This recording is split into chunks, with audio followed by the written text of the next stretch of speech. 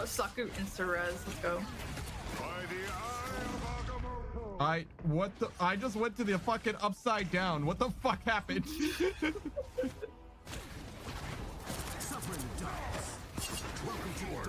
Ow. Damn, I don't know shit about Dick. I thought I knew Dick very well. You know, theoretically, I'm not in any more danger now than I was before. That anglerfish, shout out to you. Which one's you? This one? No, not that one. It's the one that eats me.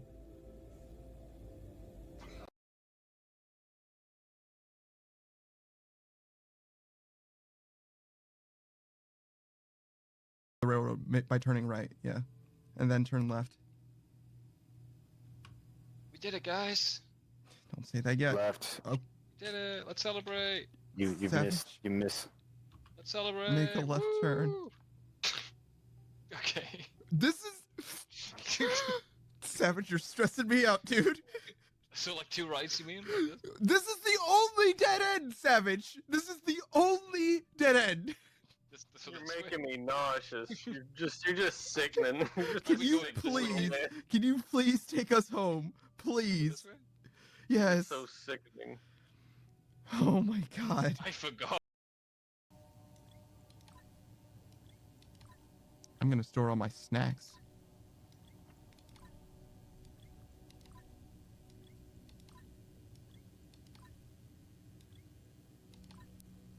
Yeah.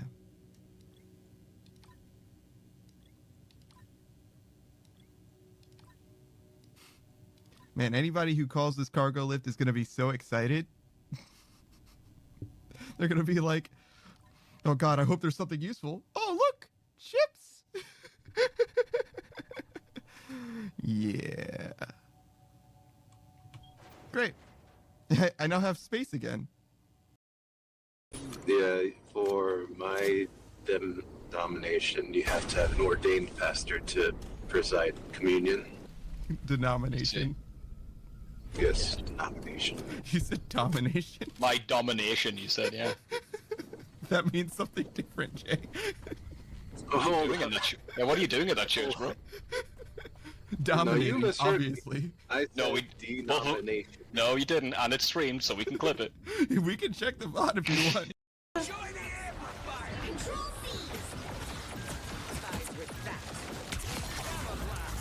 Uh-oh, Jesus. An Onk appears next to your feet. A sense of doom rises. 5 seconds left to live. I am the coolest. Yeah, you say that when you raid someone. My raid message is, I am the coolest. That should be the raid message, yeah. Everyone in chat just saying, I'm the coolest. I love it. I love it so much. I love it so much, but I don't think I have enough courage. I don't know if I have enough courage. Beatrix is banned to stop making me want to protect you. Well, that's my job done then. Till next time. Next time? I fucking hope not. I mean, you better hope they call me next time. Big. Hey, our friend. Oh my fucking god. No, my looting bag! No! No! No! No! It's so sad! No! Not my looting bag! No! Why? Martin says this is a tragedy of the greatest proportions. My looting bag! My looting bag! God damn it! Damn you all to hell! Yeah, right, well. Are you sure that wasn't you? You're usually the one who initiates things around here.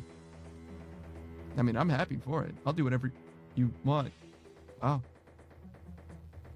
Wow. My inhibitions are going down. Huh. Wow. Succubi are crazy. Well, anyways. We're going into this. Hey! our friend. Oh my fucking god. No, my looting bag! No! No! No! No! Mess up these lyrics, it's gonna be all the more embarrassing, Jesse. You understand? The stakes have never been higher. Like, if I mess up Godzilla, no one's gonna be disappointed. Everybody's gonna be like, well, yeah, that makes sense. Didn't expect this guy to be a rapper, right? Tequila, shit! I didn't know there was one at the end. All right, well, we'll just never talk about this again. Later, man. All right. Well, thanks, Sarah Doman. That's over. I should get out.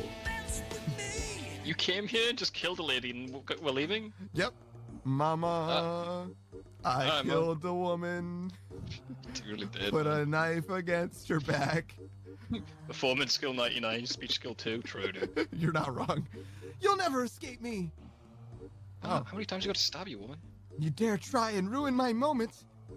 Runescape profile picture? God.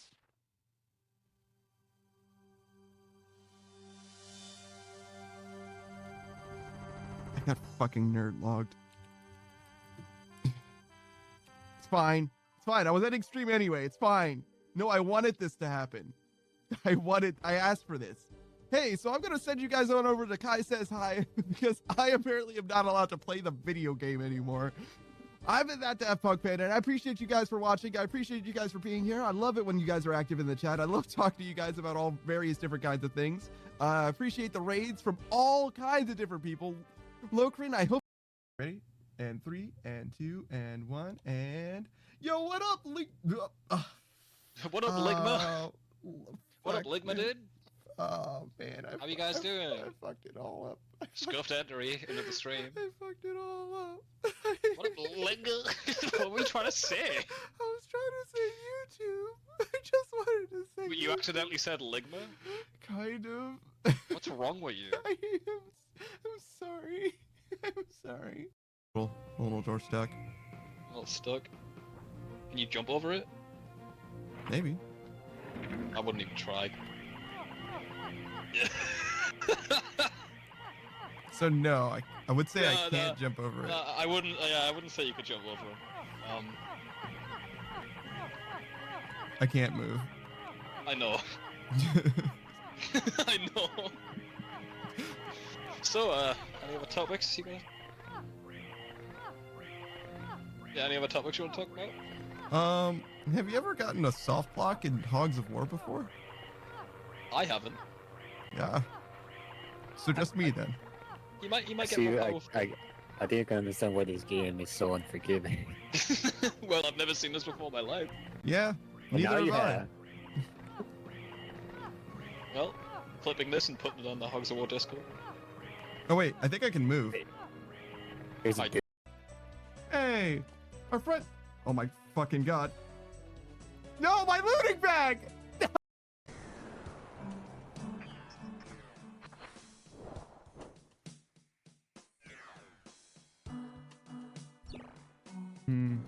Go. Ah! Wait. Yeah! We're profiting. We got stocks, baby. Woo! Yeah, baby. Let's go. Oh my god. It didn't matter. That's terrible. I should have just gone. Definitely rude for that. But I have my husband to thank for it. So that's just enough. If I say good morning to you, it's because of her.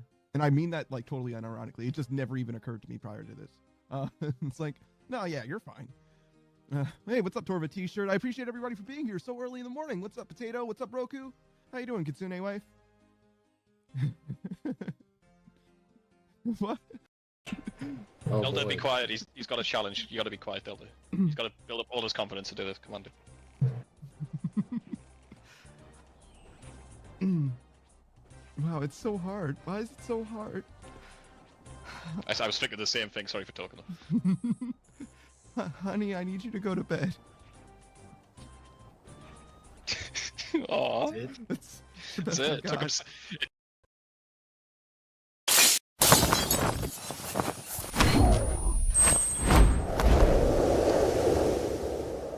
Yo, what up? It's your boy, that Punk Panda. I'm also joined by Saku. Hello, Saku. What's going on?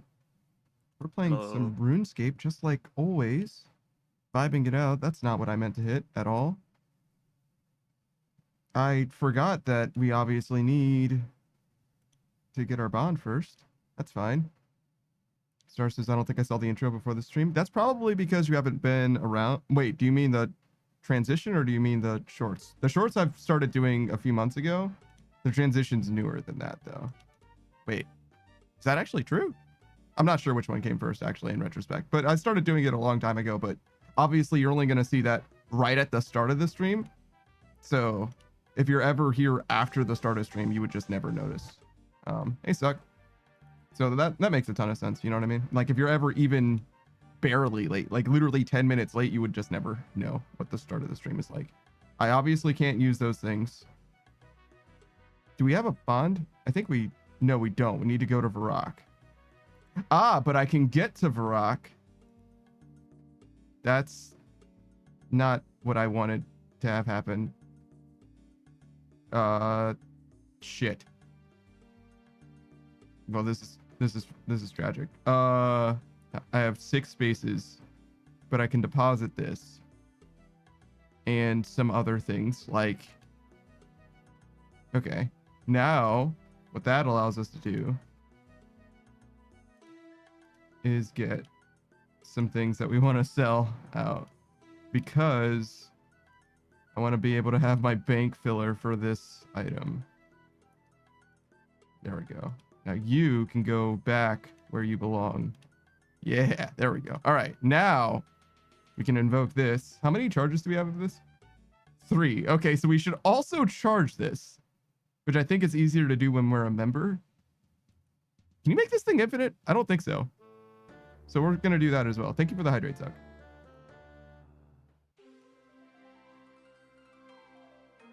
But yeah. I don't think it can become infinite. Yeah, I don't think so either. It's a free-to-play teleport. It would be weird if it would be infinite when you're a member and not infinite when you're not a member or whatever. There's an imbued version. What? Isn't There's it? an imbued one. Oh yeah, isn't it like the same? Can't you just switch it or something? What does it say?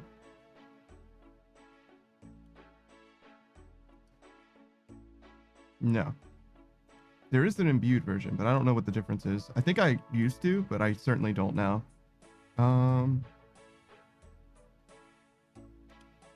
Start with bond. That'll help with everything. God damn.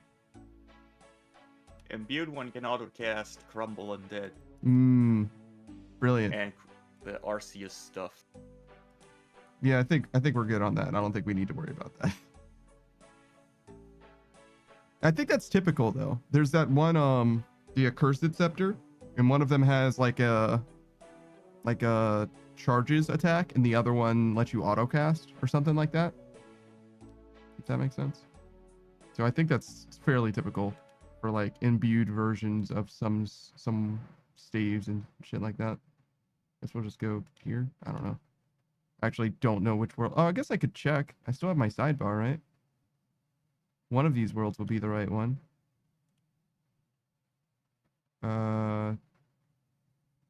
Sure, 41 then. Obviously not this one. This one is terrible. This is a terrible choice. Don't ever come to this world. 41 though. It's a great place. Wow, the numbers are so much lower now too. Snake says, I did not go back to the nap, but I did get side quested. Oh, good. Did you get volunteered for something? Okay. Voluntold to do something?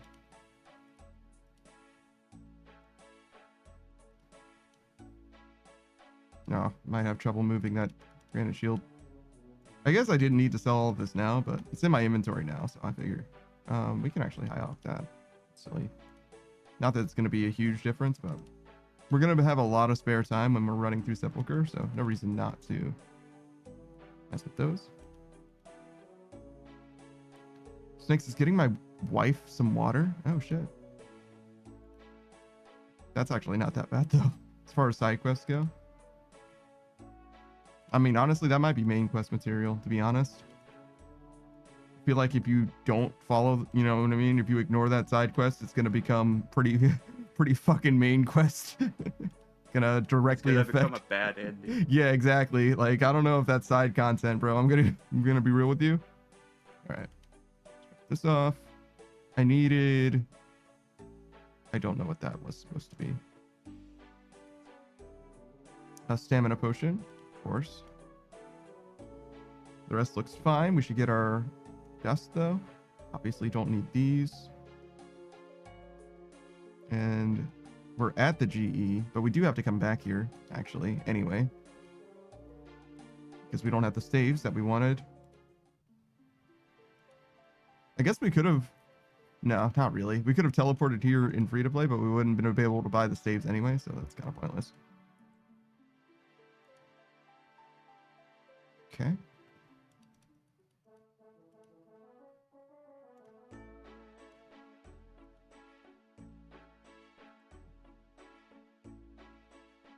Just wrap up our chores real quick.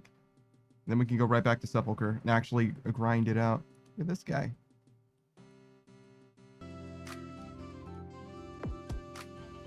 Oh, I should have gotten crystal to teleport straight there because there's a bank there to drop off this other stuff. It's okay. We have the Ring of Wealth, so it's fine. We go here. Hey, Crownzer. What's up, dude? Also, hello, Spot. All right. We're back. We're fully back. Everything is correct. We can do our shoutouts and everything. I'm going to do preferential treatment. We're going to start out with the shout out to Saku because he's here next to me. Hello, Saku. And we got some hydrates to do. Apparently, I mean, I guess I shouldn't be surprised. It's just what it's like over there. Thank you. Well, this is... I got to sleep early today. You mean you slept during the day? Because it's only nighttime now for you, really. It's like 11 or something. I could probably do at least most of these shoutouts while I'm doing the first levels of Sepulchre. Saku Gabaku here. He's a Soul Mage YouTuber. He plays a lot of RuneScape himself. He's probably doing RuneScape right now, if I had to guess. Duke Succulus is his latest addiction, if you will. Not a lot that you can actually get from it that will progress his account, with the exception of Virtus. Technically Chromium ingots as well, but those aren't really exclusive drops. Neither is Virtus, I guess, to be fair. But he's definitely grinding it out. It's chill enough. It's kind of the main thing. He's an iron. And like part of the conceit, like part of the way that he just plays the game is like whatever he's like comfortable doing, no matter how like slow it is, he'll just like grind it out like extremely long term. Like he's like one of those late game. I mean, part of being an iron is like how to, you know, figure out the logistics of like scheduling your resources or whatever, and he's got that in fucking spades. But he doesn't play just RuneScape. He's also got a first-time Pokemon playthrough going on. He's playing Scarlet and Violet with his good friend Kitsune. He's got a mono water type team. Kitsune, I believe, is mono normal or whatever, and they have like scheduled rival battles throughout the gameplay experience. It's very exciting. Yeah, but it's not been going well for me. Oh, good. Yeah, those streams are on Sunday, so I never get to actually see what happens, unfortunately. So Mhm. basically, the idea is he's an competitive player, so Mhm. I do get my shit kicked in sometimes. Well, every time except the first one. That makes sense. That makes sense. Yeah, okay. I mean, fair enough. Because I pretty much don't know what to build, how to build, and what to expect everyone else to build. Yeah, I got you. Yeah, you're totally new, so he's got like counters for things, and you don't even really have a full strategy yet. Like, yeah, I got you. He has counters for things, and I don't know how to counter. Yeah, I got you. That's all right. You'll learn, but also maybe not ever learn to the degree that you'd be able to counter a competitive player, because most people don't play Pokemon that seriously. I'm gonna keep it 100. That's just not a thing that happens in Pokemon that often. Most people just play it normal, like, and they're kind of kids games, you know what I mean? So you can kind of just like make your number big enough and then win. You don't really have to. Yeah, you just capture Pokemon and suddenly you're over leveled. exactly. It didn't used to be that way, but nowadays, yeah, just catching them gives you experience as well. And the game doesn't really explain too much. Yeah, that's true, I guess. Have you been speaking to all the NPCs? I've been speaking to the NPCs that tell, like, in this game specifically, they will have an orange chat box when they give you something.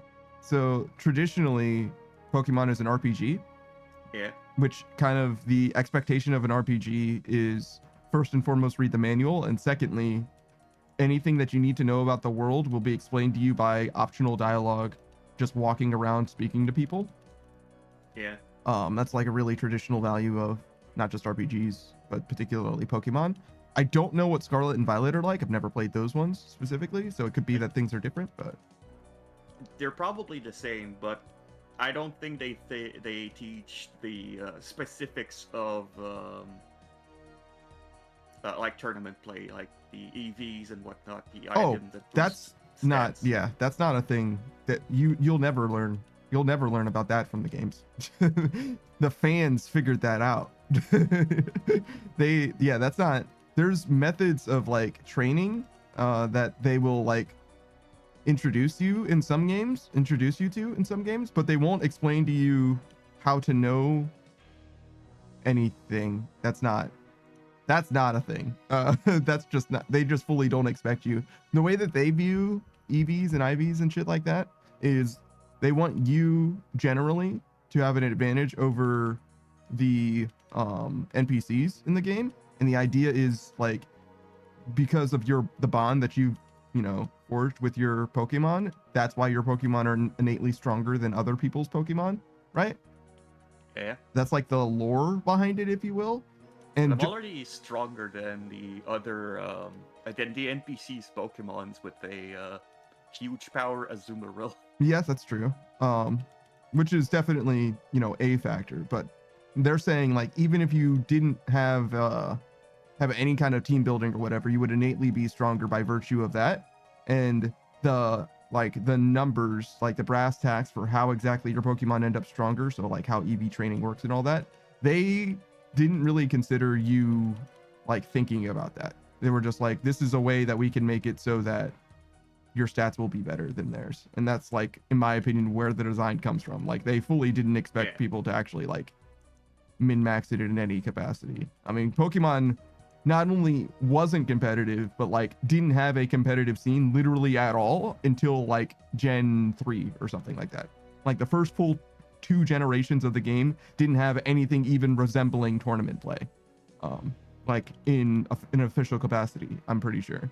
And then from Gen 3 onwards, there's been tournament play, which is why competitive, like true competitive Pokemon is Doubles, which only was introduced in Gen 3 as well.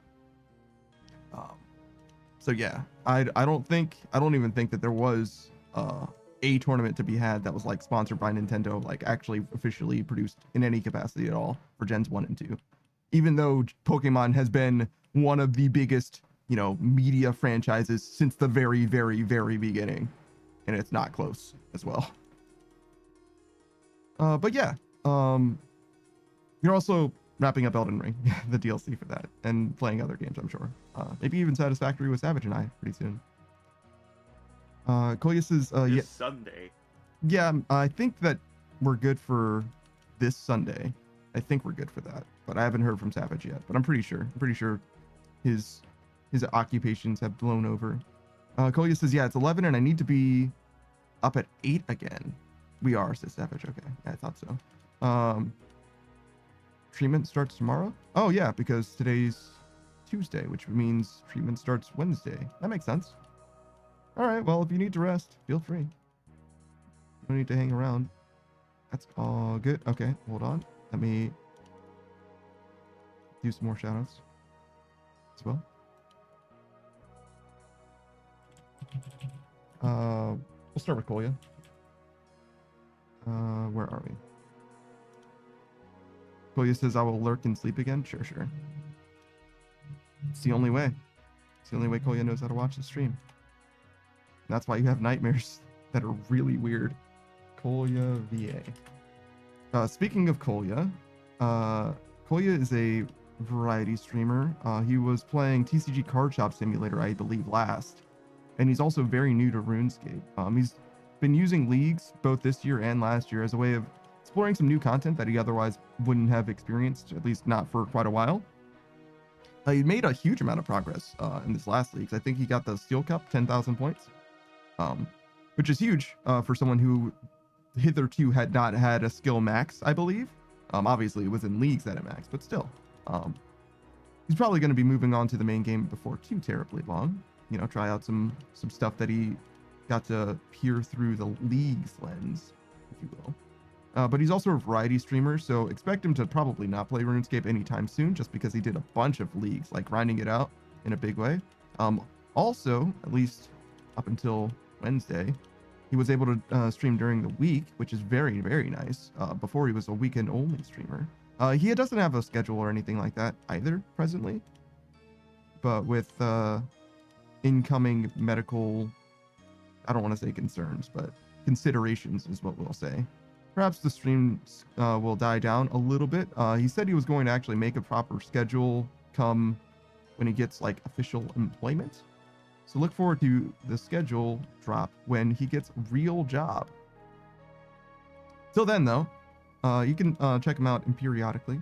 He speaks German and English, and he's going to be a voice actor, or is an aspiring voice actor in English. So look forward to that. If you want him to voice stuff, probably do that. I say aspiring because he's not doing the work right now. I'm still feeling out his voice, feeling out his place, you know what I'm saying? But one day. All right, let me turn this up. Just realize that I can't hear it. There we go. Star, suck, grounds. Okay. Go through the gate. Thank you. I haven't really gotten to see Star stream. Star, you haven't really streamed a ton since the time when you debuted, if you will, when I last saw you last. But maybe that's just because my schedule is not super compatible. That's just the way it is.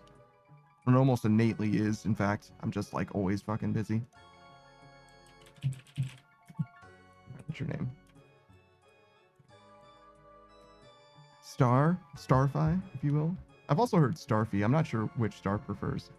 Bunny Girl VTuber. Also variety streamer. I've never seen them play the same game twice, I don't think. To be honest. Let's see, what do you got on the docket? No VODs? That makes sense. But yeah, streamed recently, 5 days ago. So no help on the gameplay side of things, but I know that Star and Helpy both have basically started their streams like in conjunction with one another. And I'm just not sure off the top of my head what Star was actually playing. But if you're interested in a bunny girl playing video games, there you go.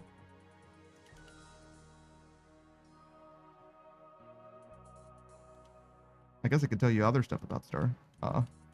Trivia Master, sure. Trivia Master, mod for suck, friend of Helpy, you know, those things, sure.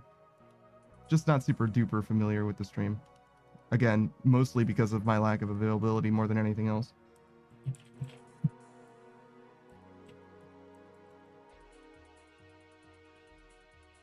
Waiting. Okay. Oh no. I have to wait another 40 seconds for another shout out. It's okay. So are you actually killing Duke Saku? Not right now. I'm just doing some more chill stuff now. More chill than Duke Suck. Oh gosh. Cannonballs. Making cannonballs? Like in Blast Furnace? Yeah, spending my steel bars into cannonballs. Gotcha. That is definitely more chill.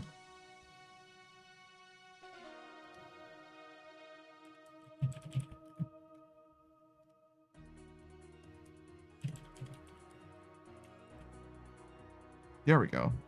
So that's Miss Suck. She's the potato succubus, and in fact is recently nominated for a hidden gem VTuber, if you will.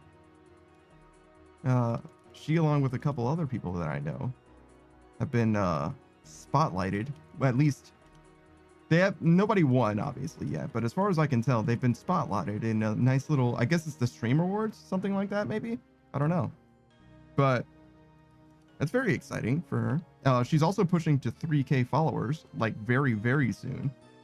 She's doing a partner push right now as well. Her merch just dropped as well. As far as gaming goes, she is technically a RuneScape player. I haven't seen her play RuneScape in a little while because she's very excited about playing a it's kind of like a pseudo Nuzlocke of Pokemon Infinite Fusions. That's the main thing that she's been playing in recent memory, at least post leagues. You know, with leagues ending and all that, most people are like a little burnt out, if you will. And I think that she's no different. Of course, she'll probably come back to RuneScape as everyone always does. When it comes to Pokemon in general, I would call her a shiny hunter first and foremost. She's very, very, very invested in like shinies. Knows very many different ones. Separately from that, though, with regards to RuneScape, I would consider her a pet hunter, which is kind of like the RuneScape equivalent of shiny hunting. And she's also playing all kinds of other games, though maybe not quite yet. She was playing TCG Card Stop Simulator, which she might not have an interest in continuing. I believe she's going to finish Skyrim, but I'm not positive about that either. And yeah, expect more games from her before long as well.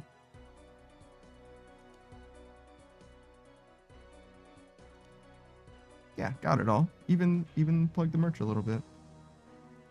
It says succubus on it if you don't speak Japanese or read Japanese. That's what it says. Succubus.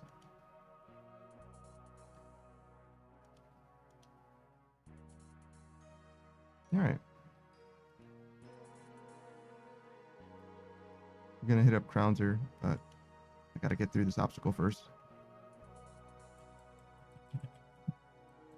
Round. Oh god, I should not have tried to spell your name. I don't even think it's that hard. But I instantly fucked it up and lost my confidence. Holy, I fully lost my ability to spell in that moment. Crownser. Oh my god, another handsome boy. Crownser's the anti-villain VTuber, which is to say, where you have an anti-hero that is like a good guy, but like it's kind of an asshole about it or whatever. Crownser is a bad guy, but he's not like a bad guy. You know what I'm saying? Like, you'll absolutely invite him to your barbecue, but also he's definitely taking over the world, right? Like, it's gonna be a great time when he takes over the world, probably. Like, benefits. You know what I mean? Like, overall, the world might actually be in a better place, to be honest. So, but like, he is definitely a villain. Like, don't get it twisted. Like, but nonetheless, I definitely recommend you check out Crownser. He used to have a Mega Man Monday thing going on. I don't know that he's doing that anymore because I think he just finished. Well, I just finished. It's been like 2 months now that he finished Gravity Circuit, which is a spiritual successor, if you will, to Mega Man. But he definitely loves the franchise very much and says that he plays Mega Man Legends on a yearly cycle. So that's one game that I am looking forward to him playing more than anything else. I definitely have a personal stake in Mega Man Legends more than any other Mega Man game. Even though I've never actually played it myself, I've always been like deeply invested in that game and wanted to play it, but it's kind of hard to play a PlayStation 1 game in the year 2025, gonna be honest. Well, there's ways, but you know what I'm saying. Mega Man X is my introduction, and actually really my only Mega Man game. I played Mega Man X and Mega Man X7 or some shit, the one with Axel, the first Axel game, which is not a good game. If you are familiar with, if you're familiar with the X franchise, you know. But nonetheless, he also is a RuneScape player. He's got a group iron with his partner, who is very new to the game. He's like walking them through.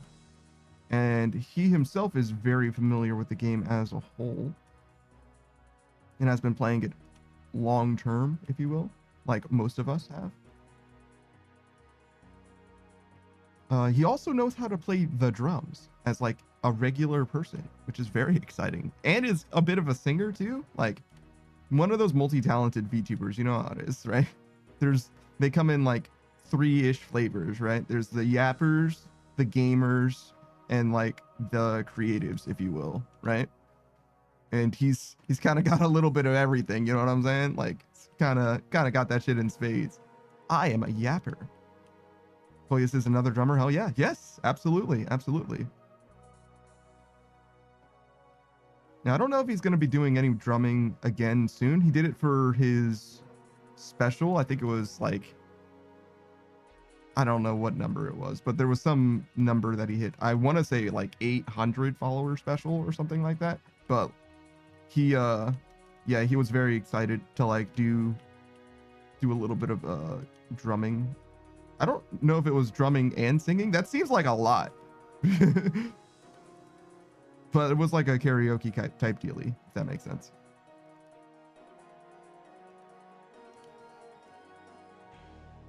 All right. That's Kolya, Star, Suck, Grounzer. I think that's everyone. We'll double check. Oh, Gold, obviously. Hey, what's up, dude? The Way of Gold. Thank you for the hydrate. Oh, Beatrice is here as well. Hello, Beatrice.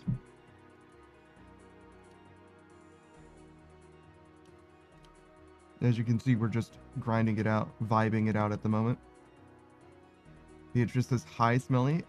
Actually, not only am I not smelly, but I also have groceries. So, watch your mouth. I have food now. How dare you? How dare you suggest such a thing in my presence? Beatrice says, holy shit, he did the things. Yeah, I sure did. I sure did. An old guy spoke to me and he was like, whoa, that's over $100 worth of groceries. I was like, sure is. The way of gold. It's another VTuber friend. Oh my god. Gold actually could give you some advice, Saku. He is not a competitive Pokemon player to my knowledge, but he's absolutely a Pokemon player. He's gone through 3 playthroughs of Pokemon in my time knowing him on stream. One was a Soul Link Nuzlocke,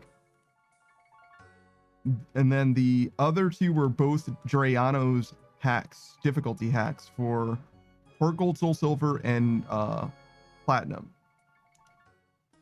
And both of those are way more difficult than, all 3 of them even are way more difficult than a regular Pokemon playthrough. So he absolutely knows stuff and tech, but I don't know if he's ever done any like EV grinding or anything. That's usually not a thing in Nuzlocke. I mean, it can definitely be, but like usually you just kind of like vibe it out. You just use the Pokemon optimally and it's fine. Because again, the EVs are like icing on the cake rather than something that you really need to like focus on. And in Drayano's ROM hacks, there are no EVs actually, as I recall. Gold says it depends on how badly I'm doing if I get EVs. Yeah, exactly. Some of the difficulty mods literally just remove them. Gold says some of his still have them. Oh, okay. I didn't know that. That's news to me. But yeah, I've never done anything of that kind of difficulty before. I'm just a regular gamer. But Gold plays a bunch of different games besides just Pokemon as well. Particularly the Souls franchise. Seen Gold play a bunch of different entries. I think so. I think I've seen you play definitely Dark Souls 1. It was a sorcery only playthrough for a while. Then I think I saw you play both Elden Ring and Dark Souls 3. I'm trying to remember for sure. I know that Procy played through Dark Souls 1 through 3, and that's contaminating my memories because those games obviously are the same no matter who's playing them. Let's see, what else have you been playing? Yeah, have you been playing any Marvel Rivals, Gold? You fuck with Rivals? Yeah, you have played a little bit. Yeah, I got it. I nailed it. Also, Pal World? I haven't played that one at all. Need to play Dark Souls 2. I hear Scholar of the First Sin does a lot for Dark Souls 2 to make it feel better and be more interesting or whatever, but it's definitely the black sheep in the Dark Souls family, if you will. It's still rough. Yeah. I did not enjoy Dark Souls 2 the first time that I played it. Well, it's not that I didn't enjoy it. For coming off of the heels of Dark Souls 1, it was a disappointment. But Dark Souls 3 was definitely a return to form for me. Yeah. And Dark Souls 2, I'm like, why does the adaptability stat exist? Yes, because fuck you, I guess. I don't know. You needed to drink your potions faster. And also roll better, I think, technically, sort of. But it's I like think. highly ambiguous. It's a very weird stat. It's a very weird stat. I've never played a Toho game Star. Though, now that you mentioned Toho Star, I'm pretty sure you were playing a Toho game. Those are bullet hell anime girl games. Though I don't know anything about the gameplay experience. I've never been interested in bullet hell games. That's way too much for me. I've played, like, fucking Galaga and shit like that. You know what I mean? It's like definitely games in the genre, but I've never played a Toho game for sure. Oh, Star also said, Mega Man, that's nice. The first Mega Man game I played was Battle Network. Then I tried the other Mega Man games. I've never played a Battle Network game, but I know that they are much beloved. And they are very much like different Mega Man games. They definitely don't. They're as different as Mega Man Legends is from the others. It's like not the same at all. I never actually got to play any of them, though. I do know that there is a spiritual successor to Mega Man Battle Network on Steam that did quite well. But I think the Mega Man Battle Network games themselves are available on Steam, so I guess there's no need for a spiritual successor. But if you are interested in expanding outwards, you could probably find it, but I don't know what its name is off the top. Gold says, I've done Marvel Rivals, but it crashes on me, so it does not get a lot of streams. I see. I've never crashed out of the game, but when I start the game up, it very consistently crashes. Like, I want to say, like, when I get it going, it's good, and it's just fine forever, but I want to say 1 in 3, maybe 50% of the time, it'll crash when I start it up. But, you know, I just like turn it off and on again and it's fine. I don't know what's going on with it, but it is definitely a very difficult game to stream, Marvel Rivals. Not only is it like somewhat intensive, I guess, but mostly it just doesn't jive with OBS quite right. It doesn't act right. Something about it is weird. I don't know what it is. I'm not technical enough to be familiar with that, but it's very much not normal.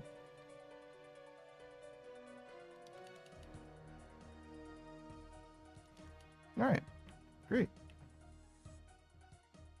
Elian, oh my God, the legend himself. What is up, dude? I'm doing just fine. And you're just in time for me to give you a shout out. In Shuro as well. I'm sorry, you're gonna have to wait, Shuro. Your timing isn't as good as Elian's is. Spot o'clock. It sure is. Nia as well. Hey. God damn, it's a party over here. Elian Sin. He's a shadow demon dragon VTuber. A shadow demon dragon of the Blue Rose would be my Yu-Gi-Oh card name for Elian. Elian Sin, the shadow demon dragon of the Blue Rose. He, as well as Nia, actually, are streaming partners. I say them together because they are often seen streaming together, but they have their own streams, though you should definitely check them out equally, which is to say, whenever one of them isn't live, check the other one out. That's usually how it goes, actually. They kind of take turns. Between their schedule, actually, most days of the week, you'll be taken care of as far as entertainment goes. Elian was just doing a whole bunch of different horror games. I was there for most of his stream. A little bit on and off. It was Studio 47 or something like that, and 2 indie horror games. And by indie, I mean like I have never heard of them before, and I don't know anything else about them. We're in hot tubs now. Don't worry about that. It seemed like it was a good time though. I learned a little bit about Elian actually as well. He's got a little bit of a gimmick that I won't spoil, but it's a fantastic tagline. And one of his conceits when it comes to streaming, he expounded on me, explained it very explicitly, was his emphasis on empathy. Like that's what he wants. He wants people to understand each other and grow more fond of one another, and you know, develop their emotional intelligence, if you will. It's like one of the things that he's trying to do with the stream. And I'm like, well, your gimmick is a great way to get people's attention. Yeah. I don't know if I have anything like that. I definitely like, I I like arguing, but I also arguing is the way that I understand perspectives in people. If that's kind of, I have to pick things apart in order to understand them, and that's kind of where a lot of my, I almost want to say controversial, no, more like confrontational habits come from. So it is very useful to me to have someone to speak to about things, and I think that Elian explains himself and his perspectives in a very absorbable way, a very comprehensible way, whereas I sometimes get into the weeds pretty quickly, if that makes sense. I think he's very easy to understand. He's also an extremely good time and good vibe. He plays a bunch of different games. Final Fantasy 14 and 11 are like, I would say his like bread and butter games, if you will. But he's played all kinds of different things. He was playing the Tales of Arise very recently. He might have actually finished that one, unfortunately, at this point. I played a little bit of Infinity Nikki as well. Oh my goodness, thank you for, sorry, there's fire here. 1 second. All right, we're good. Okay, thank you for the, oh shit. All right, we're good. We're good. Everything's fine. We got through it. I lost myself for a moment, but we're good now. All right.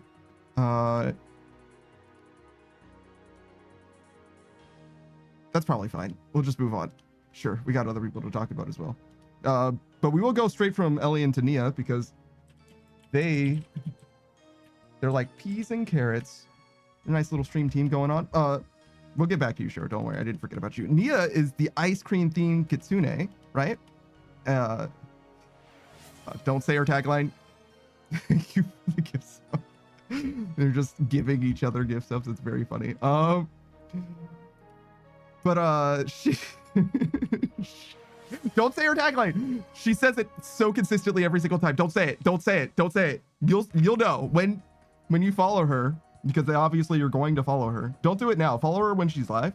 No, follow her now so you remember. But if you follow her when she's live, she'll give you a question a personal question where she'll learn a little bit more about you. Oh my god, I want to say her tagline so fucking bad. Here's your heart, but mainly your ice cream. Sorry. Like, this is important to me. Yes. The mind virus. Sorry, I need to say this. I need to say this. I needed it. I needed it in my life. All right. She also plays Final Fantasy 14 and 11. Like I said, you can often see them playing games together as well. Marvel Rivals player, appreciator of women. I mean, I say that like Elian doesn't also, but like, she's like a passionate, like advocate, like really truly loves women. But yeah, no, not only actually do they both play Marvel Rivals, but you can join them in Marvel Rivals. There's like a nice little queue system that they've got going on. I haven't, actually, no, I might have. No, I didn't join them yet. I considered it. But I was like busy at the time. But I would love to play them with them at one point in the future. But anybody in chat can join them. Just gotta add them and stuff. It's fine. It's great. Oh my god, Creamy. I'm not done doing shoutouts. No, thank you for joining. Hello, you were playing Infinity Nikki, right? Yeah, I was in your stream earlier. Hello, greetings, salutations. Did I need to say anything else about Nia? She's got an excellent Kirby redeem. Check that out. There we go. Wrap that Joker up. Yeah, I sure did. I sure did get a raid. Thank you for the follow, Fruitiest Slime. What makes you so fruity? Is it the fruit inside of you, or is it the fruit inside of you? Is it how fruity you are, but the fruit inside of you? That's what I mean. All right. What's your name? I've never said your name before. Is it creamy? I don't know. Creamy? I don't know how to say your name. I know you very well. Speaking of ice cream themed kitsune, Neapolitan, this is another ice cream themed VTuber, though Creamimi, thank you. Creamimi is a slime monster girl, ice cream slime monster. I fucked that all up. Slime girl, monster girl, right? But replace the slime with ice cream. There you go. Nailed it. First try. That's what's going on there. Fantastic. I learned actually more about her lore literally today. Dress up gambling? There's no gambling in Infinity Nikki, right? It's actually, I I expected it to have gotcha elements, but it doesn't actually have any, does it? But yeah. Creamy is definitely a good time. I definitely recommend you check her out if you want to vibe it out. Very lighthearted streamer, very much trying to have a good time, and oh god, nothing to prove when it comes to gaming, if you will. Now, it does have an interest in speedrunning though, so maybe one day things will be different, and indeed tryhard will be engaged. But so far it's been chill vibes through and through in my experience. Later start. Oh shit, don't stand in that. Oh my, thank you for the on-screen celebration. Was I going to say more? Sure, surely there's something else. What kind of games do you play other than Infinity Nikki? I've seen you play a few different things, but nothing comes to mind because I'm stupid. Oh yes, Banner Saga is the thing that I was watching you play, I'm pretty sure, right? Because yeah, it wasn't Lord of the Rings Return to Morix or whatever. Banner Saga was like a turn-based, like grid-based RPG, so like a tactical RPG, I guess. I guess I actually don't know. I don't actually know what genre it would properly fall in, but it looked like you know, one of those like Fire Emblem like gameplay experiences where you have, you know, a grid that you can move your units on and tell them to do stuff. Adjacent melee combat, that kind of stuff. Seemed like a good time.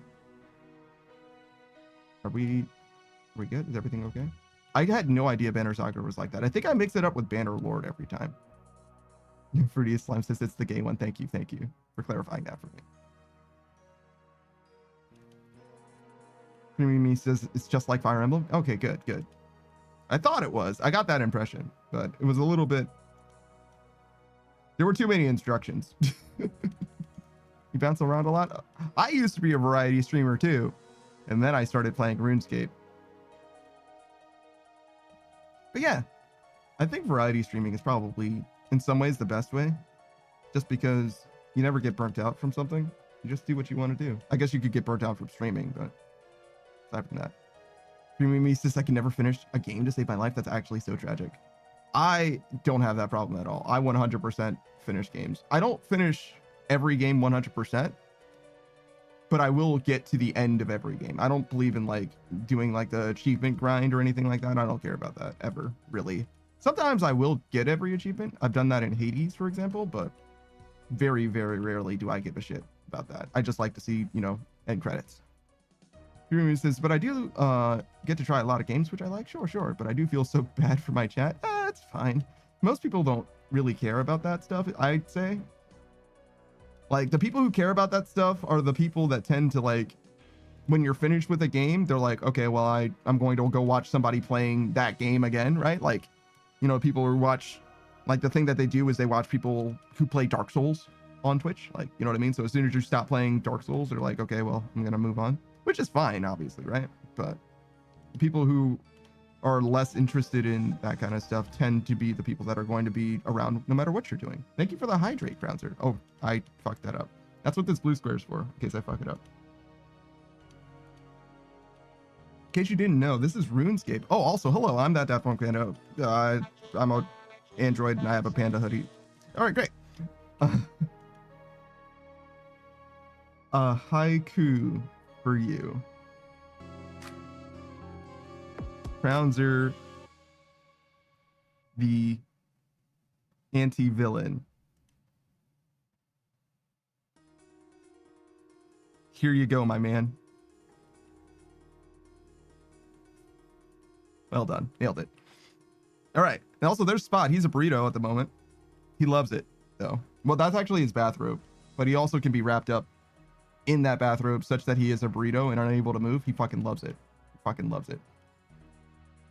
Community says, also, I'm sorry to raid and dash. It's actually raid and run, host and ghost. But no, you're fine. But you got to get ready for a party. Yeah, happy birthday, by the way. If you guys didn't know, you got to follow Creamy Me just because it's her birthday. That's literally the reason why. There you go. Creamy says, thanks for hanging out with me today. I love to host and ghost. Yeah, no, I've heard a bunch of different ones. That one I got from Mello. Shout out to Just Fanzo. Friend of the channel. Oh my God, Cozy Goth GF. Creamy Me is also an awesome name. It sure is. Oh my God, everybody's showing up today. Hello, greetings. Oh, there's a sword. There's a fucking sword. Send help. All right, well, we didn't get away from. we did not get away from that literally at all, but it's fine. We'll just keep going like that didn't happen. It's fine. All right. I was definitely supposed to do some other stuff. Yeah, no, that sword is fine. It's fine. There's really no consequence of dying in this. It's fine. We're good. Wolf Lord Shuro is who I need to hit up next. It's very important. We would never forget about our friend. Oh God, I can't spell the word shout out. I'm sorry. Shout out Wolf Lord Shuro. We would never forget about Shuro. He's a variety streamer, another Final Fantasy 14 player actually, as I had mentioned earlier. He plays a bunch of different things though, actually. He's deeply invested in Terraria. He very much loves the Calamity mod for God, fuck. But also he'll fuck, stop, please. All right, we're good. All right, we're good. Sorry, there's lightning and bolts and there's bad shit happening. You can see what's going on. You know what the fuck I'm dealing with. All right. But his latest addiction, Shuro, still talking about Shuro by the way, is Path of Exile 2. That's like the main one right now. Oh God, fuck. Please, no, God damn it. All right. Other than PoE, he's also a Winter Soldier main, I would say, in Marvel Rivals.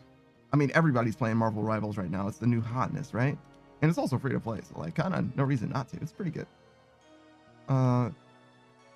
But yeah, Shuro, he's definitely one of those gamers that has like a high level of I want to say like mastery when it comes to gaming. Like he like definitely is like one of the people that'll like look into the like back end, like this is how you optimize the game. This is the meta strategy. I will do that hydrate now, obviously. I can see things out. Yes, he also is a puppy, if you will. And I think you can make him bark. I think he's got a bark redeem if you want to do that as well. Oh yeah, and I just saw he was recently playing with a fairly newer streamer, Baldur's Gate 3. Yeah, he's going through Baldur's Gate 3 as well. I imagine that's a first time playthrough, but I'm not sure.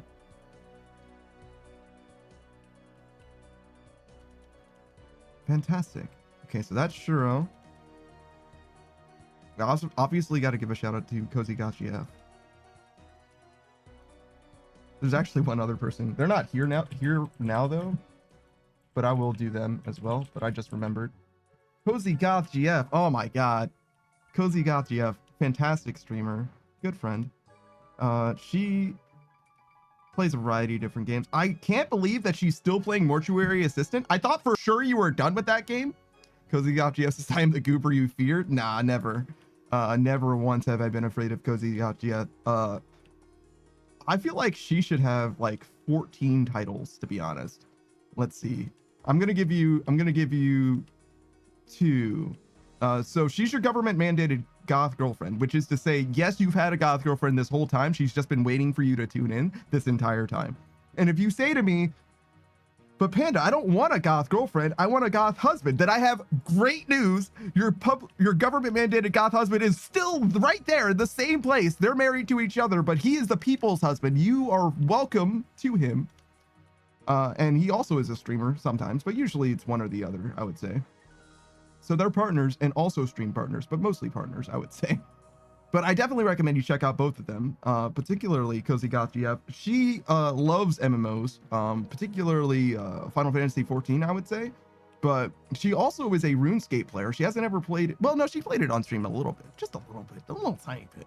And I've also seen her play a decent amount of WoW, hardcore vanilla WoW, as I understood it. It was in some ways short-lived, is what I'll say. Her hunters are there's a reason why they call it hardcore. She's moved on from them. They're in the past. Cataclysm Classic. Oh yeah, right. Classic has expanded beyond Classic, the vanilla experience that I'm familiar with. I made it to like level 56-ish myself or whatever. And then the Blitzchung thing happened and I was like, I'm not going to play this game. Hey, you know what I'm going to do? Not. And then I never did again. And then Blizzard got worse, actually. Worse things happened after that. It was weird. But anyways, I definitely recommend you check out Cozy Goth GF. She's got fantastic redeems. So many good redeems. I would say if I'm going to bestow upon you a title, she is the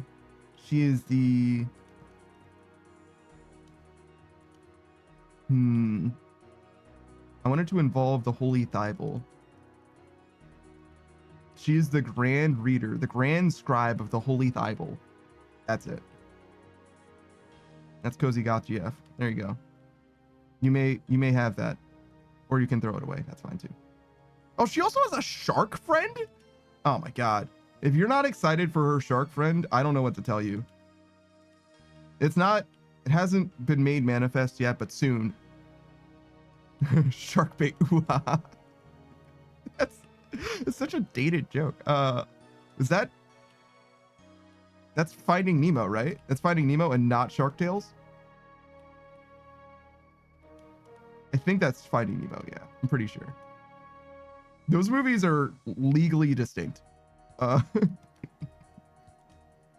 are very similar. Finding Nemo, yes. Thank you, Booze. Thank you, Booze. Oh god. Oh god, please don't touch my butt. No! I just got stuck on this one puzzle. It's not even a puzzle. I am so fucking cooked.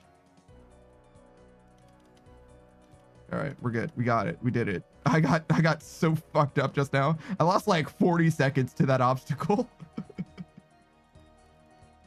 This is a time trial, by the way. If you see it in the top left, I actually do have to do this like quickly, but I am just getting so fucking roasted. It's not good.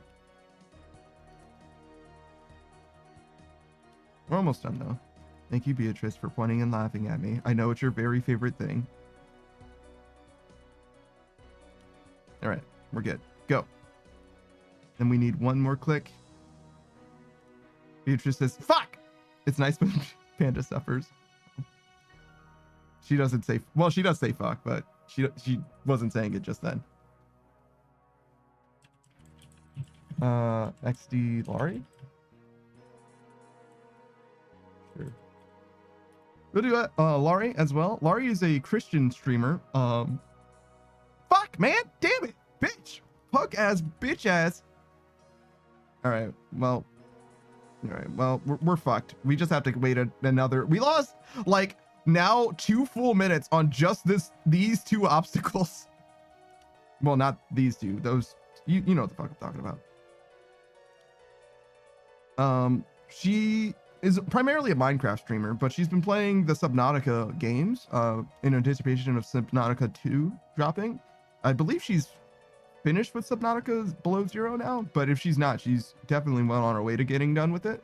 The thing about Laurie is she started playing Subnautica, the first one, about fucking 12 months ago, like literally a year ago or whatever, and it took her until 2 months ago to beat it. Like, that's just how long it took her to beat that game, partly because of how infrequently she streams, but partly because skill issue. Boost says, on a side note, watching Finding Nemo in Spanish class was an amazing experience, especially when you get to the whale speak. Fantastic. Aside from Minecraft and Subnautica, she's played a bunch of other games, particularly with like her greater friend space, if you will. She's got a couple different friend groups. And she'll play like Lockdown Protocol. She'll play like Among Us. She'll play all kinds of different like collaborative games like that. I don't know if she's actually played Lethal Company per se, but like that's like kind of her bread and butter. She mostly just wants to be around when people are playing stuff. But she is technically a streamer herself as well, though you might not be able to tell from her the infrequency with which she actually streams. All right, we need to get over there. This out of run energy thing is bunk, bro. Like, it's actually fucking miserable. I could drink this, but I think that we're gonna get where we need to go pretty easily anyway. I don't think we actually need to. The $2,000. $2,000? The sip of stamina potion. Oh yeah, true. It does cost like $2,000. That's $2,000 in gold coins, man. I can't get that shit back. Who's got head pats today? Congratulations, man. Literally drinking liquid gold. Yeah, sure. I don't think that's what literally means, but yeah.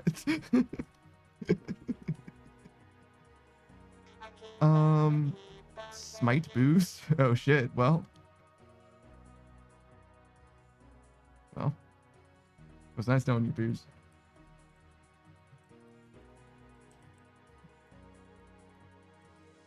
Nice knowing y'all. Yeah, later, man.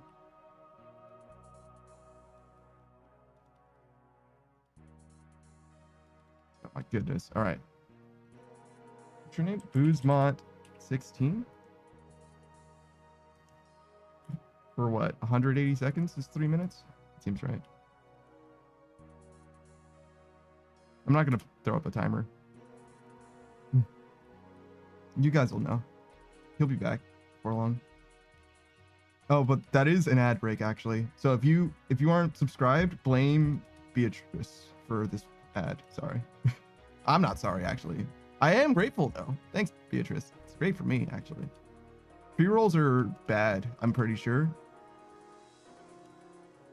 And this prevents pre-rolls. And by virtue of that, I'm willing to give you 3 minutes of mostly whatever you ask for. Saki just smited for his Void Waker. True! Give me that fucking protected item, idiot. That's mine now. Thank you.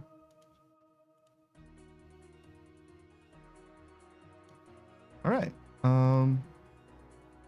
Is there anybody else that I need to remember?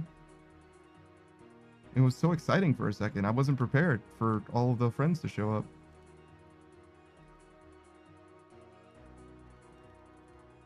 I think we got through it though. I think we're good.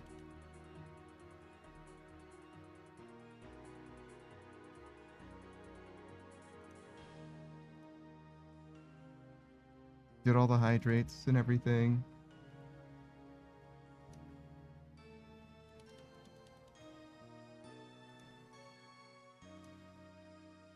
That's a lot of fucking hydrates. Oh, we can turn off the bathtub. Hot tub. Let's turn it off this way, actually. Did I walk into that? God damn it, me.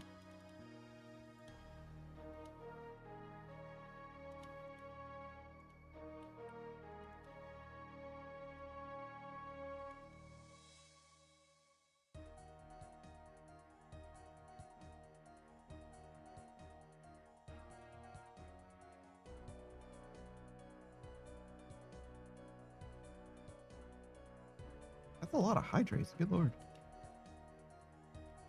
Do I sound like my whistle needs to be wetted? Is that what's going on?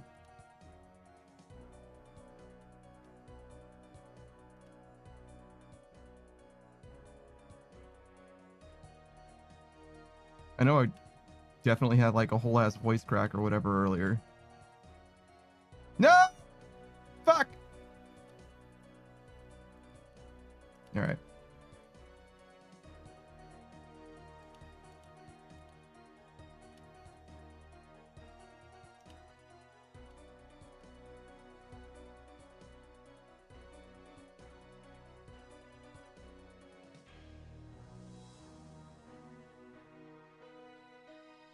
I did get a little greedy there, though. That's on me. Oh, speaking of greed. Fuck. Alright, we're good. Alien says, man, whatever this is looks terrible. It's not that bad. Think of it. Oh, shit. Okay, so it would be pretty bad for you. I was going to say, think of it as a rhythm game. And I was like, oh. Alright, so one of Alien's weaknesses is rhythm games. But you know, if it wasn't, it's not that bad is what you get used to it is what I mean. You get used to it is what I mean. So like, how do I describe this? So like, let's look at this for a second, right? What I'm doing, right, is I look down range and I see, okay, where's the opening, right? And I move to the opening. And then as soon as I move to the opening, then I look at the obstacle that I'm that I'm dealing with, right? There's two different obstacles, right? There's the flames and the lightning. The lightning, you just need to make sure you don't step where the lightning is, because every time you move, you kind of move 2 spaces instead of 1 space, just what run energy does. For the flames, they just alternate. So you just stand in the gaps, and you can go slow, but obviously you want to go fast, ideally. And that's kind of it, right? Like you just stand in the gap and then you move to where the flames aren't, or just past the lightning. And that's really all that it is for the hardest obstacle in this. You just kind of take it 1 step at a time. But yeah, I don't think it's all that bad.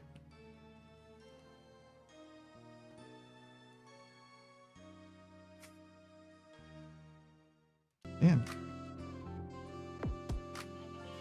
All right. Get rid of this stuff. We always run 2 of these just in case we fuck up real bad. These give you an extra minute if you run out of time. You shouldn't need to use them ever, but I am sometimes bad. I mean, you saw I lost like a full 2 minutes to that one obstacle, and I almost had enough time to do it anyway. So it's kind of generous in a way. And I'm not even the best. There's people that are like legendary at this shit, setting world records and shit like that. And also people who cheat. But, you know, for the people who do it legit, it's very impressive. It's like a little tiny baby speedrun segment, kind of.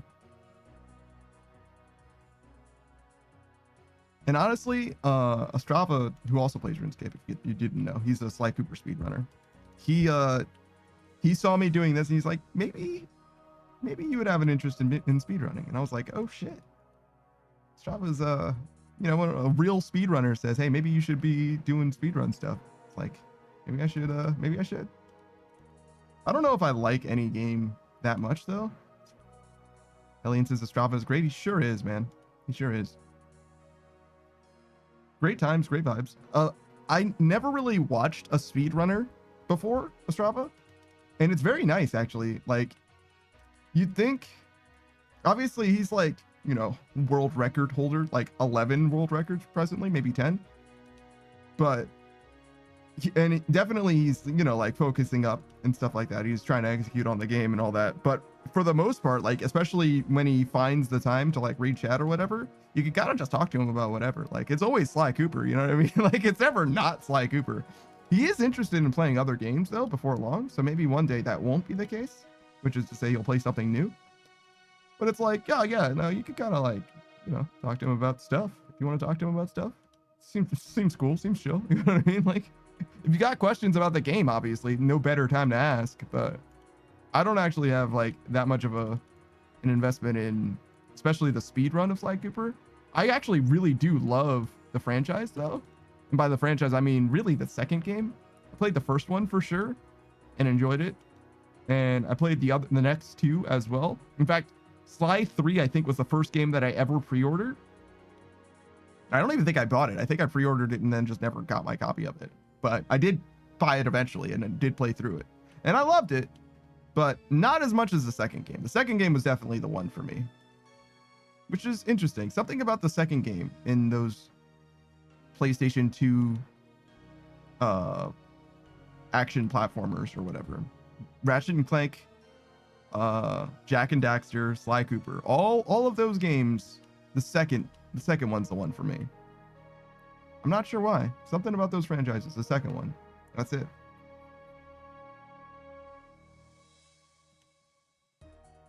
But yeah, I think, I don't know. Maybe if I find a good game. Boost is Jak and Daxter? Yeah, you don't know Jak and Daxter? Don't go there. There's death there. You don't want to stand there. It's Jak and Daxter, Jak 2, Jak 3, technically. It's not Jak and Daxter 2, I guess, to be fair. They're like weirdly became like a dark, gritty GTA-like game.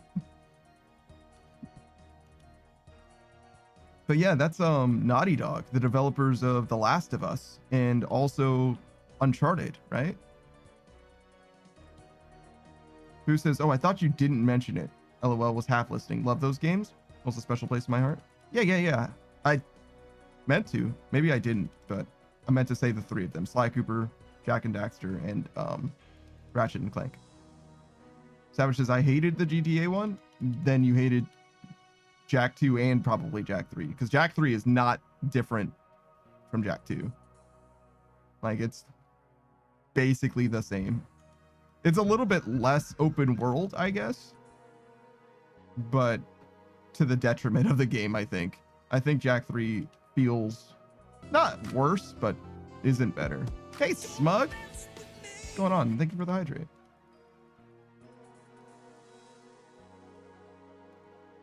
Oh, fuck.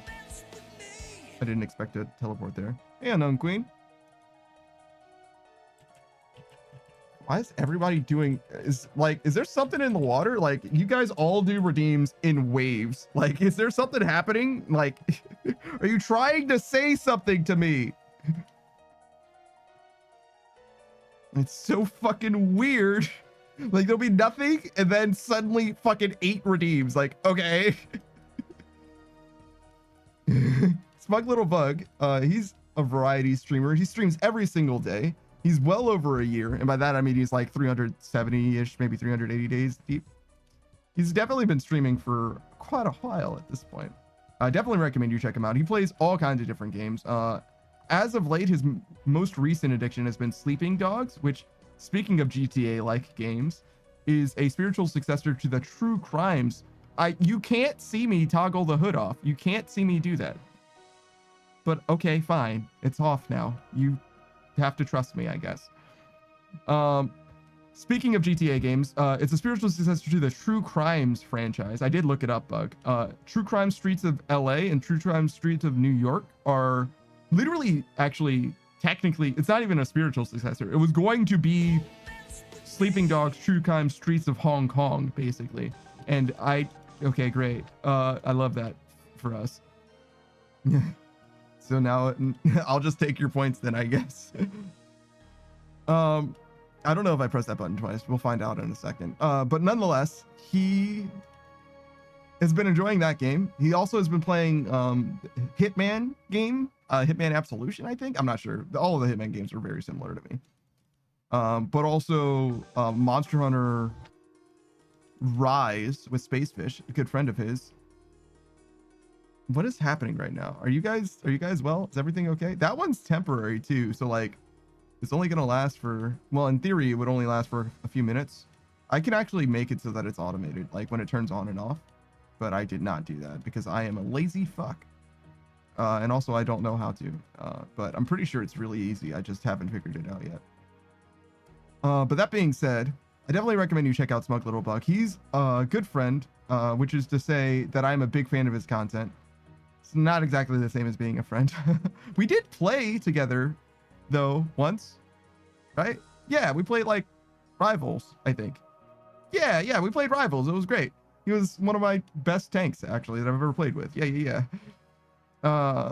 And I literally got Hulk from him. I saw the Incredible Hulk was like in the game, and I was like, I don't know if I want to play Hulk. I saw Bug play Hulk, and I'm like, nah, I want to play Hulk. And now I play mostly Hulk because we don't ever have tanks. That's mostly the reason, but I do enjoy Hulk. He's pretty good. And I learned from him as well. He taught me how to do stuff. And sometimes I have to unlearn what he taught me because throwing Wolverine is weird with jumping. It's like a whole thing. If you play Hulk, you understand what I'm talking about, but it's like a whole thing. But nonetheless, I definitely recommend you check him out. A very good conversationalist, and he has one of my very favorite redeems on the whole platform, which is a redeem where you can make him ask you a question. He's got a Rolodex of like 100, maybe more questions that are basically just like conversation starters, icebreaker type dealies or whatever. And they're all very interesting. They range from silly to serious. And the idea is basically just to engage someone in a conversation, to like talk to them about stuff and learn a little bit about each other. Learn a little bit about yeah. That was a little bit too hard for me for a second. I'm gonna be honest. I was a little bit of a tongue twister for some reason. Oh no, that's fire. Why would you step in that? All right, hold on. Okay, focus up. This is the end of it, so I do have to focus on this part a little bit. I mean, did I just walk into a Gotta make fire meme out of again? that. Shit. I'm sorry, what did you say, Saku? I gotta make a meme out of that.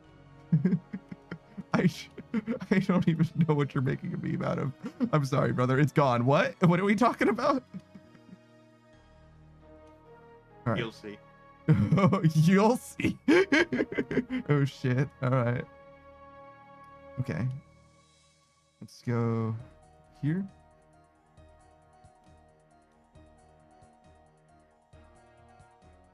All right. We did it. We've done it. Get me out. Let me live. Let me free. You're welcome for the shout out as well. Bug says nothing much. Just got done watching the new Deadpool movie, Deadpool and Wolverine. I enjoyed that movie actually a lot, way more than I thought it was going to. Savage gave it like a more mid rating because I think he just doesn't really like comedies all that much, but it was I fucking enjoyed it. I enjoyed the shit out of it. Savage says, yeah, the ones without the cars were good. There's literally one Jack game without cars. Actually, the fourth one I think also doesn't have cars, but I bet you didn't play it because no one did and no one liked it. Boo says, I don't know, 3 was my favorite because I like the story way more. The story doesn't make sense, and I'm gonna prove it to you right now. Is Jack Mar or is Jack a descendant of Mar? It doesn't really matter, to be honest. It's not a big deal either way, but that question is one that actually plagues the player base of Jack 3. Let's be right side up again. I don't know where my shit is. This one. Okay, so hood is off, mask is on. That's good. Bugs has just got to do a full Bruce Banner match. That's interesting. Is there like a way to do like everybody can be the same hero? I imagine in practice range you can probably do that. Maybe in custom as well, but I don't think you can do it even in quick play. Oh, that's why Beatrice said full twink. I saw you said full twink to Bug, and I'm like, why would you do this? What do you mean by that? Exactly. I understand now. The context matters a lot for that statement. Polio says, for me, when someone else does a redeem, I'm just like, oh, wait, I have points to waste. I see.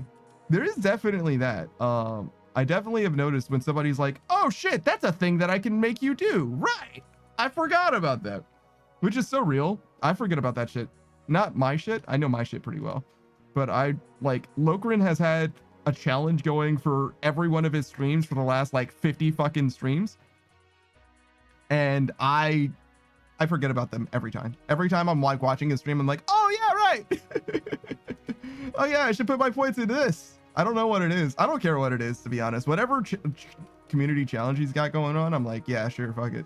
Let's do it. Boost has got to go get ready for work, but I should be back after I get settled in. All right, man. That doesn't sound responsible. It doesn't sound like something you should do during work hours, but you know, whatever. Live your best life. Don't get caught, etc.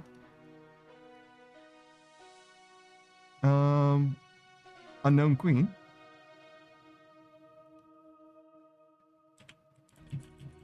Oh God, what's your name? Unknown Queen TV.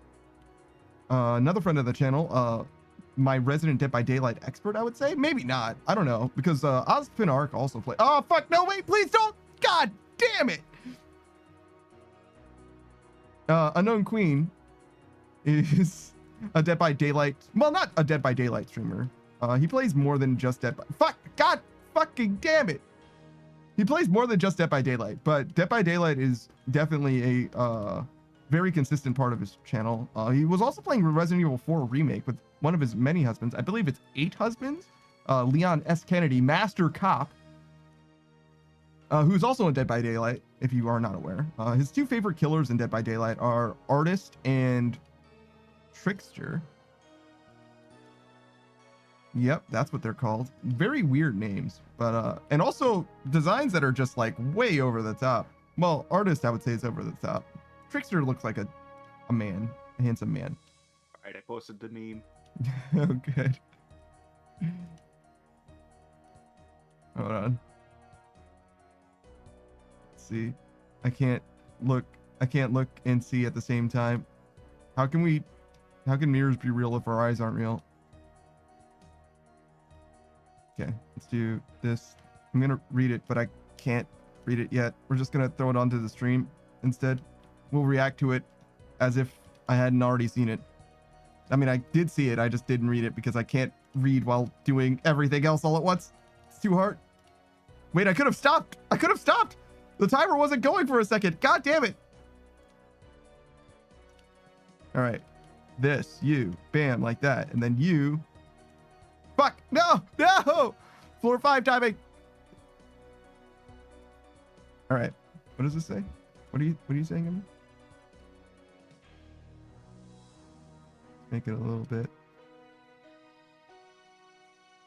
Oh, it's the stick in the bike meme. No, that's fire. Why would you walk into that? That is exactly what happened. Yeah. Oh. Fantastic. I took good care to make sure that the yellow X was displayed. I appreciate that. It was as soon as I clicked, I knew I had done fucked completely up. Other than Resident Evil 4 remake and Dead by Daylight for Unknown Queen, you should check them out if you want to see more of that My Hero Academia fighter. I don't know that he's ever going to play that more, but if he does, those are the only 3 games I've ever seen him play. Mostly Dead by Daylight. And mostly it's not even like the Dead by Daylight like gameplay. Mostly it's just like talking shit while playing Dead by Daylight. I'm gonna be honest. Mostly it's like we're here to talk about shit. We're here to spill tea is what we're here to fucking do. Cause we got some fucking tea. We got some relationship drama. We're gonna fucking air out a little bit. Hell yeah. A little bit of dirty laundry action. Collier says, I can't look and see at the same time. All right, man. Am I wrong? Am I wrong for that? What is wrong about that? Name one thing that is factually inaccurate. Looking and seeing at the same time. Yeah. One thing that's wrong about that.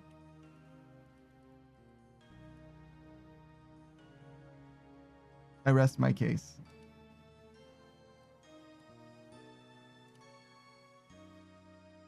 If ever somebody calls you out about something, just double down.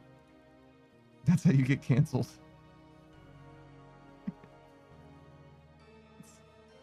Not really. It depends on what you did. Beatrice says, why is Panda like this? Trauma. Mostly. Probably not, actually. Oh, I need logs or planks. Also running out of nails. You have an infinite source. It's called the Grand Exchange. Yeah, but it does cost dollars. But it's infinite. Well, it's actually technically. It will run out eventually. I could buy all of the nails in this game. Well, I couldn't, but someone could. Colia says, LOL, relatable. There's a lot of trauma in your backstory.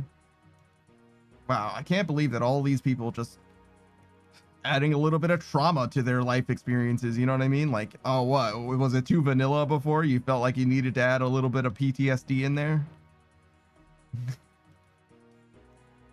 No, actually, I would rather not have it. All right.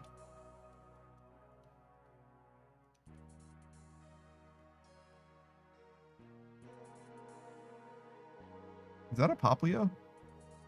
I don't think it is.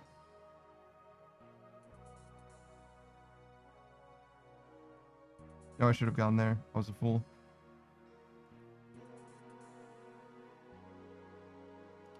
Or I should have run through it completely. Whatever. Are we good? Good? Are we dude? Are we dude? Well, he says, yeah, that's the kind of spice in my life that doesn't taste good, just hurts. Thought a little bit of life spice makes everything nice. If it rhymes, it has to be true.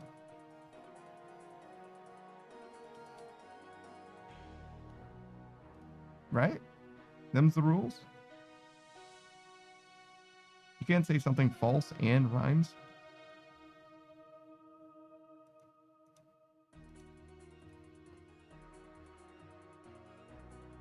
I think Beatrice is agreeing with me.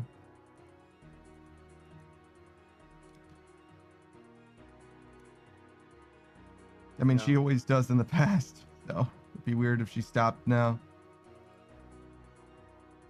Beatrice says, I don't remember. You don't remember if you agree or not? Damn, Beatrice. No thoughts, head completely empty. Hell yeah. Living the best life. I think I'm gonna try this chicken dive on again. I bought some chicken for it, which, by the way, so my plan for groceries, right? I was like, oh, let me get some of this beef, right? Because I found a thing that was like, it was like 3 pounds of beef, I think, and it cost like, I swear it was like $3, like $3.50 or something. And I was like, that's a pretty good price. But I went back to the same grocery store to buy the same beef. Only a month later. Actually, I think it was 2.5 months later, but regardless. It was like $4.50 something for that 3 pounds of beef. And I'm like, I don't actually want to buy this anymore. I think it was 3 pounds. I'm not sure. But maybe I was wrong. I'm pretty sure that's what it said. I was like, that doesn't seem like a very good price for food. Maybe it was always like that though. Maybe it was, oh, I'm sorry, $4.50 a pound is what I thought it was. But maybe it was $4.50 for 3 pounds, in which case that isn't that bad. I mean, it's still more than I thought it was going to be, but like I could probably still do that.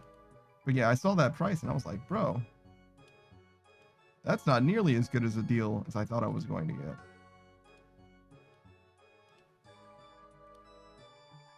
I don't remember who it was. It might have been Beatrice. Somebody was saying you should like follow the like socials or whatever, or like the website that they have for your grocery store, because they'll be like, this is when the beef is on sale. But the thing about that is I don't want to go to the grocery store at all. So a sale is not enough to convince me to go. Not at all. I'll buy the stuff that is on sale when it is on sale. Beatrice says, oh, that's a good idea, but I'm too lazy. Yeah. I don't remember who it was then. If it wasn't you, it must have been Ostrava. You and Ostrava are the ones who give me like reasonable advice. Reasonable adult advice. Beatrice is she's a fucking hand grenade though, because she like reasonable advice in one hand and then like double dipping in her fucking condiments in the other. Like she's got some unhinged shit over there. It's weird. It's like not okay. You gotta pick and choose. You gotta be careful. She might steer you wrong. Beatrice says, I don't share them. Fuck you. Okay, all right.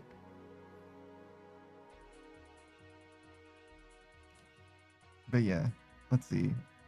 Did I get anything else from grocery shopping that was of note? I got so many vegetables. In fact, I was worried about fitting everything into my freezer. My freezer had literally nothing in it. And I was like, I think I got enough stuff to fill it and not overfill it. And I was right, but it was very close. And the funny thing is I don't think I'm going to eat any of that soon. Maybe a little bit. Because I don't think I'm going to make the chicken tonight. Because I don't really have time tonight. It's going to take me a while. It's not like extremely long dish to make. But I think it's going to take like an hour and a half maybe to cook. Maybe a little longer. And if I finish the stream at 12:30, then I just simply don't have time I mean, I have time. I could finish cooking at 2 a.m. and then eat and then go to bed, right?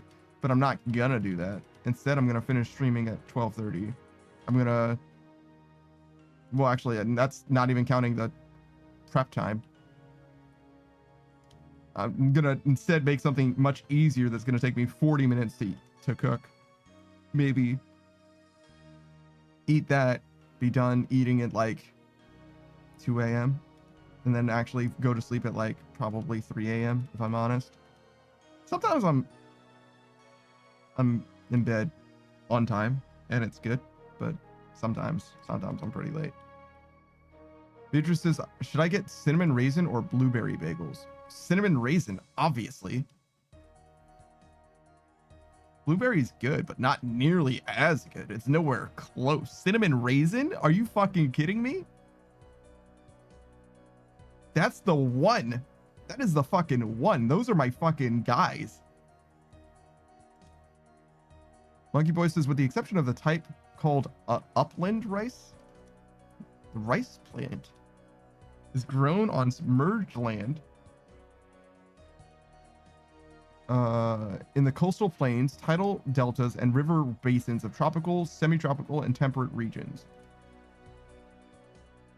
The seeds are sown in prepared beds, and when the seedlings are 25 to 50 days old, they are transplanted to a field or paddy that has been enclosed by levees and submerged under 5 to 10 centimeters of water, remaining submerged during the growing season. I think this is actually the thing that I was asking about before. Boyus has got microwave rice facts. Microwave rice facts? I've never tried to cook rice in a microwave before. I've reheated rice in a microwave, which is actually really simple. Basically just like if you get like leftover Chinese or whatever, just like basically just wet the rice and then throw it in the microwave and then pour out excess water. Boy, is this pre-cooked in a package made for the microwave? Oh, like Uncle Ben's. Sure. Do I have microwave rice facts? No. Does Monkey Boy? Probably not. But it's probably like fundamentally pretty similar, right? I wonder how that works though, because the point of like what a microwave does, as I understand it at least, is what it does is it makes like it really only affects like water molecules, right? It like makes water molecules hotter, and by virtue of that, the water molecules in your food makes the rest of the food hotter, right? That's really all it does. So for something that's dehydrated, like rice, for example, right? Like uncooked rice, right? I imagine throwing it in the microwave would not do very much at all. It would maybe make it a little bit hotter, but you get what I'm saying? Like it wouldn't cook it the same way that cooking boiling rice would. Coley says it's pre-cooked, so there's water in it. I understand that, but the way that I understand it as well, right, is that when we're talking about those pre-packaged rice things that you could just throw in the microwave, is that they are pretty shelf stable, which is to say that they don't go bad like soon at all. Like you don't need to like refrigerate them or anything, as I understand it, right? So I don't know what kind of preservatives or whatever they got going on. It seems odd to me. Coleus vacuum. Well, I mean, you can put anything in a vacuum. That doesn't mean that it's not going to rot, right? Like the thing that would matter is whether or not there's. And is it in a vacuum? Actually, also maybe it is. Maybe that's part of it. But it's like the microbiome is the thing that you would need to be worried about more than anything. And if it's wet, which it would be for the microwave to work, that like is innately less shelf stable, at least as my understanding works.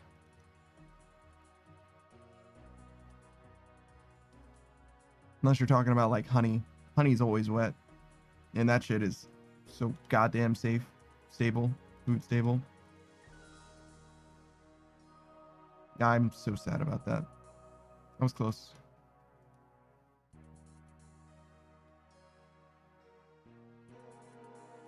Chloe says, checked. You checked the package, just rice and salt.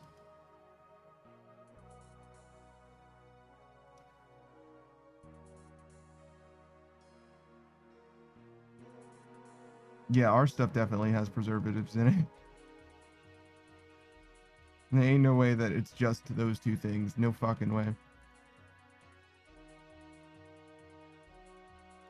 For us. For you, maybe. But not for us.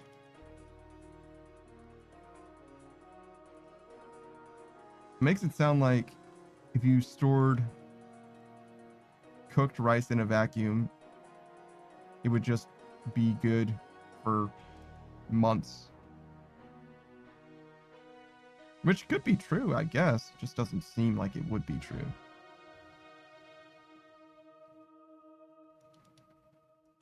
I know dehydrated things will last for a very, very long time, but that's like the reason why it lasts for so long is because it's dehydrated.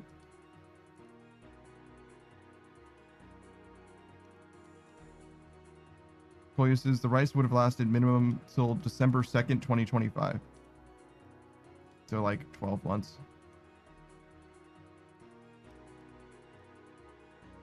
I guess that would be 11 months, whatever.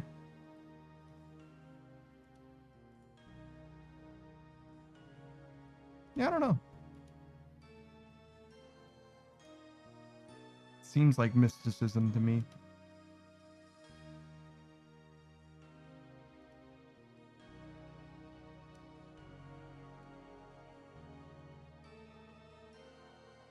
Oh, speaking of mysticism, I've got some cheese from the last time I went grocery shopping, which would be like 3 months ago or whatever, but it seems like it's fine. Like, it seems like it's perfectly fine. And I'm gonna use it probably tomorrow. But I'm gonna give it a thorough examination, but it looks like it's fine. And that's like what it is. You know what I mean? Like, unless it looks like there's a problem with it, it's gotta be fine as far as I can tell. Goya says, and that date means at least until then and not deadly starting. Yeah. Just feel like this cheese probably shouldn't have lasted as long as it did, but it seems like it sure did.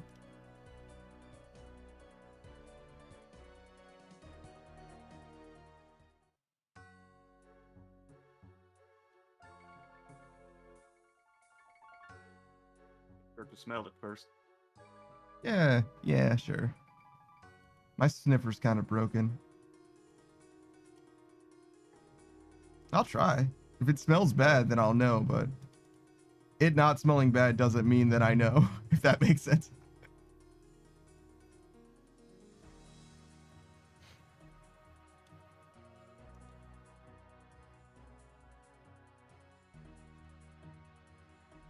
I wouldn't say my sniffer's extremely broken. It just doesn't do so good.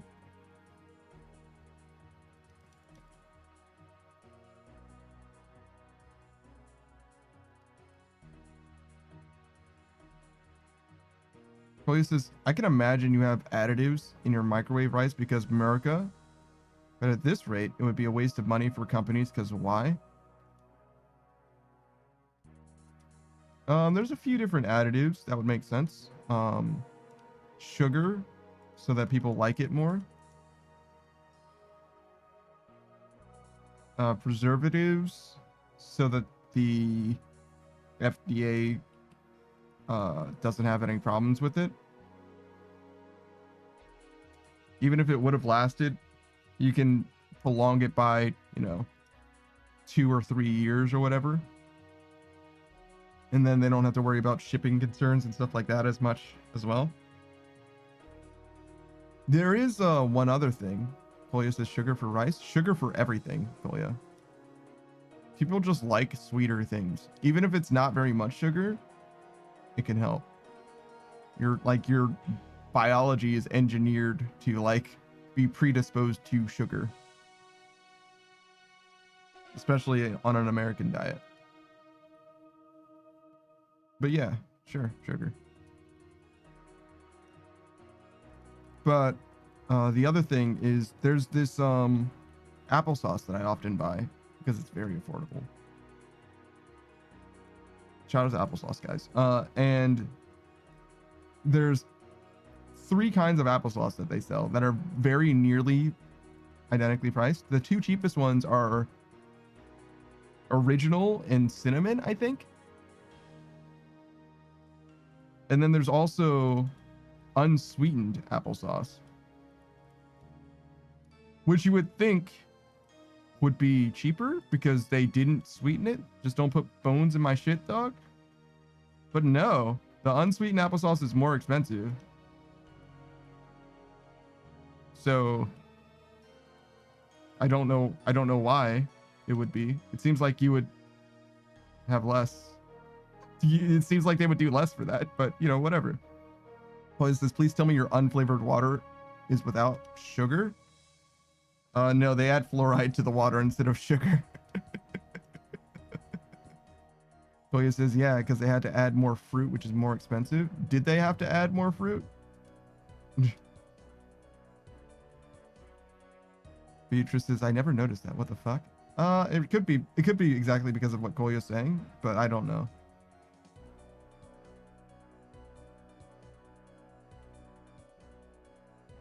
Kolya says, likely on a grander scale.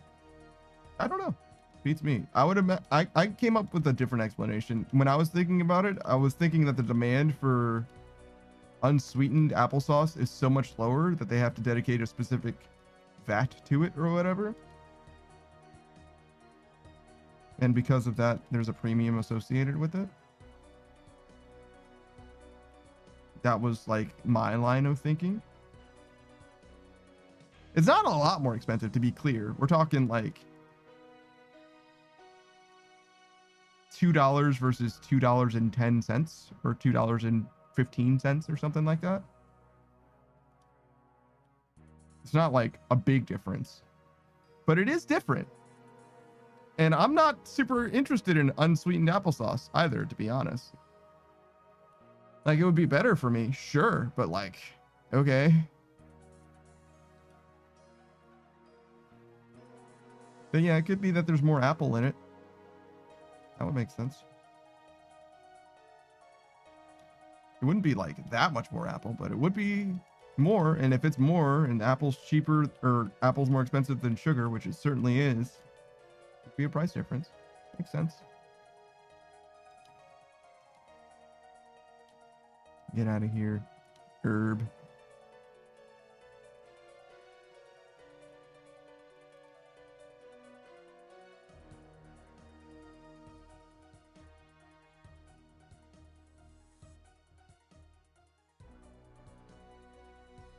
Oh my.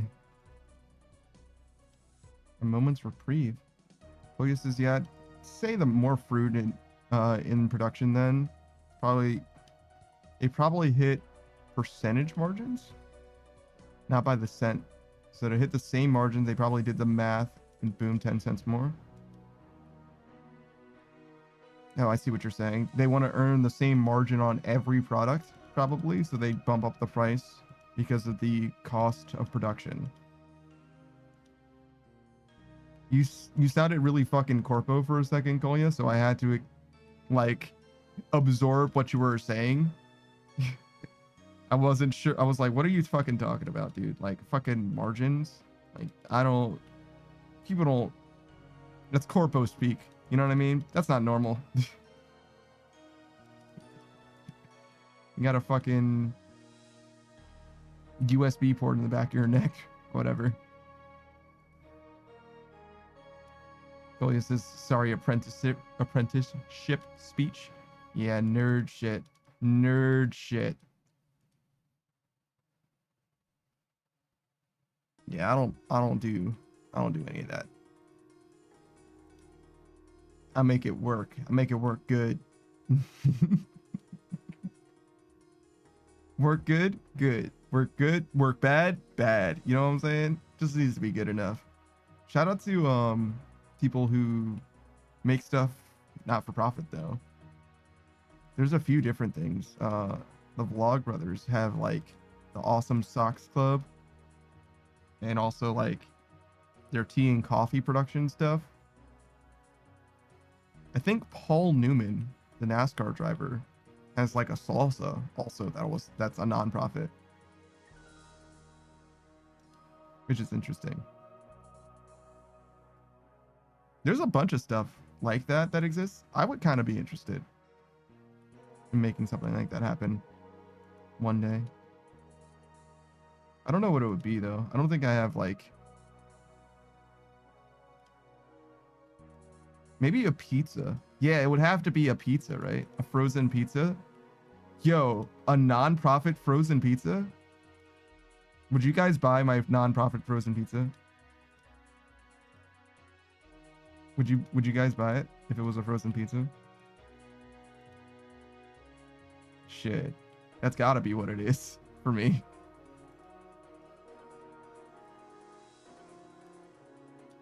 Probably this is, if you ship non-profit to Germany, sure. Yeah, you're right. Americans. That's a huge expense, Cole. Ain't no way. You know what? We just need to go international. And that way it will be just locally sourced frozen pizza. We can have fucking German themed pizza. I think you guys would just rather have regular pizza though. Rather than bread pizza. Oh shit, look at how bready it is. Oh, yes, this dude, we got so many influencers here who have their own frozen pizza. What? Really? Damn. All right, so we're probably not going to edge into the German market. I don't know of any influencer that has a frozen pizza.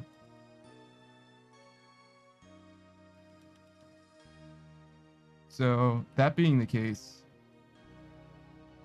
the only influencers that have like any like products you can buy in a grocery store are like Mr. Beast and KSI and Logan Paul and shit. Like it's literally Prime and Feastables and the burger store, Beast Burger or whatever. Like those are the only influencer like food things that you can buy in a grocery store in the States. Koya says, nah, influencer products here go wild. Okay, so we're not going international. We're staying at least continental, you know what I mean? US at the very least. Or yeah, US at the least, continental at the most. Maybe you'll get something, Zaki. Maybe you'll get a little something. Yo, my frames, bro. What happened? Now we could probably drop the bit rate down, to be fair. Probably doesn't need to be as high as it is. Boy, this is gum, iced tea, especially iced tea, pizza. Gum. Gross. I mean, gum is fine. I just don't see the appeal. I wouldn't do a gum, I don't think.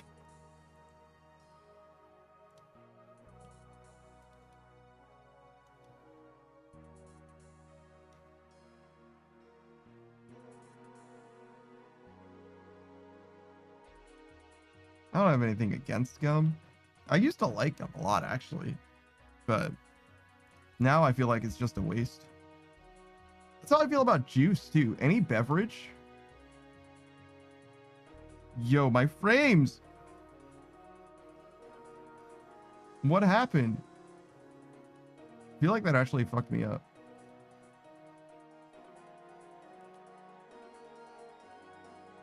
He says, I tried Prime and holy shit, it's like garbage. Interesting. Beatrice says, LOL Panda. What are you laughing at? Beatrice says, I love juice. You'll have to pry it from me. I like juice a lot. Don't get it twisted. I feel like it's a waste of money though. Why would I spend money on juice when I can get water? That's like fully the whole thing. Just water is like probably straight up better for you and certainly like an order of magnitude cheaper, especially if you don't get bottles of water. Yo, what is happening Shit, dog. It's not going so good. We're losing. We haven't lost any frames to you guys, which is good. The internet's fine, but my processing. It's not the CPU. It's got to be the GPU. Damn, really? In RuneScape? That's crazy. Usually it's pretty good. Maybe there's an update. I'm not going to do it now, obviously, but if there's an update that could account for it. Man, I would really hate to have to upgrade.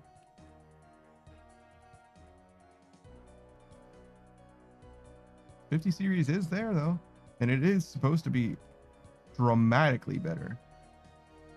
Beatrice says, so you can enjoy juice? Yes, I would never buy juice, but I'm okay with it. I don't have a problem with it. I don't like enjoy it though. I just drink it is the main thing. Like I'll just like, you know, take it straight to the head. You know what I mean? I'll just dump that thing straight down my throat, which is part of the reason why it's such a huge waste. Cause like, I'm not like sipping on it. Like, wow, this is so full of flavor. And like, I'm mostly just like, I would like something to drink. I drink things one glass at a time usually, other than, I mean, when I do the hydrate regimes, I'll do like a sip, but generally if I'm drinking water, I'll just drink the whole glass and then I'll like pour myself another glass. And then whenever I'm actually thirsty, I'll usually drink again, the whole glass. Golia says, I'd say for vitamins, but I don't know how your juice is. It already has absolute batshit amounts of sugar here. I mean, yeah, there are vitamins in juice, but do you know what's a better way of getting those vitamins generally is not in the sugar added beverage. That's kind of what it boils down to. There's already a lot of sugar in fruits, to be honest. Fruits and vegetables, but particularly fruits. But juice is like the worst way to like consume that. Beatrice is, well, yeah, juice is a once a day serving or something like that.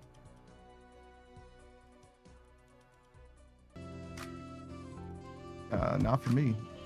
That is 0 times a week on average.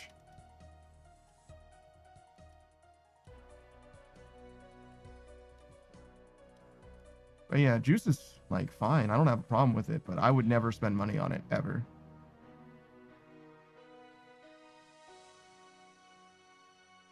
It's just no need. It's expensive water. Golia says, I like juice, but juice doesn't like me. That's crazy. Depends on the kind of juice, probably. Beatrice is more juice for me. It sure is. Mayris? May? Is that who that is? Rissy? Hello. Greetings. What are you doing here? Did you finish with your stream? You were playing... Oh god, I don't know what that game is. It looked kind of like a Stardewy Core Keeper.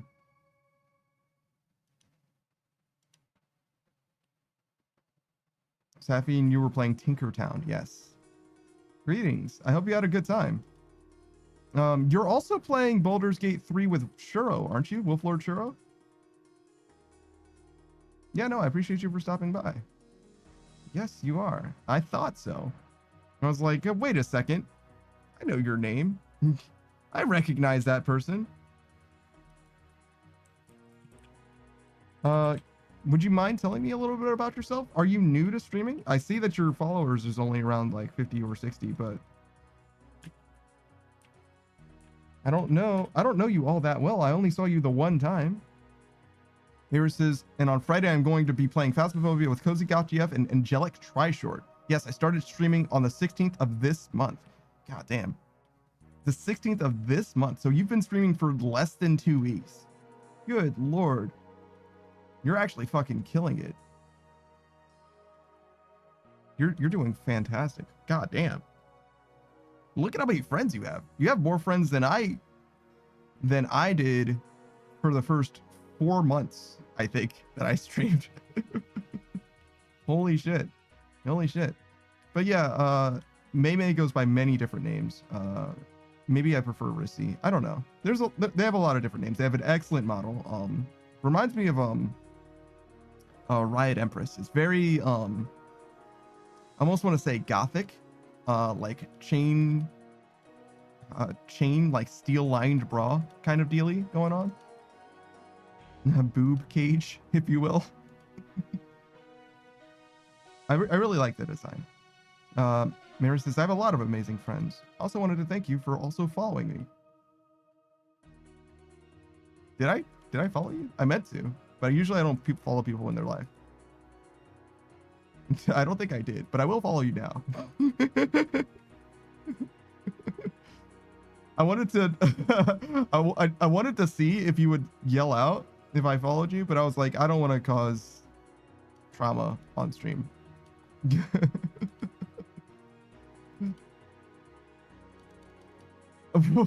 I still have mixed it up. That's very funny. Did you get jump scared again? Be honest. Saki says, I got a dip. Have fun. All right. Thanks for hanging out, man. Yeah, I didn't want to interrupt. No, I got you. But have fun. Thanks, man. Okay. Good there. I walked into the bolts the very last second. Okay, hold on. Sorry, I needed to click somewhere because I had extra UI elements from clicking on a message. Okay, hold on. What are you saying? Aaron says, yeah, Cozy gifted it to me while I was playing Dishonored. Phasmophobia or Tinker Town? Gifted me the model. Oh, shit. Oh yeah, Cozy is also a model maker. Now that I think about it, Cozy was talking about making models that she had no use for. Shit.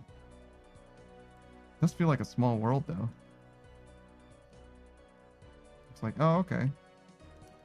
I guess that's all kind of the same, like, extended friend group in a way. Ellie, Cozy, Safi. They all seem like they know each other. Mary says, I'm grateful for the follows though, but don't feel like you need to. Yeah, no, of course not. You don't need to. But I do recommend hanging out. It was a good time. Good vibes. I've only seen one. I literally met Maris literally earlier today. I don't know them very well at all. But I do know everyone that you list. Literally all of the people who you listed. I'm like, yep, I know all of them. They're all good people. So I'm sure you'll fit right in.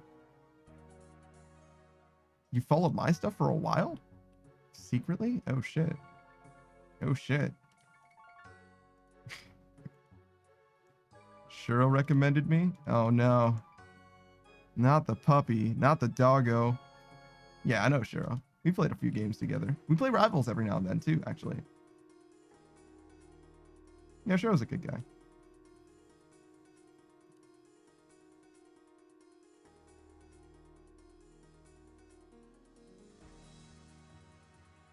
Beatrice says Rivals. Oh no. The addict. Have you played... I saw on your Discord, Beatrice. Have you played a game other than Rivals on stream in like the last week or two? Aren't you almost done with Resident Evil 6 and you just haven't played that game again? Beatrice says, why does it matter? Saku says, wait, Rivals now? No. No, we're playing RuneScape. We'll never finish with RuneScape unless we play RuneScape. No. Unless Savage shows up and wants to play Rivals, then yeah, I guess, sure. Saku says, I wasn't asking you. What?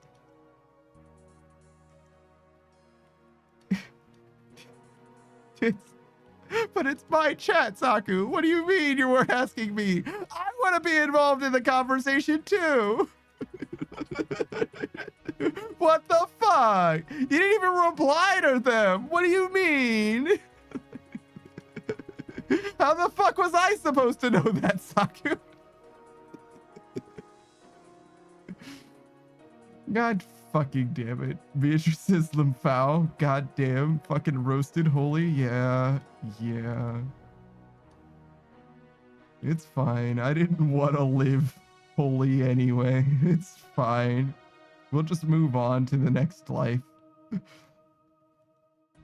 Just re-roll.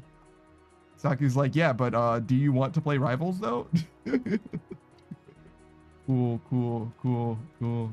No, that's fine. Just network, you know what I mean? Just make a little game night in my fucking Twitch chat. No, it's fine, obviously. Not a big deal. Shit, though. I do feel like I should have at least been invited. Mary says, yo, do you want to go play Rivals, though? Yeah, fuck this panda guy. Why don't we play Rivals instead?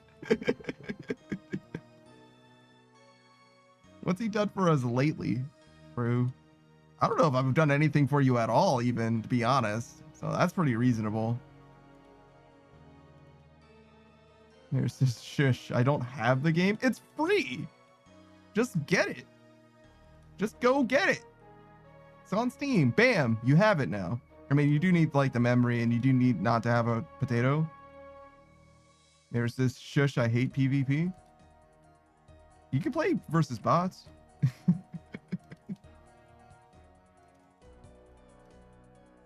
Darktide is not a PvP game at all. I don't think. Yeah, you can play versus bots. Most people play versus humans, but you can definitely play versus bots. I think Elian, when he was playing Rivals, or at least starting out, he was playing exclusively versus bots. I don't know if... I don't think Nia was, though. I think Nia was playing against people. Mira says, my PC can handle Darktide and I miss it. I think there's PvP. In Darktide? I don't think so. Darktide is a Left 4 Dead-like, with the same way that Vermintide and Back 4 Blood are. I don't think... There might be a PvP thing in it, but I don't even think that's true. I would have to ask someone who I know plays more than... Well, I've never played Darktide, but I played Vermintide 2 a lot. So I would have to know... I would have to ask somebody who has very specific knowledge about that game. Maybe says the PvP is sabotaging your friends. Well, yeah, you can shoot at your friends. It's true.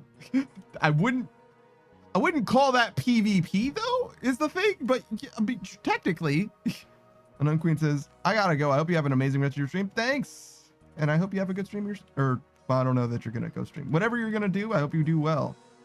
You do well. Maybe says or explode them. Yeah, it's not so much a thing in Vermintide 2. There's the lady with the fireball, so she does explode a little bit. Which I think is the character that I would play if I ever play Vermintide 2 again. I've never played Darktide, and I don't know if I'm going to either. When that game released, people were very disappointed in it. I think it's gotten better over time, though. I've seen Smug Little Bug play it a decent amount. Maybe for the Hydrate, Beatrice. Ever says, I've heard Vermintide is very much the prequel in playstyle. It's very, very, very similar. It's almost... The difference is Vermintide is Warhammer, and Darktide is Warhammer 40k, right? That's like the difference. And classes are different, the characters are different, but it's like very, very, very similar. Same devs and everything, I'm pretty sure. Mira says, everything in Darktide scares me. Vermintide is probably less scary, to be honest. It's more gross, but less scary, I would guess. But I'm not sure.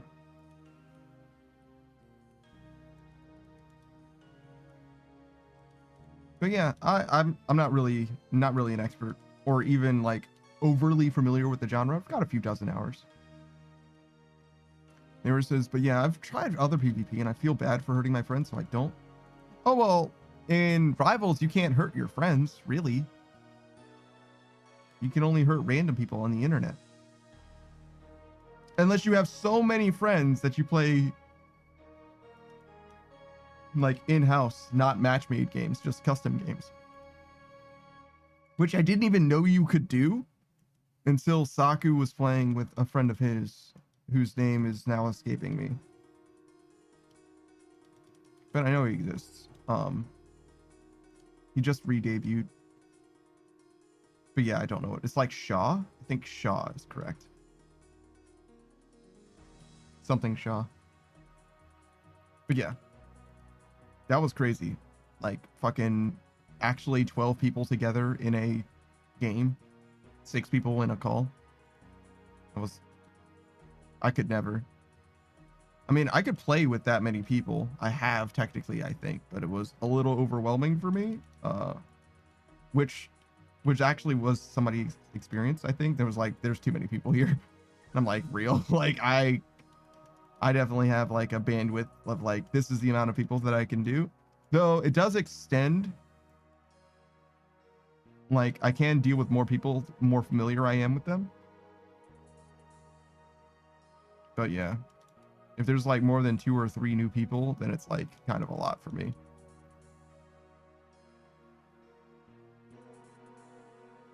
Though, what makes someone new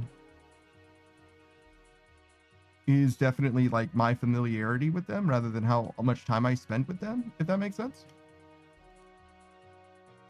Like, the people whose streams I'm in, I'm like, they're not new to me at all. Like, they're fine. I'm okay with this. No! There's fucking crossbow bolts there. Shit. But yeah, I tend to be very slow to warm up to people.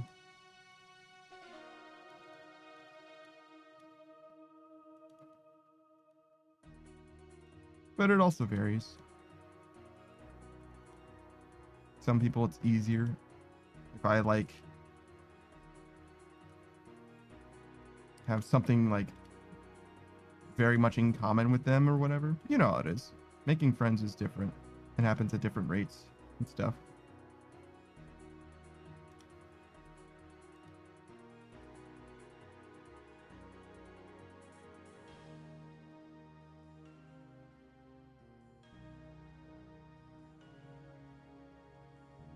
There we go.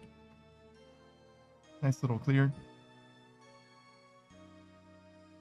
But yeah, I basically play support in Marvel Rivals because I knew I wasn't very good at aiming and I like helping. I like playing healers in MMOs and stuff like that.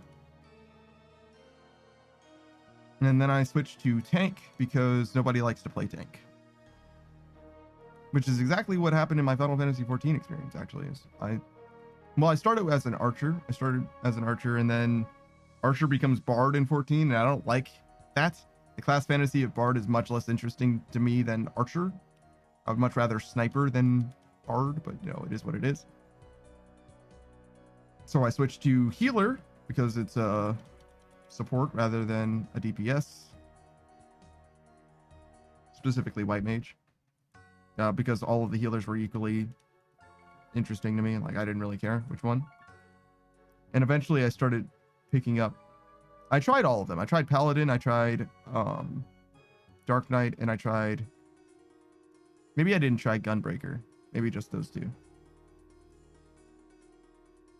Oh wait, no. Gunbreaker wasn't a thing yet. I tried Paladin, Warrior, and Dark Knight. I think I liked Dark Knight the most, but I didn't do it very much. I got to like level 33 or something, but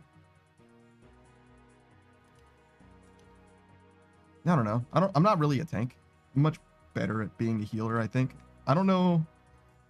If I were in a position to play more Final Fantasy XIV, I might branch out a little bit more, but I kind of doubt it at the moment. I do like Final Fantasy XIV a lot though, and I do want to get back into it, but I don't think I'm going to play it anytime soon. Like literally after I finish RuneScape, I don't think it's going to be soon after that either. Maybe when the next Final Fantasy XIV expansion comes out, maybe. It's kind of like the kind of timeline that we're potentially thinking about. I also want to play through the whole game again because I didn't pay any attention to A Realm Reborn. Like, I literally didn't know anything about the story because I just skipped it all until basically Heaven's Ward. And from Heaven's Ward onward, I cared deeply about the story. So I kind of want to give the story another chance, from Realm Reborn in particular. I don't know what that means for my character, though. I might make just a whole new character. I don't really know.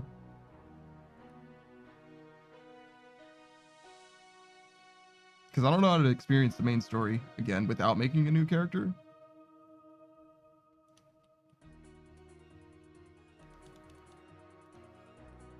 Not that it matters terribly.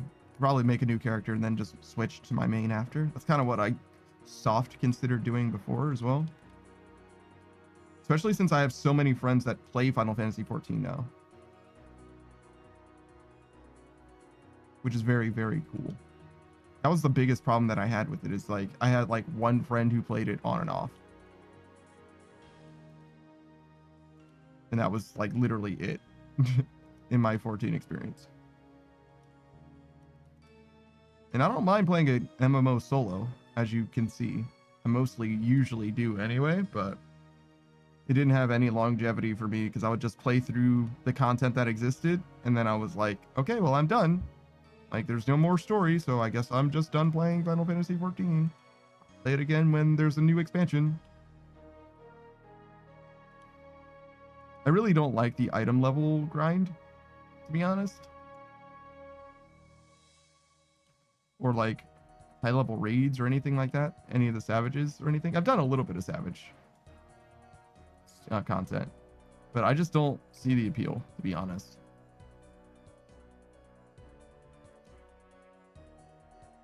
I did some solo grinds though. There was the spirit weapons or whatever. Forget what they're called.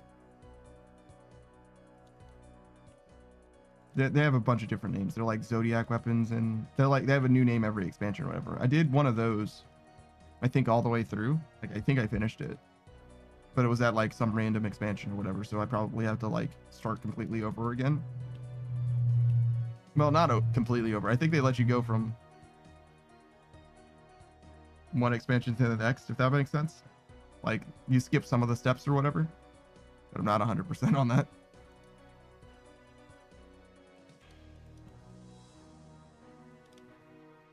But yeah, generally the side quests aren't like the most interesting thing for me. Except for Mandeville Men. Obviously that side quest is the best. The single best thing in the game, obviously, and it's not close.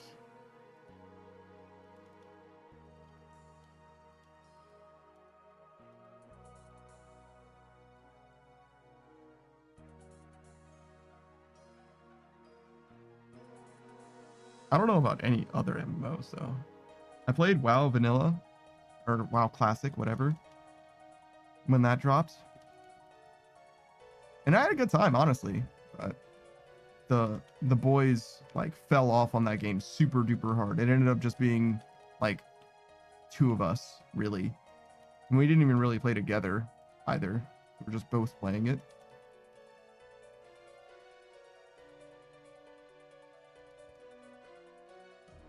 Which is fine, I guess. I mean, like I said, I've played solo MMOs. I've played MMOs solo for a long time, so I don't have an issue with that, but I don't see myself going back to WoW for any real reason. And similarly, I used to play a lot of Nabinagi. That was like my shit. Here it says had to BRB and tuck in the kids. No, you're good. Don't even worry about it. But I used to play a lot of Mabinagi. That was like my main shit. That was like my main fucking game. But not only has that game like progressed dramatically, I think the combat's totally different, but it's also always been like kind of gross with regards to its like monetization or whatever. Like the pay to win isn't like,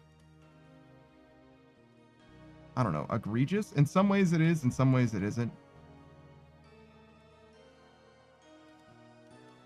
But yeah, it's definitely, I don't need to play that game, I don't think. And I don't think anyone should play that game, but it used to be my main game for sure.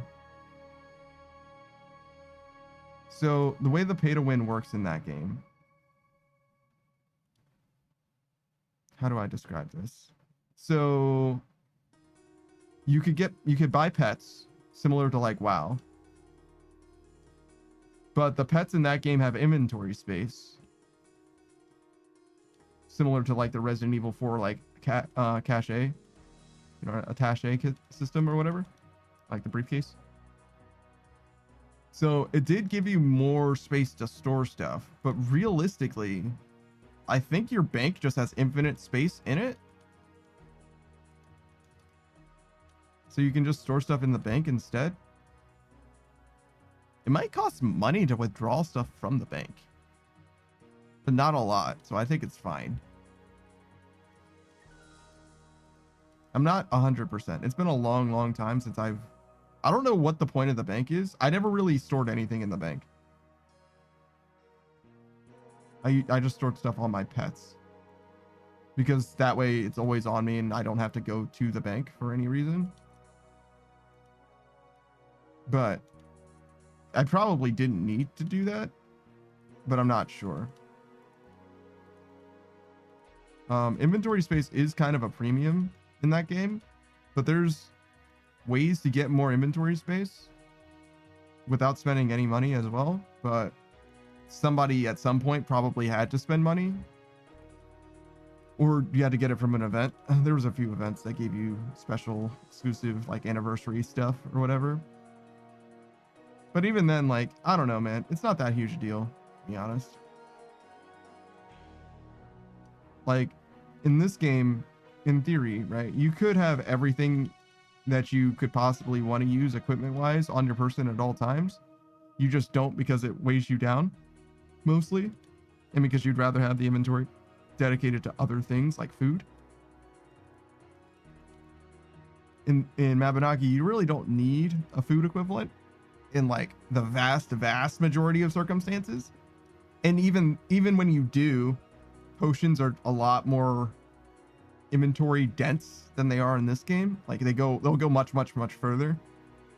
So like it ends up just being like you don't really need like your inventory for anything 99% of the time in Mabinogi. So you just store everything that you ever need in your pockets just to have it.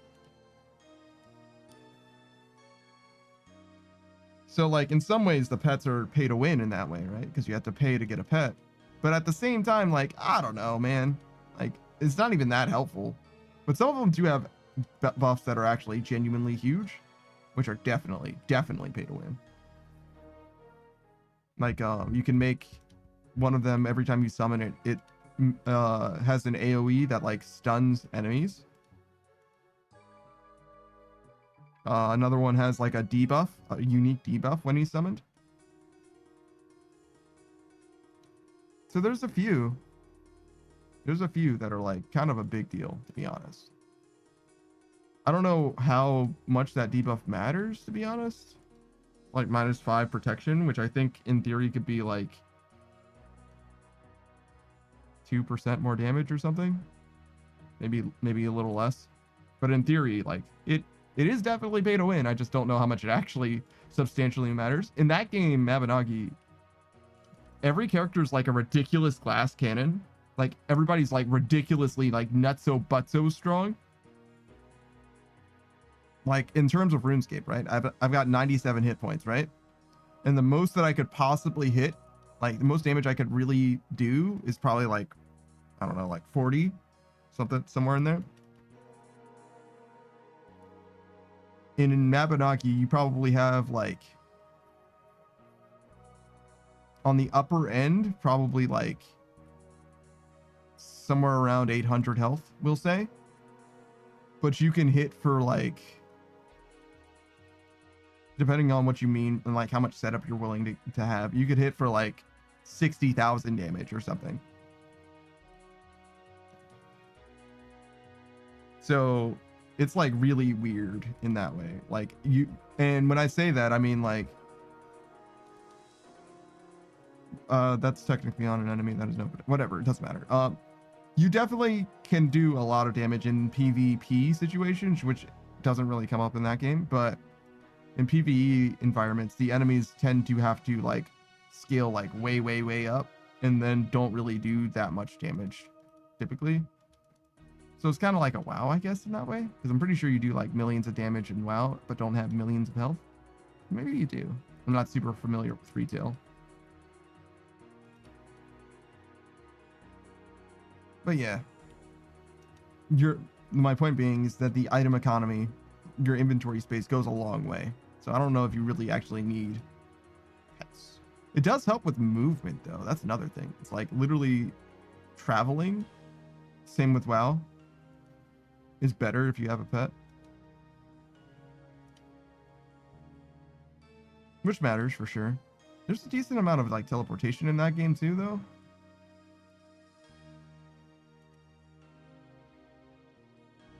I don't know if it's enough though. Probably. It used to be like a huge fucking problem. Like I feel like you could only teleport at night. Maybe you still can only teleport at night. That's one of those things that like would be so ingrained to me. In some ways I'd be embarrassed of my present self to have forgotten. But I feel like that was a thing and it isn't now.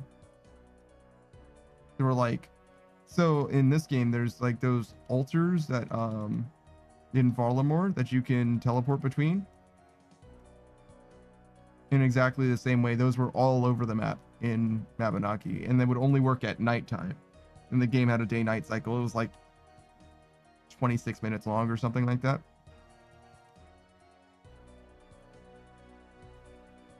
That might be Minecraft. Whatever. It's pretty fast. I think less than a half hour to go through a full day, basically.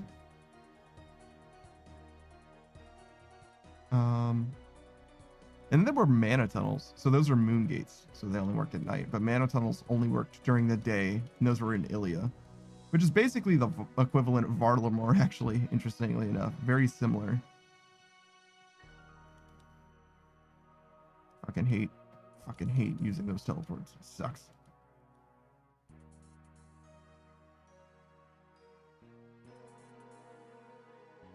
But yeah, I don't know. I probably won't go back to that game just because in some ways that game, I'm not like ashamed, but I think it's like really not a very consumer friendly game. And I think that reflects negatively on my opinion of the game in kind of a big way. Because this game is like totally the opposite in so many ways, unless they roll out the new membership stuff, I guess. And Final Fantasy XIV similarly, first of all, let you play so much of the game just straight up for free. And with the membership, you get access to all the content, and the only thing that they sell in that game is cosmetics. Now, the cosmetics are overpriced, but they only sell cosmetics. So that definitely does give you a good amount of leeway, in my opinion. It's kind of weird for an MMO to have cosmetics that you can buy for money. Feels weird to me. Didn't used to be like that, but I've also never bought cosmetics in an MMO. Well, hold on. In Mabinagi, I didn't buy cosmetics, but there's... So this is your equipment in this game, right? Imagine if there was another layer of equipment that was just what you appear to be wearing.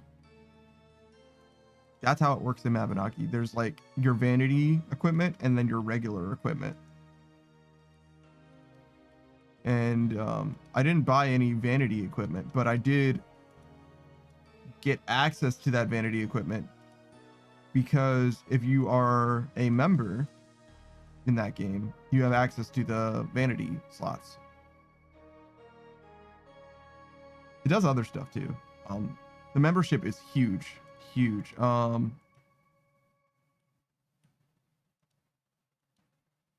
lets you rebirth faster, which is how progression happens in that game. So your progression is dramatically hindered if you're not a member. I don't remember how fast it is. I think it's like, rather than being once a week, it's like once every 3 days or something like that. And then what's the other thing? Oh, you get an extra inventory. So you have your main inventory, but there's a VIP inventory, a membership inventory. That's just layered under the other one. It's just two separate inventories. It's literally the only difference.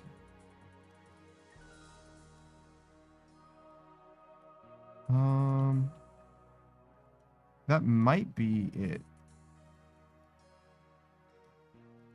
As far as the difference between members and non-members in that game.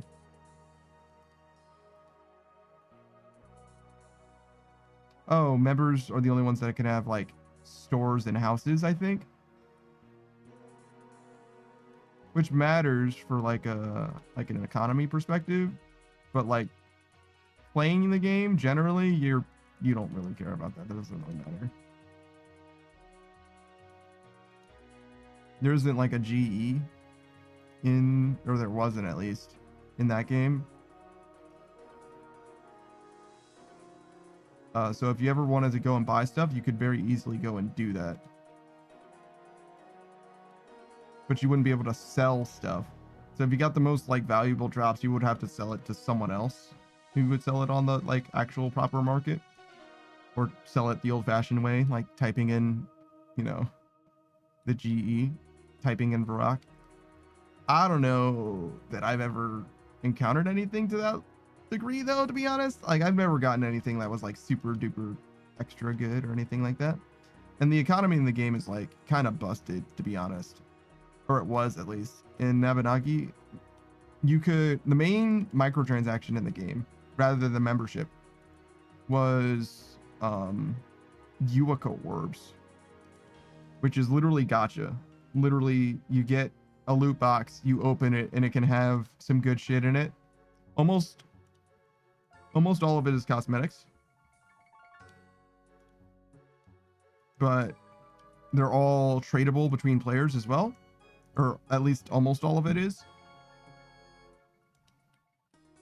And bro, you literally just basically bought gold in game that way.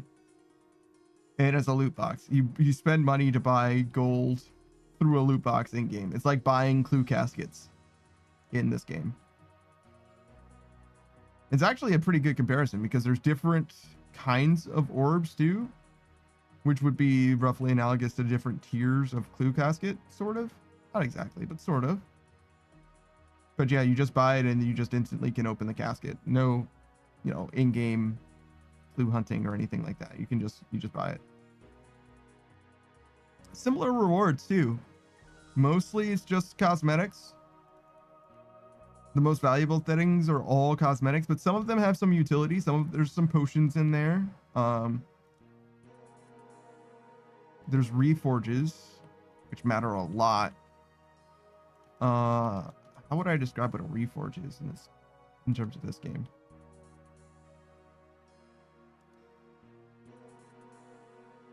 They're almost like Diablo stuff. That flash in the fire was weird again. I've seen it so many times now. I guess I just doesn't register the same way, but it's very Diablo-like. Basically, imagine if, all right, so we have this hammer, right? Or this saw, because it actually has attack stats, right? +2 stab, +5 strength. Imagine if I use the reforge, I can make it so that instead of having +5 strength, it has plus, 15 strength.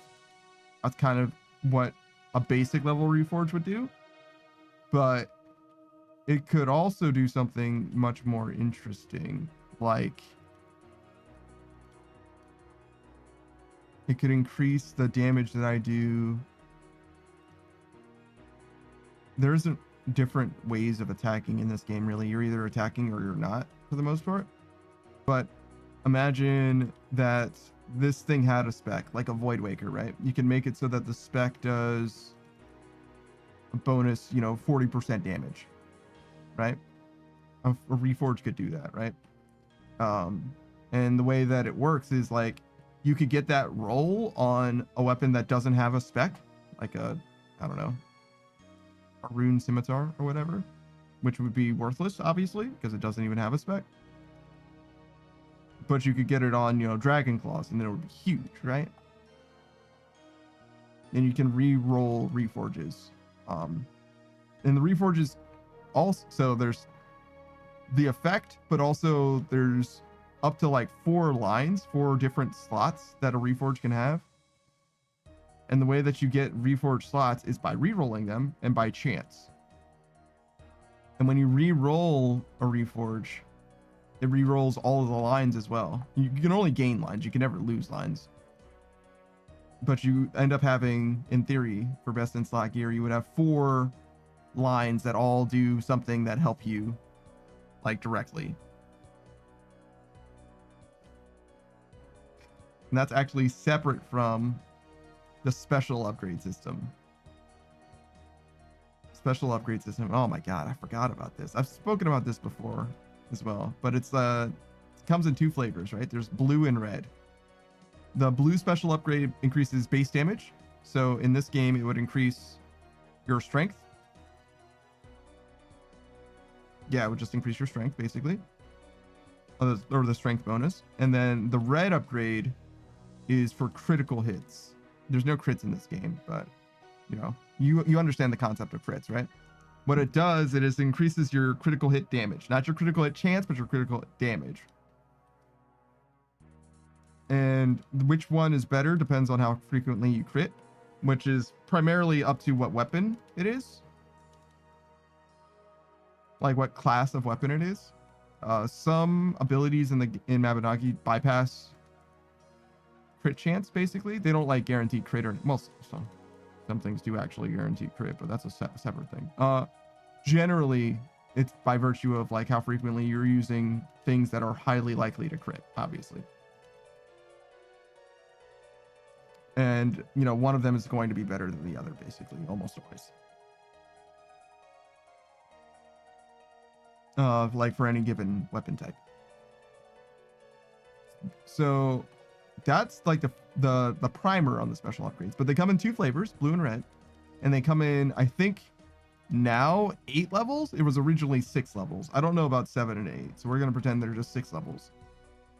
And what happens, or the way it happens, is you can go from level 0 to level 1, where you choose which upgrade you want, right? And once you choose which upgrade, that's the only upgrade it can have. So you choose blue or red and you're done. That's it. It's always going to be blue. It's always going to be red, right? And going from 0 to 1, 100% chance. No problem. You use the thing, you get the upgrade. No problem. From level 1 to level 2, I believe it's a 55 or 60% chance. And if you pass, if you succeed, it goes to level 2. If you fail, it goes back to level 0. It's still blue and red, but it just doesn't have any benefits, as far as I understand. But you can go back to level 1, again, 100% chance. You just need to use one of those resources again. And for level 2 to level 3, it's basically the same, but the rate goes down. It goes from 60% to 55%, or 55 to 50%, whatever. Which is already kind of shitty, to be honest, but very Diablo-like. However, there's a change from levels 4 to 5 and from 5 to 6. If you fail, instead of losing a level, the weapon is completely gone. It's just completely disintegrated, deleted from the game, completely fucking gonzo. Goodbye. Which is extremely fucking frustrating. Like, I don't know why. I mean, I think I know why, but like the game design principle is so upsetting. If anything, it should be the opposite, where like the first level is where you have the most risk, so you don't fucking waste so much resources and shit. But they just hate you, man. They just goddamn hate you in that game. But yeah, you can do it if you want to. I just fucking wouldn't recommend it.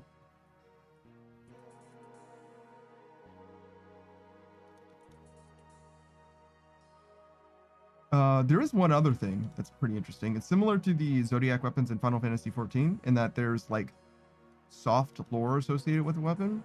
They're called egos or spirit weapons, which is one of my favorite things in all of gaming. You choose a weapon, and most base weapons in the game are compatible with it. Like newer shit probably doesn't work, or I don't think does work at all. And at least at the time that I last played, class weapons for the newer classes were not a thing. Like you could not do it with them ever. So it was like the original, I don't know, 5 or 7 classes, basically. But nonetheless, you choose a weapon, and then you imbue it with a spirit, and then your weapon becomes an NPC that you can talk to, but also you can still use it as a weapon. And its stats, I think, are marginally worse than what it was before. But you can improve the stats by feeding it items. And the better the item, generally, the better growth you would get from the spirit weapon. And it just becomes a tremendous grind. Like a grind perhaps along the lines of like leveling a skill to max in this game. I don't know that anyone... First of all, I'm pretty sure the stats are capped at something. I think there's a soft cap. Not that it matters, because you would need to funnel so much money into it to actually see it. I think there's a soft cap, and also I think that there's separately a hard cap beyond that you just would never get to, obviously, because that's how caps work. But in theory, those weapons are some of the best in theory, but I'm not sure what the actual brass tacks is, because the special upgrade system is really, really, really strong. So it wouldn't surprise me at all if the special upgrades are like just better. But especially the red upgrades. The red upgrades are disgusting. Like plus like 60% crit damage or whatever. It's fucking huge. Like actually huge. The base damage that you get from a blue upgrade is going to be very similar to what you get from upgrading or having a spirit weapon. They also had an exclusive attack, which is more cute, more of a novelty than it is anything else. Because it's not actually all that good. It's fine, like it does stuff, but it's not that great, you know? And I think it has like a weird cooldown on it too, but it feels good. I liked the progression for that, which is maybe why I like RuneScape as much as I do. It's nice to have permanent stats, you know? And it's nice to invest your resources, in this case, like money, into stats like that.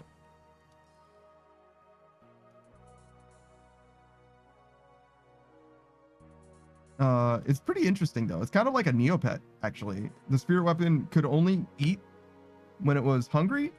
Anything you gave it, it could only absorb equipment, right? And anything you gave it, it would eat and would be gone forever.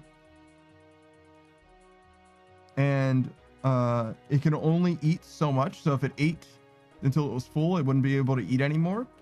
And ideally, you want to, there's like 4 or 5 levels of like how much food it has, right? Like let's say it starts out like starving to death, and then it's like very hungry, and then it's like hungry, and then it's like fine, then it's like stuffed, and then it's like full, right?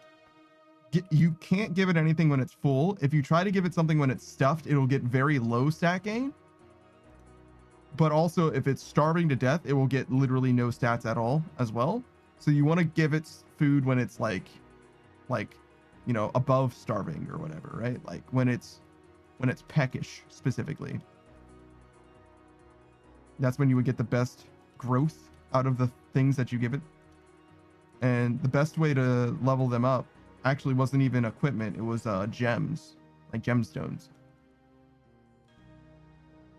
And gemstones were like pretty hard to get, like by yourself. There's like 2 or 3 ways to get them in the game. But I think the single best thing to level them up was a gem powder, which I think you got from the gacha. I think you literally just get that from the gacha, which is like, fuck, literally pay to win. But you know, it is what it is. That's one of those things that, well, there's two grinds in that game that I was like invested in. That grind, like getting my spirit weapon leveled up, and finishing Archer, because your stats in that game are fairly permanent, similar to this game. You have like soft stats and hard stats basically, and your hard stats are permanent, and your soft stats are based on various parts of your character. It's hard to, so I can go into it. Why not talk you through it? So I mentioned before that you can rebirth in that game, right? I remember now. Okay, hold on. Okay, so rebirthing in the game, I believe, is, as a member, is once a week, not once every 3 days. I think it's once a week. And what happens is, as a normal member, you can rebirth when you get to age 20. Your character has an age, and when they get to age 20, they can rebirth. And when you rebirth, you can choose what age you want to rebirth to, and you can choose any age from 10 to 17. So that means that in free to play for that game, you could only rebirth once every 3 weeks, I think. Because if you choose 17, you have to wait 3 weeks, because every week you age 1 year, basically. I'm pretty sure that's how it worked. That seems right to me. I don't know if any of this is still true. This is the way that it worked before, I'm pretty sure. And if you were a member, obviously you could rebirth much, much faster, and it didn't matter what age you rebirth to. You could only rebirth once a week, and you can just choose whatever age. But your age isn't just how long it is until you rebirth, which is why you would sometimes choose a younger person rather than an older one. Also, if you're a creep, I guess. But mostly, what being young or old does is change the stats, the soft stats you get when you level up. So you have, in that game, there's a few different kinds of progression. First of all, there's your soft stats, right? Let's start with that, because that's kind of where we're at in the conversation anyway, right? And I believe there were 5 stats: strength, dex, will, luck, int. Strength, dex, will, luck, int. So yeah, 5 stats, I think. Okay, will, strength, I think you get those when you're higher, when you're older. And then intelligence and luck, I think you get when you're younger generally. And then dex kind of varies. It kind of like starts highish when you're low and then gets higher again when you're older, I think. Something like that. Dex is kind of a weird one, if I recall correctly. And the idea is the growth that you have, like the soft stat growth that you have from your age, applies every time you get a level up. So whenever you level up, you get like +3 intelligence and +3 luck because you're 10, right? But if you were in set 17, you get +3 strength and +3 will, and maybe +1 int and +1 luck, right? Something like that, or +0 luck even. Luck affects your crit rate mostly, but also so each stat has the obvious effects that you would think. Will probably isn't intuitive to you. Will is like it's kind of like Constitution in a way. It doesn't affect your health, I don't think. But what it does affect is your ability to survive deadly attacks. But I don't think it matters, because if something were to kill you in that game, you have a chance of surviving it with negative HP. unless you were over like 50 or 80% health, in which case you guaranteed survive it every single time until you take damage again and then you die, right? So in most cases, if something's going to knock you below 0 HP, you probably were getting one shot, so it doesn't matter what your will is. But in theory, your will can make it so that if you were close to dying but didn't die, you do instead survive, right? Like that's kind of what will does. But separate from that, and the obvious effects, dex, archery, and strength is melee, and intelligence is magic, right? And separate from those, you also have classes that determine what scaling your damage comes from. So archery, like I said, is dex. Melee is obviously strength, but fighter is based on your will, which is like fighter is like a melee, like a monk. Yeah, like a monk. Like you're a fist wizard, right? But there's also chains, which are like Ivy's sword chain blade.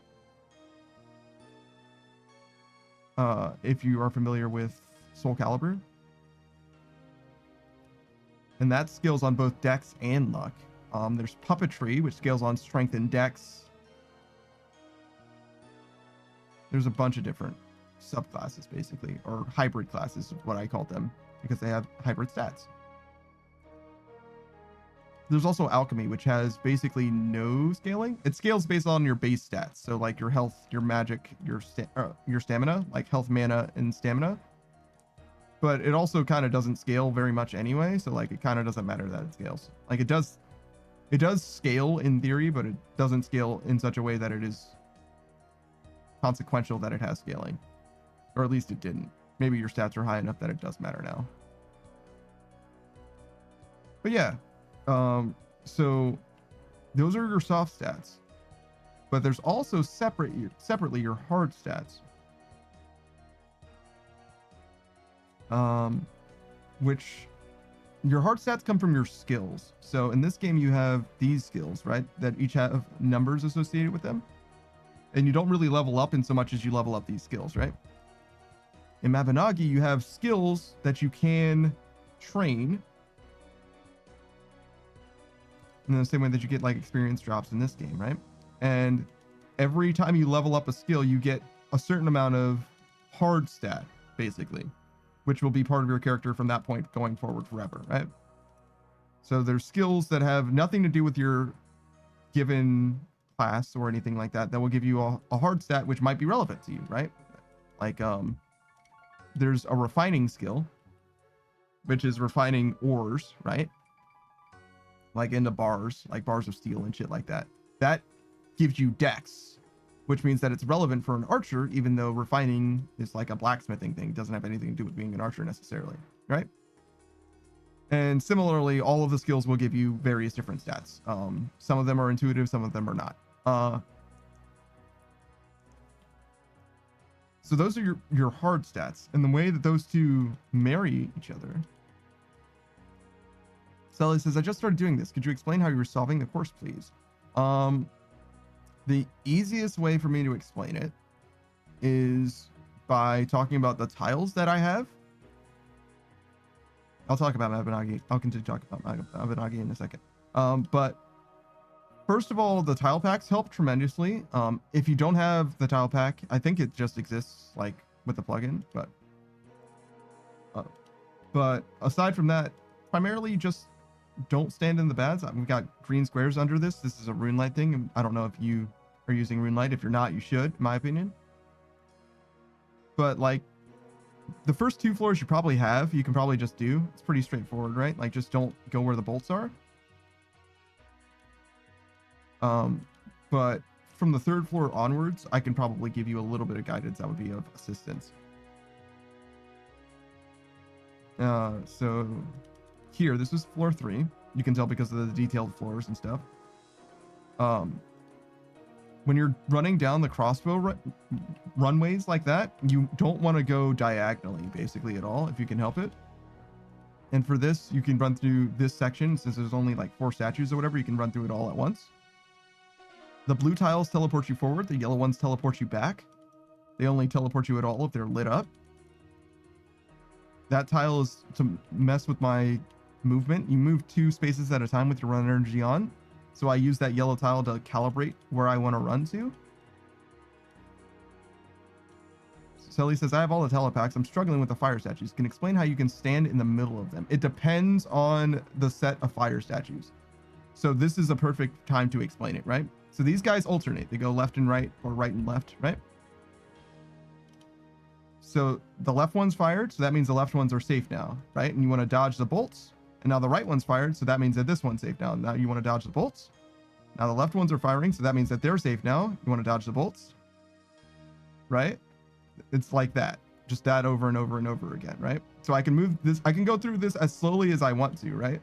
I don't have to go forward at all. I can just go as slowly as I like. And then in the middle, there's a safe space here. But in theory, you can go through all of this at once if you want to just continue going through. So he says, okay, that makes sense. I didn't understand how you were standing in the middle like that. It depends. It depends. When they alternate like that, it's very easy, but some of them are not as obvious, right? Every group of statues is kind of different. If you're at floor 4, these are the lightning tiles. You can just true tile through them, right? So if you're standing next to it, you don't have to worry about it. You can just true tile straight through it. This is literally just the same thing from before, except now there's blue and yellow tiles and bolts. So ideally you stand on blue tiles, but really just ignore the blue and yellow tiles and just dodge the bolts. Eventually you'll get through it. This is a really long run of statues, so we have these 2 tiles to help us. So this is like a 5 flame cycle, and it ends with both of them being lit. So if you're in there at all, you lose, right? So starting from the beginning, I go from this tile to this tile, and then once this is gone, I click out. Very simple, right? There's more than one way to solve that. There's like dozens of ways to solve that actually, but the short answer is just go when wait until it restarts, and then go when go after it restarts basically, and then don't get it by the flames, right? It's not rocket science, right? For the floor 5, there's a lot more tile knowledge that is relevant. So if you already have 92 agility, then floor 5, you just have to follow what the tiles basically say.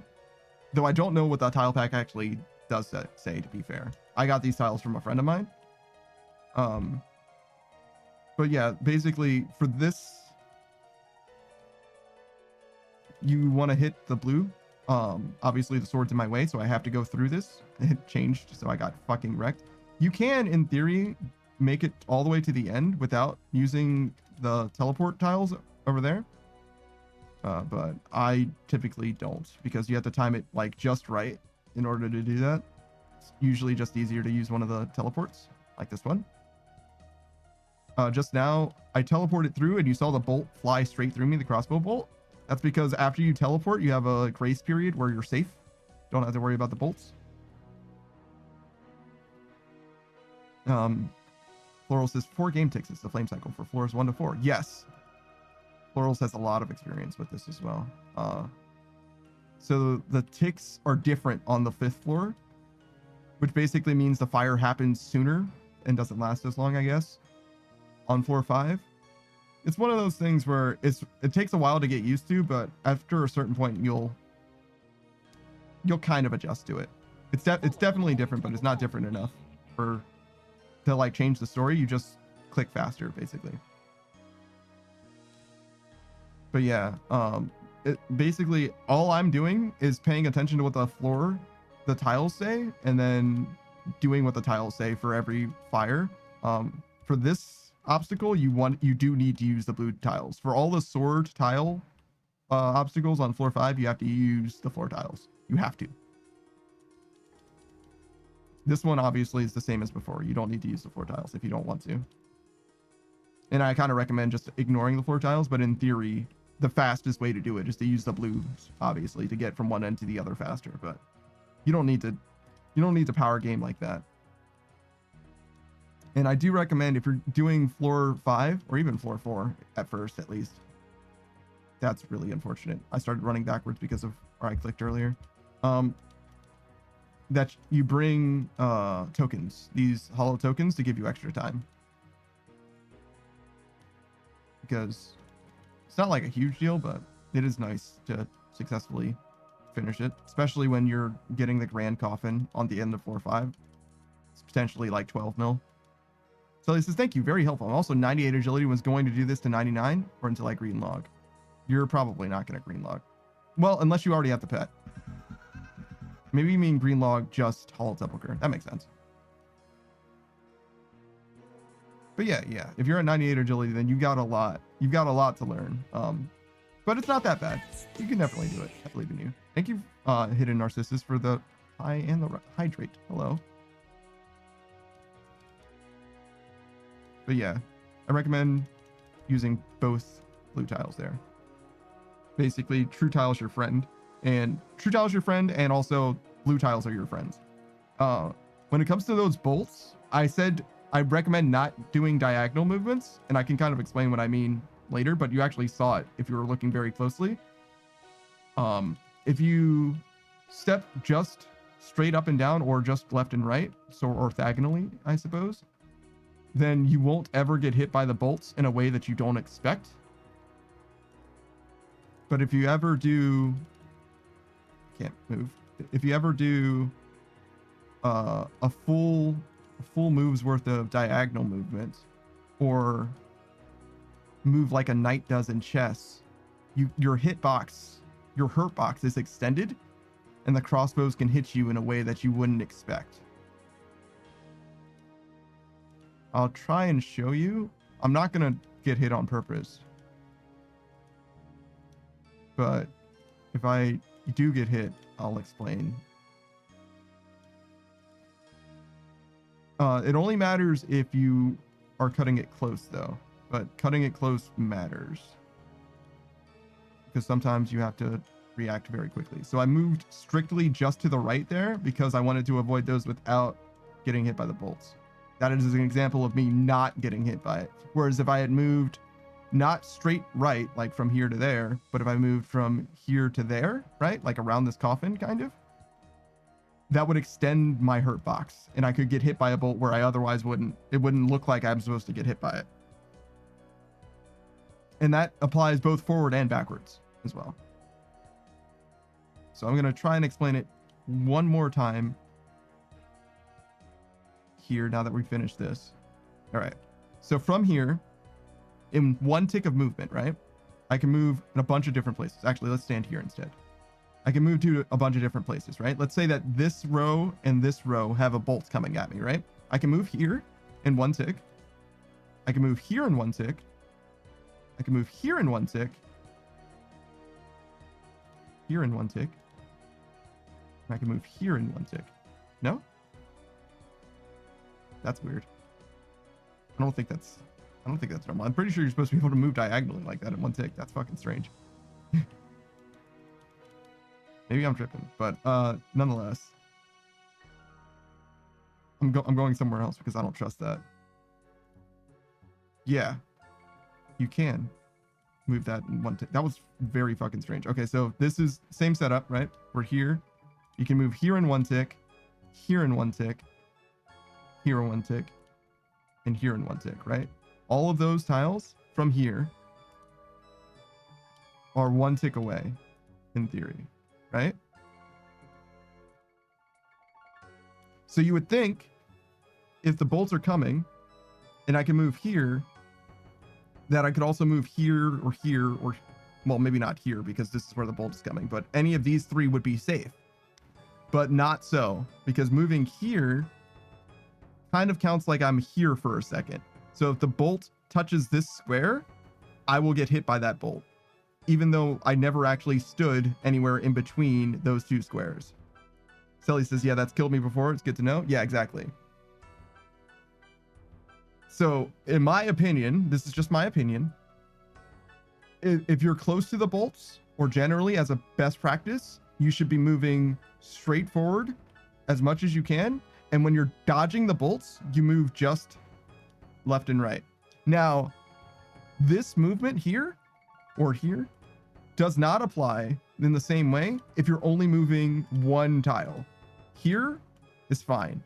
You'll never get hit moving just one space diagonally in a way that you don't expect. You'll always get hit and be like, yeah, that makes sense, right? But moving strictly to the left or to the right, you'll never get hit by like a weirdo bolt, in my opinion. That's never happened for me. So there you go. That's my advice to you. Hopefully that helps. And good luck. Enjoy Sepulchre. It's great. It's a great way to make money and all that. I mean, you can see I got 1 million gold in 3 hours, and that's just from this. I haven't done anything else today.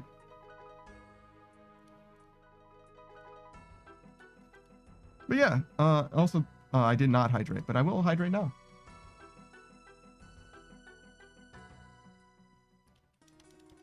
Yeah, and Floral's here. He's an extremely well versed Hallowed Sepulchre runner, so I would definitely ask him rather than me about any questions. But you know, I can answer any questions that you got as best I can. I'm also 98, right? So I've got some experience here. I've done some KC.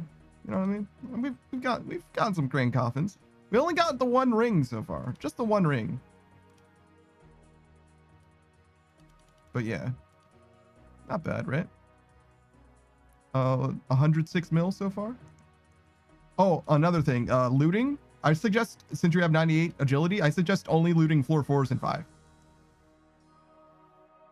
No reason to loot any other floors. And you can just copy my setup. You want better arrows and planks if you care about getting the loot. You want better arrows. You want better nails and planks. I have just regular planks and steel nails because I have the hammer. And the order that you want to go for the loot, I did not notice that those were burnt bones. That's crazy. There's burnt bones in this. Sully says, I was doing Artie till I hit 98, and now I want that Hallowed Sepulchre outfit and other items you can get there. Yeah. So the order that you want to do for the items, in my opinion, is the ring first. What the ring does is let you respawn faster if you get hit by an obstacle, and you also take no damage. This is the Dorgeshan crossbow. It's just a regular crossbow. You can buy it off the G, no problem. And then after that, the rest of them don't matter in like a huge way. I guess I would go with,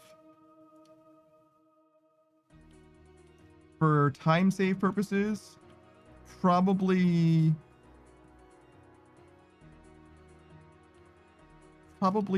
the grapple first. Failing the grapple sucks, so probably the grapple. But they're all, oh my fucking god, I can't see. All they do is either make it more efficient, or they make it so that the god fucking damn it, this yellow tile. This is why avoiding the yellow tiles is sometimes pretty good, because you just get caught in a fucking loop and it's terrible.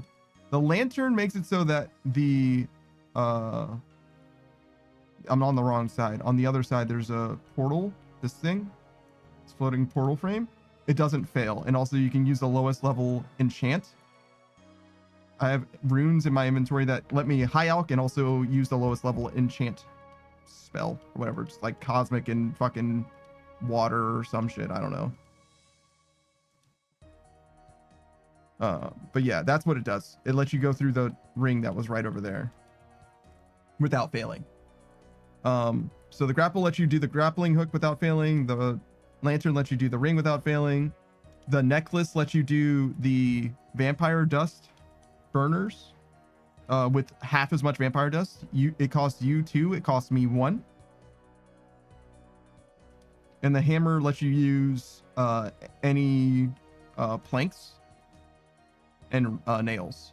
So you want to use regular planks and steel nails instead of mahogany planks and rune nails or whatever.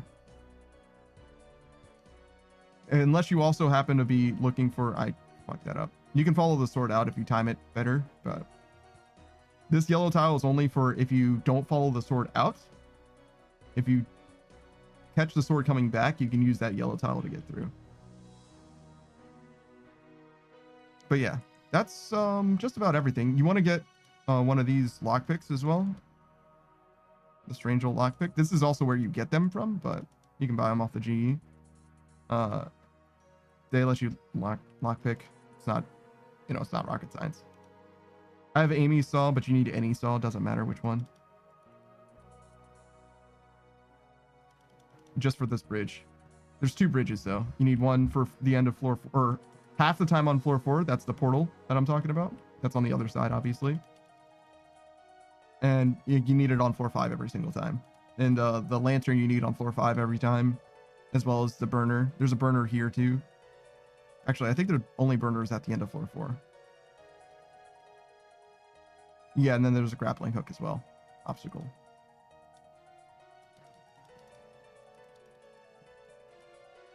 There's a few other things that I probably could have told you. That obstacle that I just did is theoretically 1 click as long as this yellow tile, that middle right one there, is not lit. If that one isn't lit, then you can do that whole obstacle in 1 click, starting from that yellow square. Avoiding that yellow tile costs as many clicks as it costs in theory, but otherwise it is still 1 click from starting from that square or anywhere on that, sequence. But yeah, there's a few tricks that you'll pick up as time goes on. It's not as hard as people think that it is. But you do, there's a learning curve. You can see what I went through for it as well. I have a VOD channel, and I've been doing this for a few weeks at this point. I started at like 70 something agility, I think. And I've just been doing this nonstop since. Who's this sepulcher? Norin? No, it's not that bad. It's fine. You get to the point where it's like somewhat brain dead, you know what I mean? Like I don't really think about it too much. That's why I can kind of like talk through stuff with Twitch chat, If you guys want to say stuff or if you want to ask me things. Sully says, do you get to level 5 every time now? I failed in total. I failed getting the Grand Coffin, I think, twice. So getting to level 5, absolutely I get to level 5. But getting through level 5, indeed, almost always yes. I do have these tokens though. I always have 2 tokens. And I do use them sometimes. Rarely, but sometimes. But they're very cheap. There's no reason not to get them. You get enough of these dudes, marks, it won't be a problem. And you definitely want to finish floor 5. The final coffin is the one that is the only one that can have a ring, and that's 12 mil. So that's definitely worth getting to every single time. I wouldn't carry any more than 2 tokens though. 2 is plenty. I mean, even 2 is technically overkill. 1 is plenty, really, but there are times where I've used both. But like that's only because I like truly fucked up. Oh, those blue tiles are basically in case I make a mistake. So if you respond in the right time, you don't need to use them at all. But that one is, if I'm a tick slow, I can use that blue tile to stop at instead of walking all the way through. I think I can make this. Yeah, nice. Who says, oh, by the way, I meant to tell you, I finally got Missouri Chaps the other day. So that's a full set in the collection log. Yo, well done. Are you missing anything else in the green log except for the shadow? And the pet, I guess. It's just a pet and the shadow itself, right?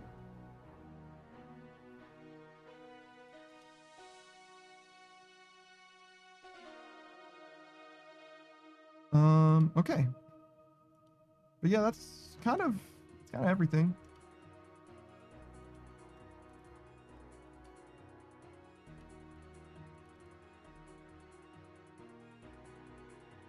Oh, I can talk you through this too. It's really overwhelming if you try to do everything at once, but think of it as dodge the bolts, then move. Dodge the bolts, then move. Dodge the bolts, then move. And for as far as you can move, you'll get an idea of that as time goes, but but you dodge the bolts and then move. This red tile is here because after that, the last 3 statues, if you saw, those statues were alternating, right? However, there was one statue on the left that would go off whenever the right statues were firing, and there's one statue on the right that would go off even though the left statues were following. That's why that red tile is there. I don't trust that red tile. I stop before that red tile every single time, stand in between the flames or whatever, and then I leave every single time, because you can get tricked by this one or by that one. It just depends. It just depends. Unless you're like very familiar with like the cycle of which one's lit or not, I don't trust it. I say that red tile I stop at, or stop before even. But that's just me. You can do it however you want to do it.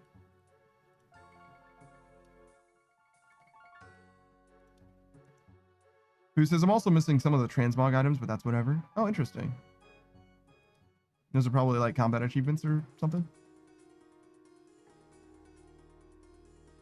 Okay. So yeah, that's Huddled Sepulchre. Let's go back to the conversation about Mabinogi for a second. So I explained hard stats and I explained soft stats. But now I can kind of like marry them together for you. So the idea is, in that game, unlike in this game, you do have a true like RPG style level, right? And that level gets reset every time you rebirth, right? And the way that you get experience for that level is basically just by killing enemies, but you can also like do quests and shit. Just like regular RPG stuff, you just get experience and you level up, and there's like a level curve like in most games, right?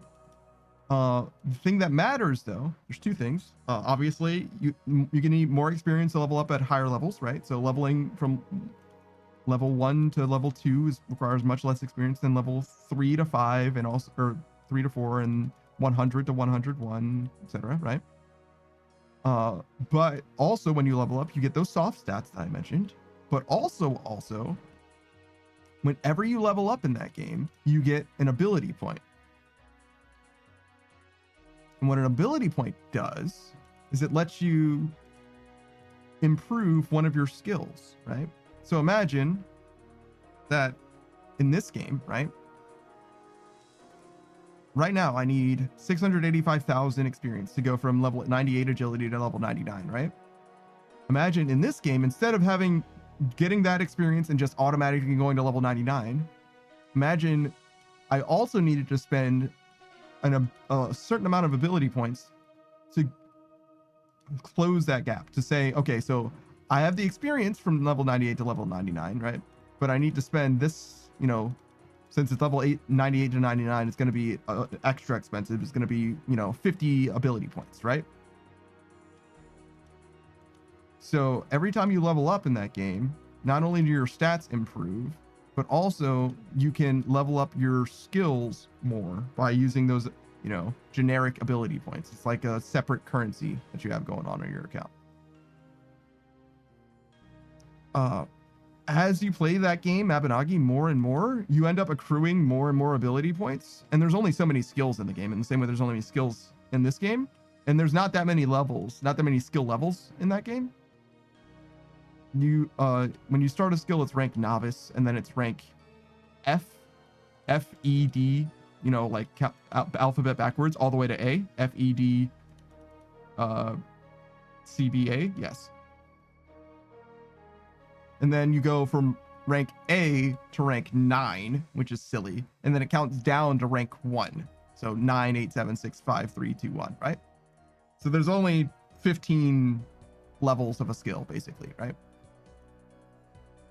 And skills cost differing amounts, but it's not that many. It'll cost like maybe a few hundred ability points or whatever. And there's dozens of skills, but not a lot of skills. There's probably more skills in Mabinogi than there are in this game, but not by a terribly large amount. Maybe there's like 2 or 3 times as many skills in Mabinogi than there are in this. And as you rebirth more and more, every time you rebirth, right, your level drops to 1 again. but it remembers your total level as well. The total level works just like it does in this game, really. So you have current level, which is since you've last rebirthed, and total level. Speak only in rhymes? That only makes sense if you're like taking it one sentence at a time, I guess.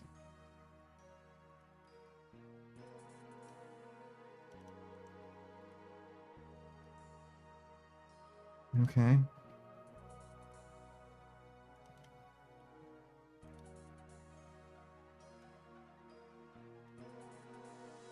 Speak only in rhymes for 3 minutes of times.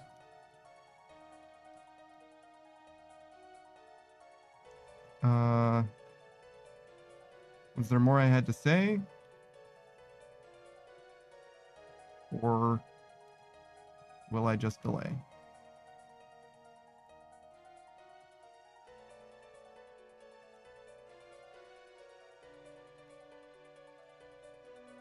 I think that might be it. And not just because of this bit.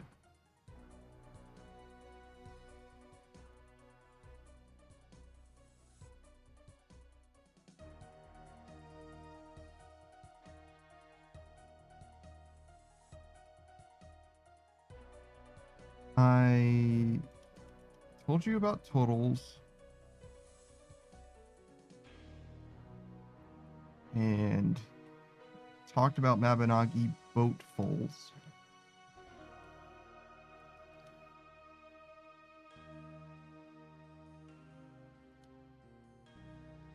We talked about egos.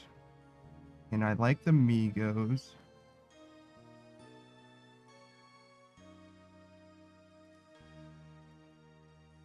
Oh, for AP.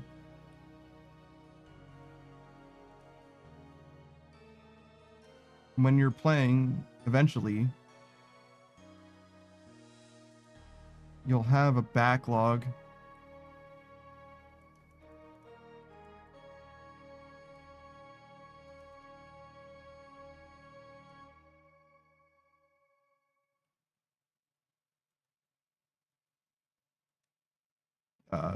Brain fog.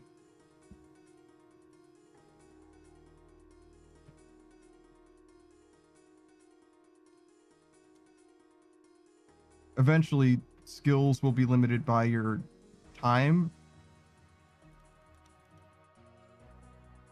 And your AP points will just come in line.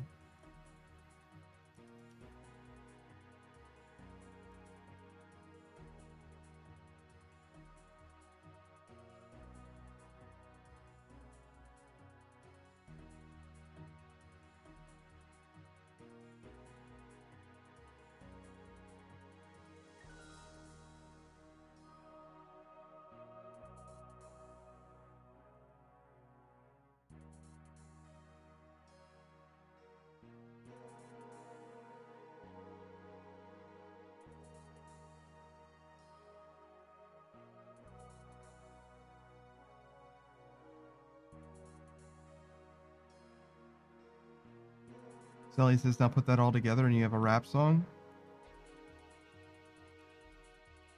I think rap songs should be much more than just slant rhymes at the end of a line. There was a time when rap music was good.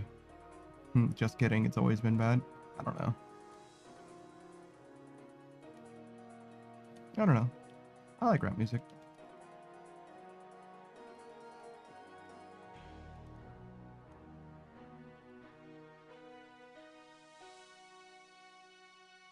Yeah, that was a really bad time for the Redeem. I really don't know what else I was gonna say about Mabinogi. I think I'm kind of done talking about it.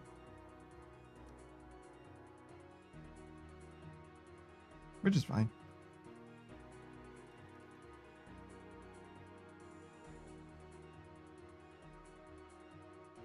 There's a lot more in the game, but like, who cares, I guess? I'm glad you enjoyed it.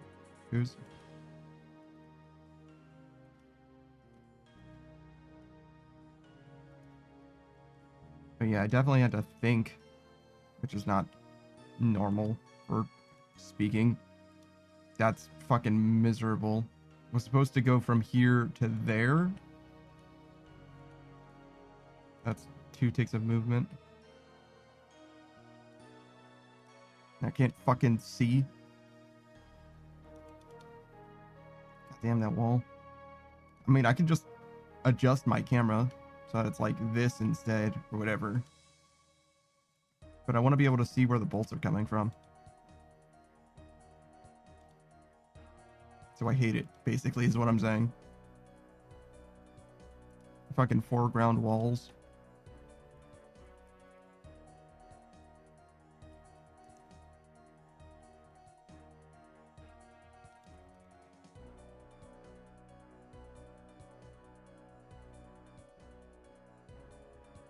So 680,000.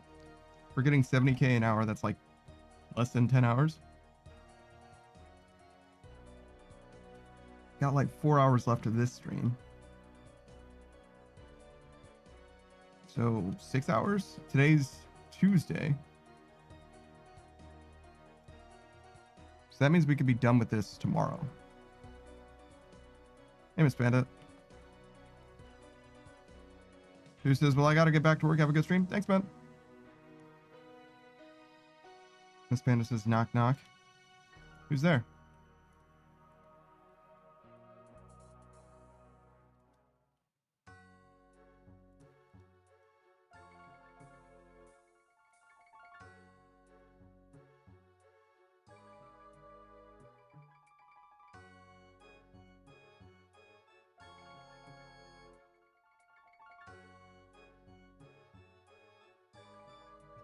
You told me this one before, Miss Panda. When, where, who?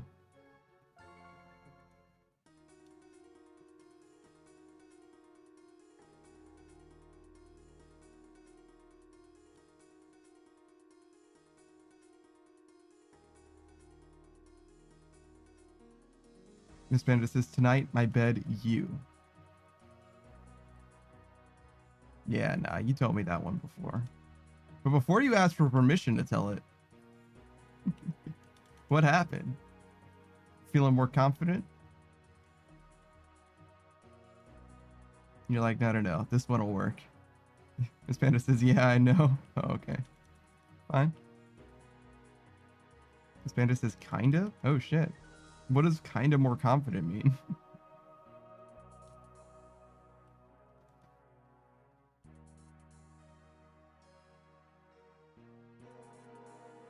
Not more confident, just more horny. Real. Miss Panda says, my crush is ugly. Take the GLY. My crush is you. That's funny. You're flattering people in a day? Or just me? I appreciate it. Thank you.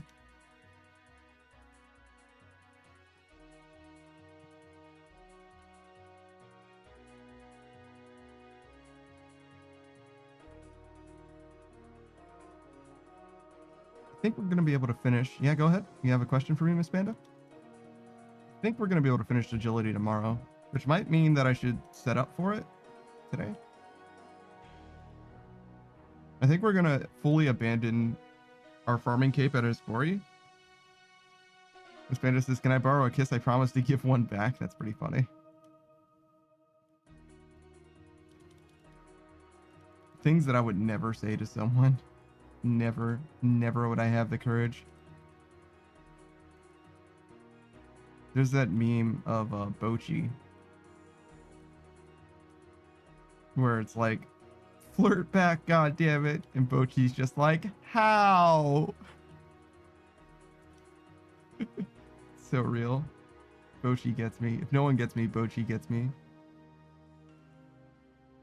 I should watch Bochi the Rock. I haven't seen it yet. But I related to Bochi before I ever knew who she was. Like, there was this gif that someone posted of Bochi getting into a trash can.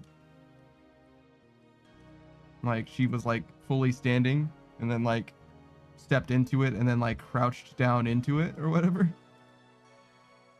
And I was like, I feel like I feel like she's happier in the trash can. Like she's comfortable inside that trash can. And the guy who posted it was like, yeah, that's the premise. Like that's what's going on there. She feels safer in the trash can. And I'm like, oh shit. She's just like me for real. Shout out to Bochi, man.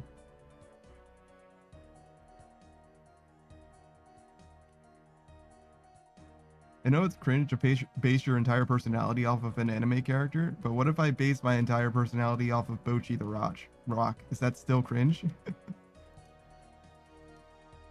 What if it's a cute anime girl instead of like an anime edgelord boy? The anime edgelord boy to cute anime girl pipeline. feel like that's real, actually. That's a real thing. I don't think I want to be a cute anime girl, but I do relate to cute anime girls. And I don't know if there's a difference. There's definitely a difference.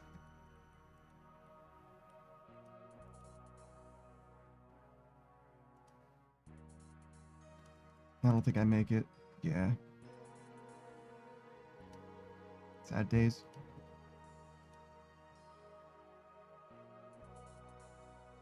It's okay. Speaking of sad days, I should figure out what I want to eat today. It should definitely involve my freezer, I think. Because though that chicken is going to go bad soon, my freezer kind of can't close right now. I mean, it can close, it just barely closes at the moment.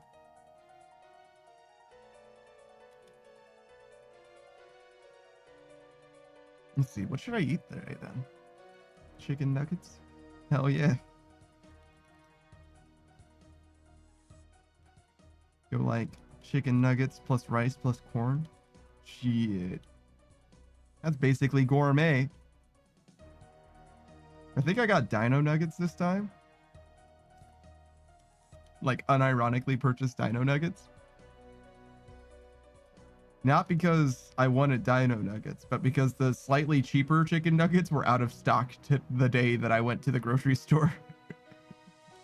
And I was like, damn, I guess I'm going to buy these slightly more expensive chicken nuggets that are also dinosaur shaped.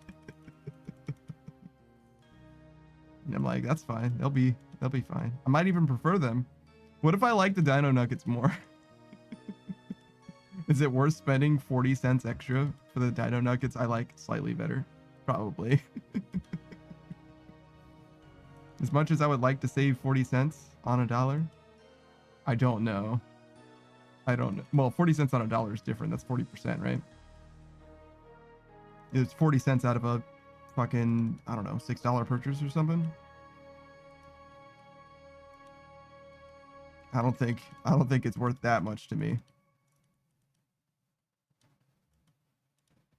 Which is to say, I'm pretty sure I'm going to go back to the regular not the regular dino nuggets, the regular nuggets. Shit. Maybe I will stick to the dino nuggets. Oh shit. Apparently I'm really attached. What? Oh, because, yeah, makes sense.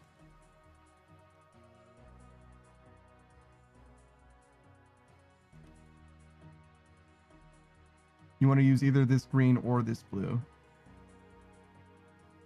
And then you want to use this green and then this blue if you fuck up. So maybe that other one shouldn't be blue. Maybe it should be like, I don't know, a different color.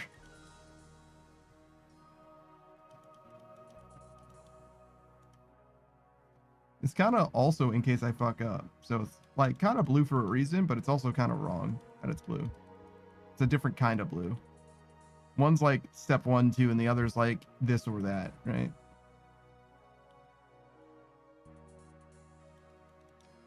Can't really use the first blue tile if I fuck up. It's just if the timing's different for that first blue tile. Sally says, how long ago did you start doing Hollowed Sepulchre? That I don't know.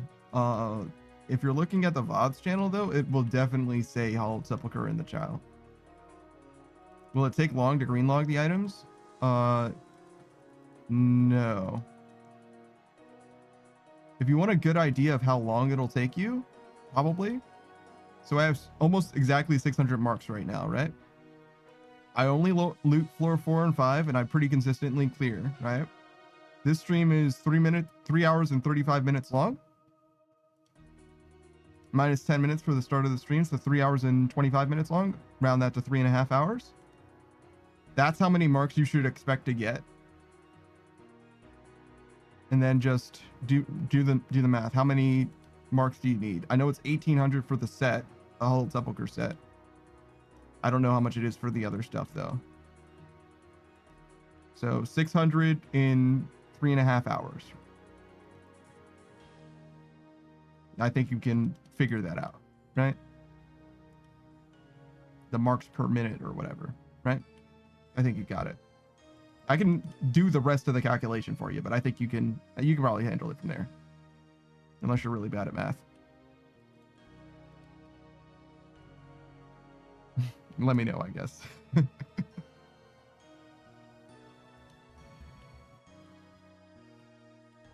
So he says, damn, okay, my first few attempts, I doubt I'll get to floor 5. Yeah, probably not. But that won't matter in the grand scheme of things, probably.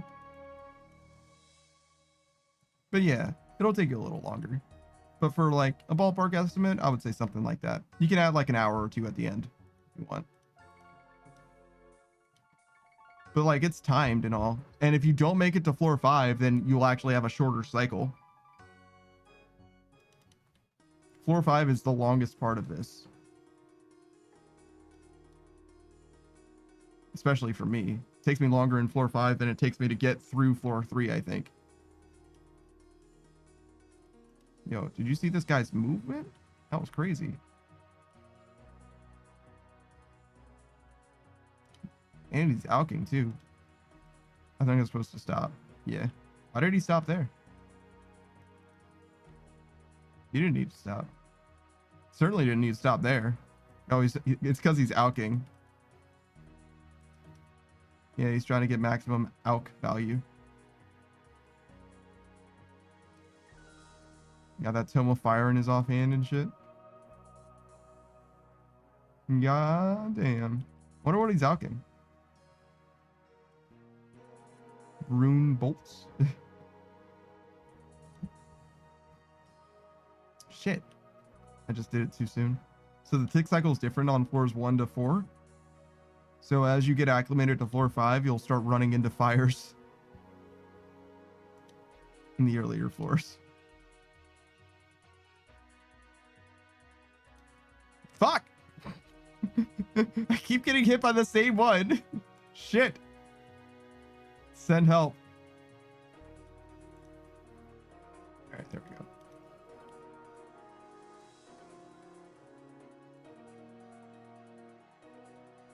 You just have to recalibrate, you know what I mean?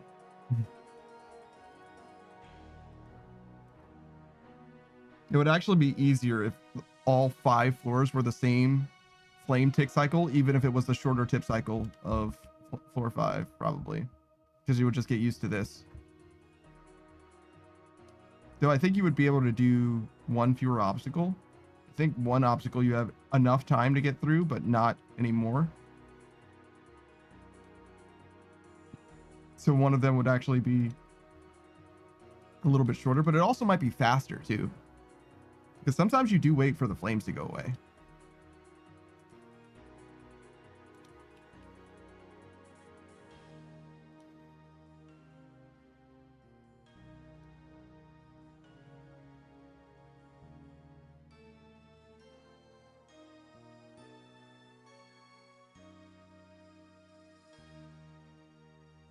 No! You get teleported back as soon as I stepped onto the runway. No, stop. Stop, no. Let me through. Let me live. I might have been able to go in front of this. I don't think so. Oh, shit. I don't think I make it. So the nice thing about that is even if you don't make it there, you have to wait for this to go anyway.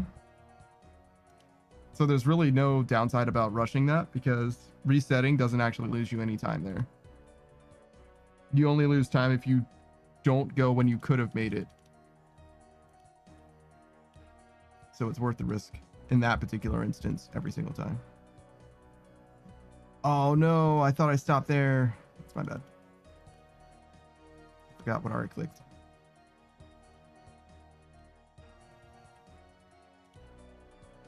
There we go.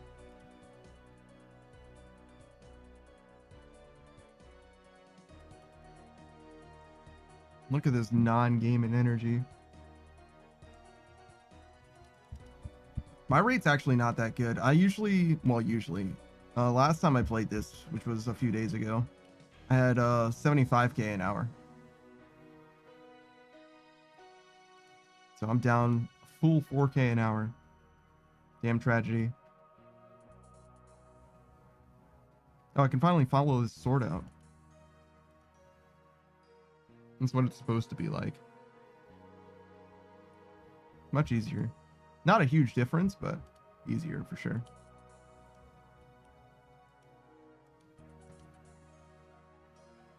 I don't think I make it. Yeah. That diagonal movement right at the end cost me that. I saw it was going to happen. I just... You know, sometimes you just can't be asked, you know?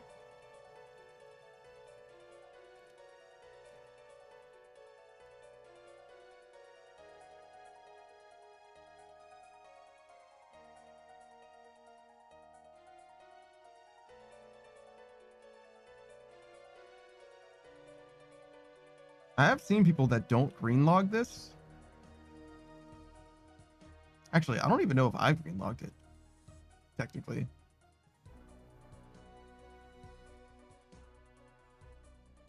Obviously, I don't have the pet, but like, sans the pet. I think there's something that I didn't purchase from this store. Even though I obviously could. I've got like 20,000 marks or whatever. I don't know if I care though. Collection log completion doesn't really do anything for me. Like, I don't care about the vanity item. Spanda says, can I be your snowflake? Promise not to melt away from your heart.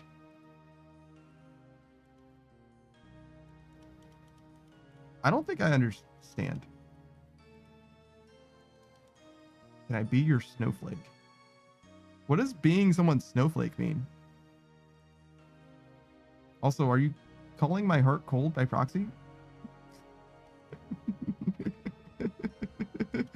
Wait a second. In order for the snowflake to not melt away from my heart, doesn't that mean that I'm cold-hearted? Wait a second.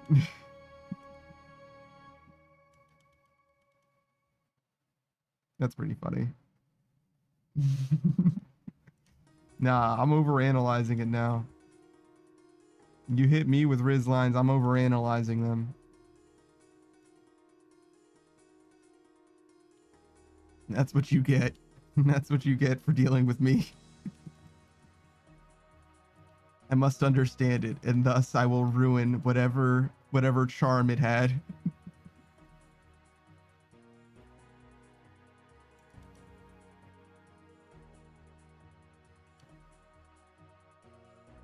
Dang, Miss Panda, blasted? I definitely clicked on this, but it definitely did not work. I think we have like 12, maybe not quite that many, but I have like a lot of shorts lined up. It's like almost to the second week of February, I think. I've got shorts going daily, which is so nice. I definitely need to get a little bit better about like hearing a funny thing happen and pressing the clip button. Oh, another thing that's funny. I've realized that if I'm too fast, like something funny happens, I press the clip button, it'll clip it from like a second or two before. This Panda says, Okay, well, my phone doesn't work. Want to know why? Sure. I want to know why. So this says, I only care about the green log for Fashionscape. Yeah, that makes sense. It is good eventually for the staff or whatever that they said that they were going to add for the collection log. Which is also Fashionscape. I don't think it has any use.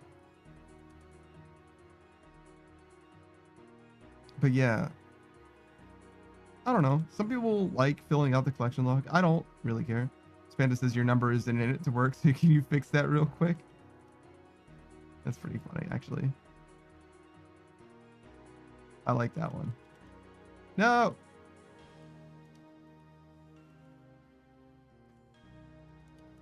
I think I would frame it a little bit differently. I don't know if it would be better, but like what's coming to mind is like, hey, I think my phone's broken. Could you put your number in it and just fix it? I think I'll fix it. I think you can fix it by putting your number in it.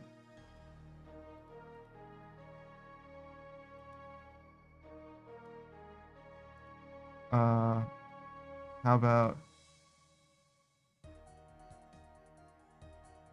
could you help me fix my phone? I think it's just missing your number. I think that's pretty good.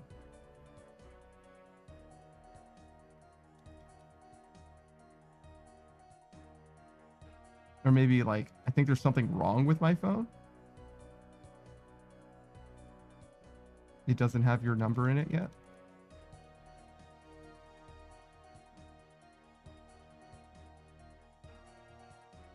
I do like it though. I definitely like it. That one actually might be my favorite of your Riz lines.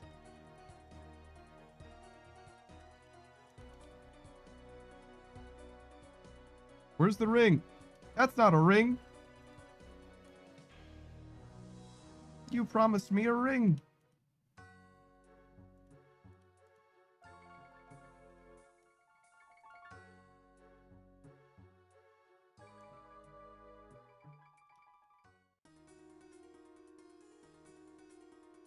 Let's see. Are there any other games I'm excited to play? Oh man, Avowed. I keep thinking about like upcoming games and I go straight to Avowed. Do you think Avowed is going to be like... I've mentioned Avowed many times before. And a lot of the questions that I have about Avowed are like, do you think it's going to be good, right? But I'm going to ask something different this time, right? So there's a lot of Bethesda content creators, right? Like Jabo, Juve, Nurbits, right? They play like New Vegas, Skyrim, sometimes Oblivion, right? And the idea is they're like, oh yeah, I play these games because they're highly replayable and have a lot of options and stuff like that. And there's other games that they could play instead, right? But they typically don't because those games don't have the same viewership or whatever, or they're just not interested in playing them as much, right? Okay, so Avowed is kind of like a Skyrim, sort of. It's kind of like a new Skyrim.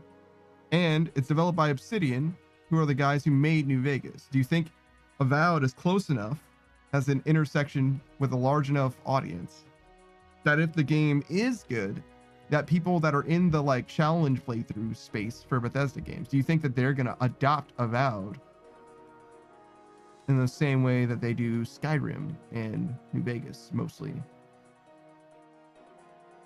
I think I did that too slow, but it didn't matter. Oh, hey, it's that guy again. Oh, no. That's unfortunate.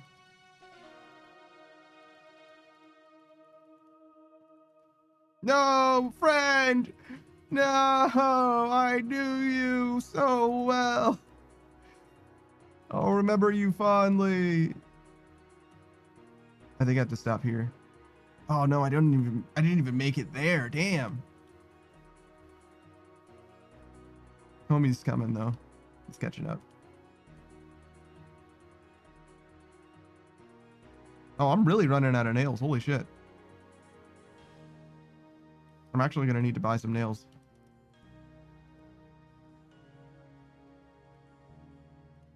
That's crazy. I've been like working on this same stack and I got tricked. It was this one, not the other one. God damn it.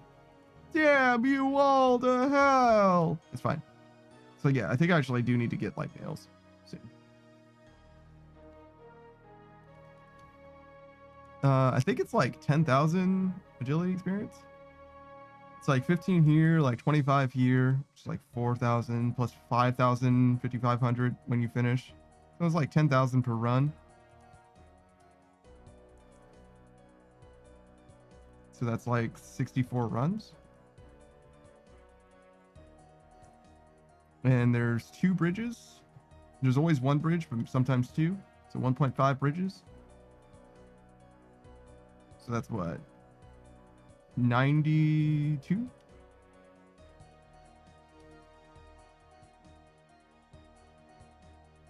You have the scroll? I certainly do not. I think 92 is correct, though. No, 96. Yeah, 96. All right, so that's how many bridges we make. That used like 5? I think.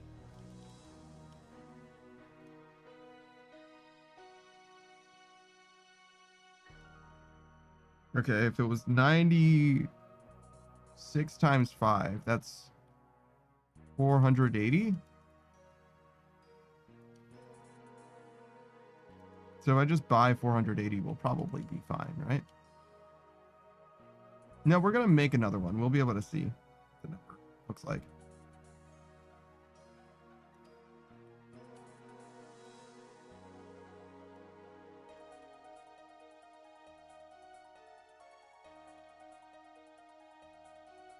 No, no. There we go.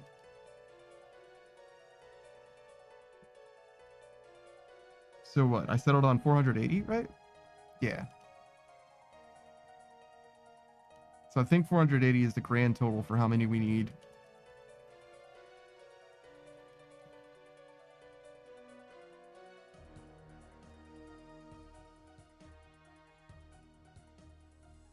Mostly. It could be more than that if we get more of one side than the other. But on average, you would expect 1.5 times. I think each side is equally likely. That being said, though, this is I think from the mouth of Hank Green, you know, of Vlogbrothers and SciShow.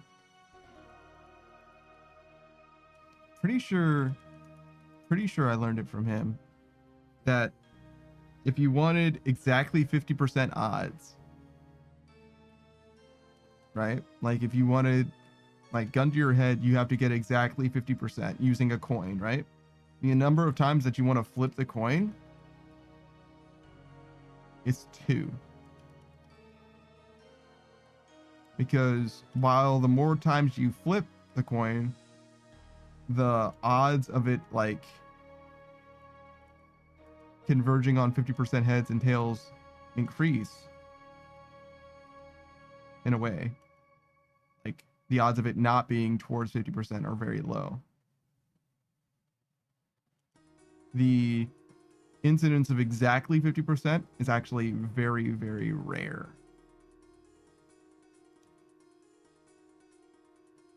If that makes sense.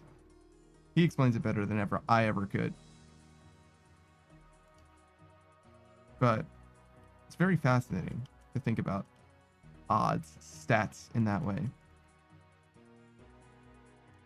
I really like stats. I really like numbers, figures, logistics, organizing.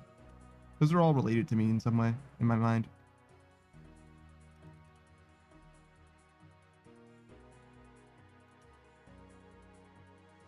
I'm not sure why, but I think the 2 chests on the lower level down here, I think they give more and better loot. I know the Grand Coffin is the only one that gives you a chance at the ring, but I think the other one gives you double loot. This one there-ish. I think it gives you more loot than any other floor 5 chest, or floor 4 chest for that matter.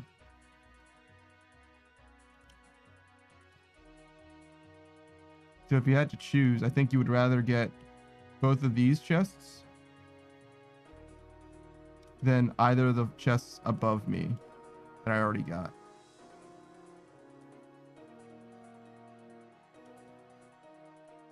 Obviously, you have time to get them all. I have 2.5 minutes, right? But I think this chest gives double loot.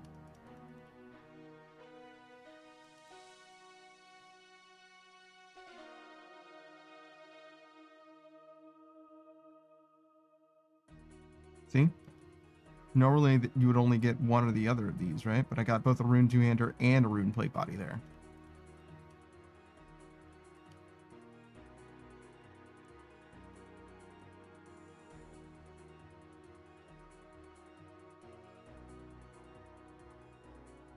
That was unfortunate. Now it's like 4 seconds or something there.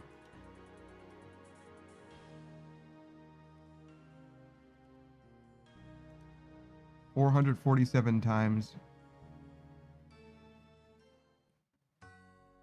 No, that wasn't gonna be a PB anyway.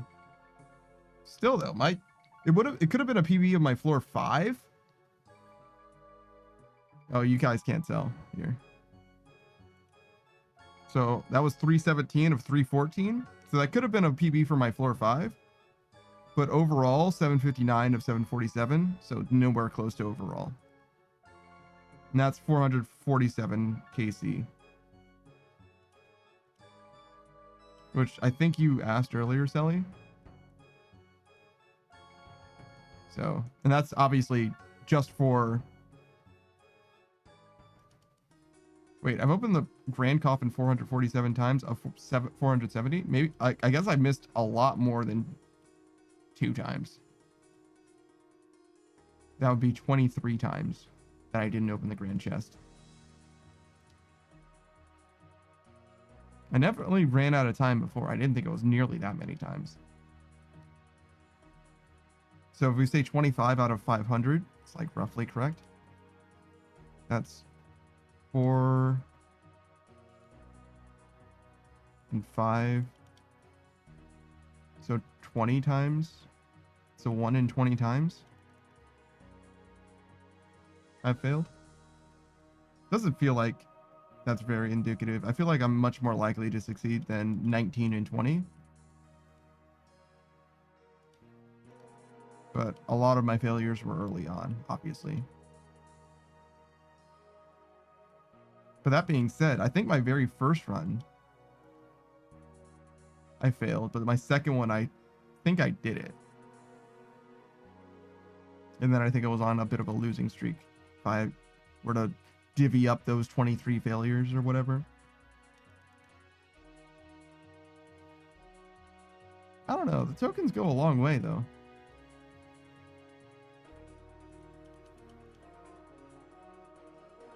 Was I supposed to do something after? Oh, yeah. So that's 5 nails. So I was right about them being 5 each. You can get like just 400 nails now. Yeah.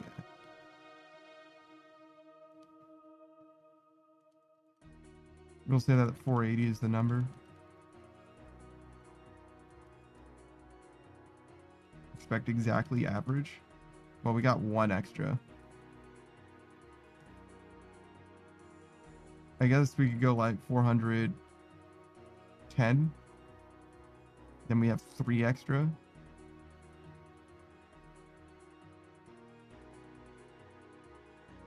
Oh, wait. Oh, sort of.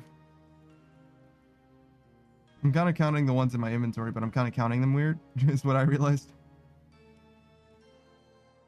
Because we're in a run right now. So really, the 5 we have extra really aren't going to be extra exactly. Because when we get 400, we'll be exactly how many we needed 2 runs ago, which means that we do kind of have 10 extra. Maybe we should just round it off at 500.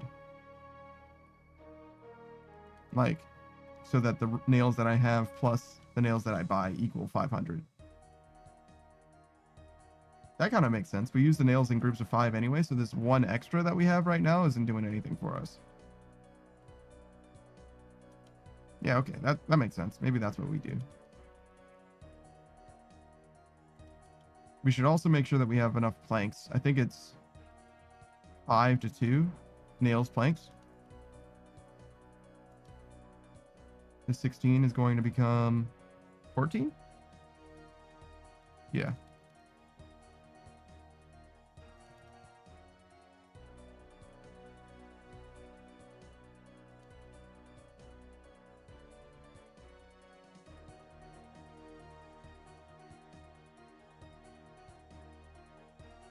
So if we end up with 500 nails,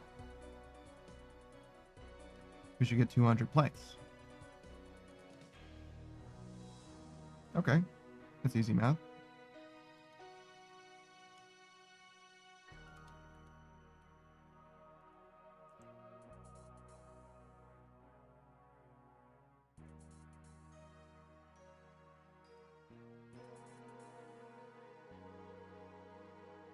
No need to be worried about shit. Maxing today. Though I do want to try and get that untrimmed cape, I think, for posterity.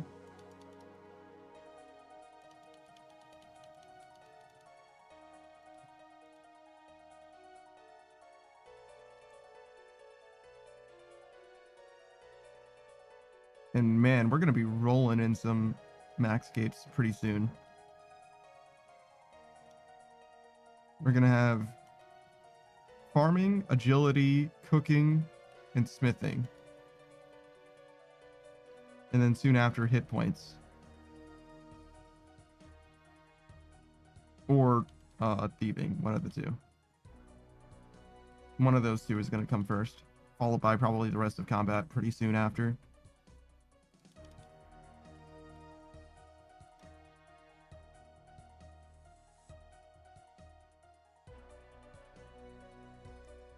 I think we'll do Slayer at some point as well. Or Slayer. Definitely Slayer, but I mean, like, I'm thinking about prayer for Slayer. I think that makes a certain amount of sense. Because leveling prayer gives you more value out of prayer potions. It's not a lot more value. But the sooner you do it, the better off you are. Sort of. Sully says it adds up. Yeah, only if you play like extremely long term. Like, I'm sure Savage, he's my homie the rat, who has played for a long time. He's been maxed for years and years.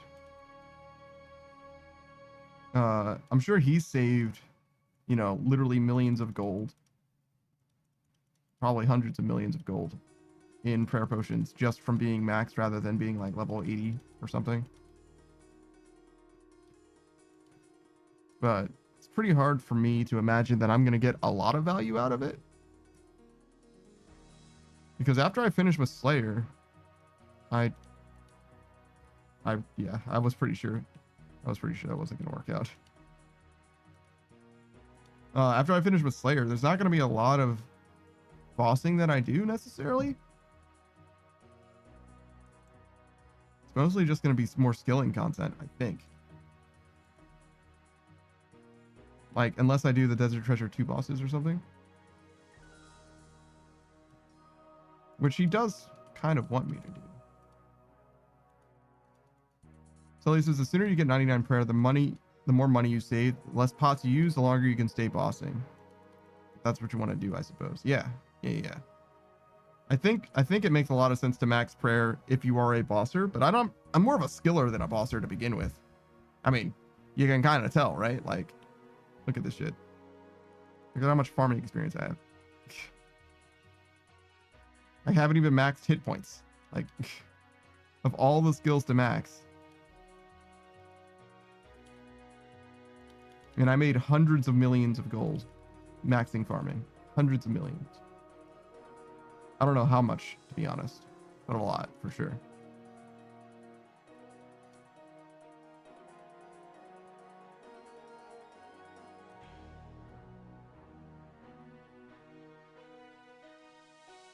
I guess I could know though. It's definitely an amount that I could quantify. Because my VODs exist. Like my VODs are there. You can see every farm run that I've ever done. I don't suggest that anyone does go back and tally up how much money I actually made. But in theory, it does exist. It is there.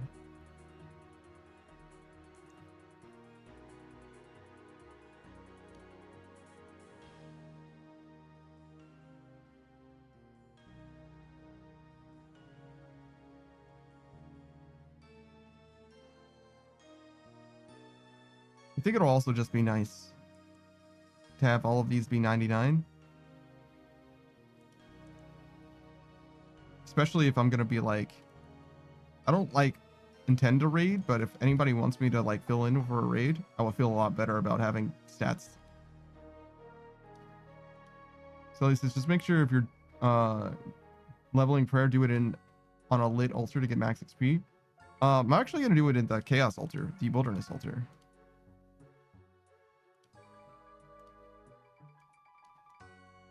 Here. We're going to be running from here to there. A lot.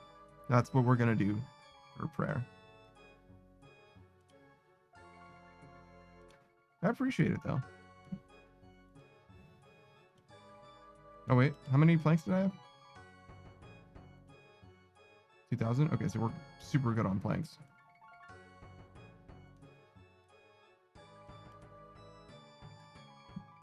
So he says a lot more risky, but a lot of people do that.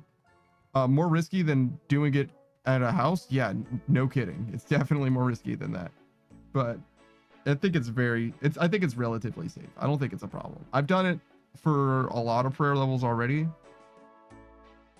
We want 424. Steel nails.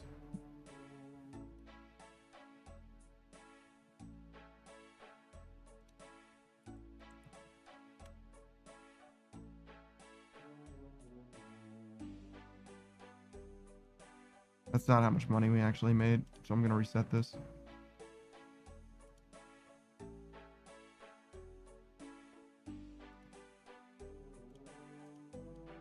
I think that'll be enough nails for this entire sepulcher like experience. And whatever we have left over, we'll just sell. It'll be fine. We got planks too that we're definitely going to have to get rid of at some point. Not to be confused with the mahogany planks, which are for mahogany homes. Useful later. Not yet, though. 81 construction. Oh, speaking of, maybe we need to do Tears of Gothics.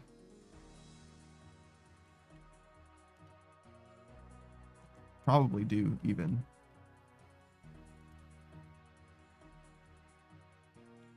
Oh, the date might have changed as well. That doesn't really matter, because we'll play tomorrow, probably.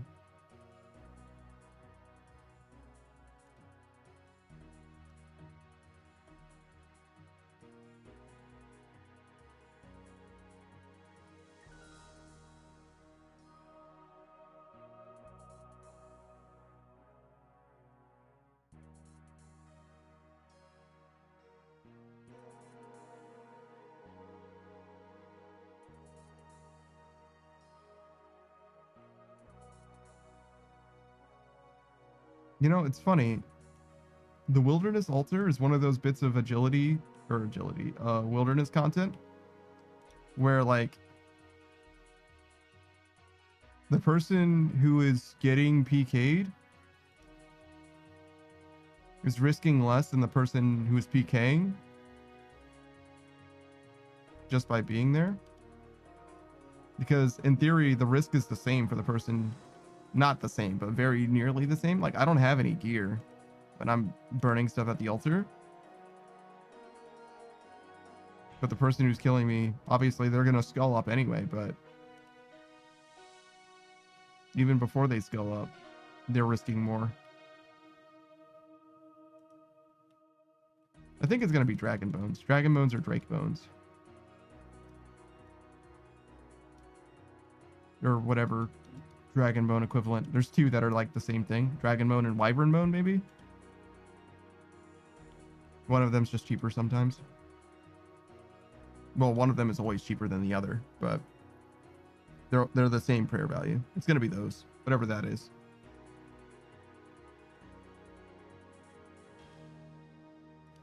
I've done superior dragon bones though once.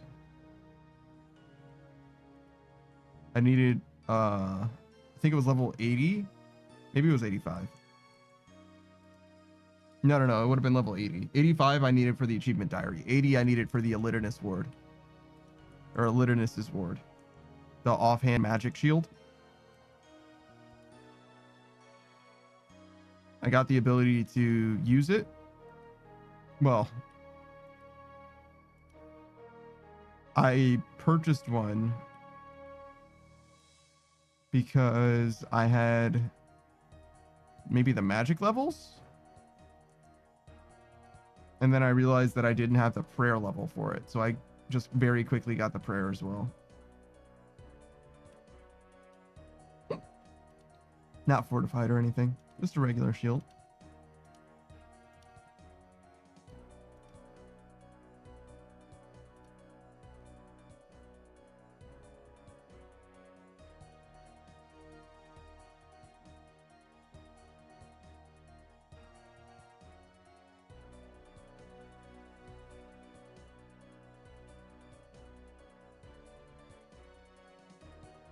I think every time I've done the Chaos Altar, I've ended up making money, saving money, relative to doing it on the burners. So this is, yeah, and if you're running superiors, you're risking 650k. Yeah, I did lose. I don't think it was that much. I lost, it's about half a mil for sure. It depends on what the price of the superior dragon bones are, obviously. I lost about half a mil in one inventory from getting PK'd. And then I think a little bit less than that. I lost like half an inventory once as well that day. Out of like, I don't know, probably more than a dozen runs or whatever. So I tried it once, it got murdered, but then I got my bones back from an anti-PKer. That's pretty funny.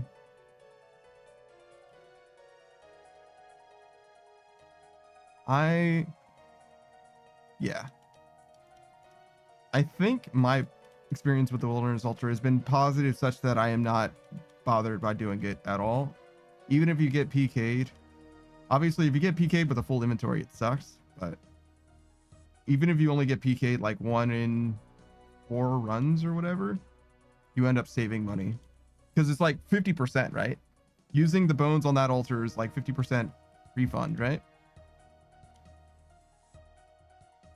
So every inventory you use there is an inventory and a half anywhere else.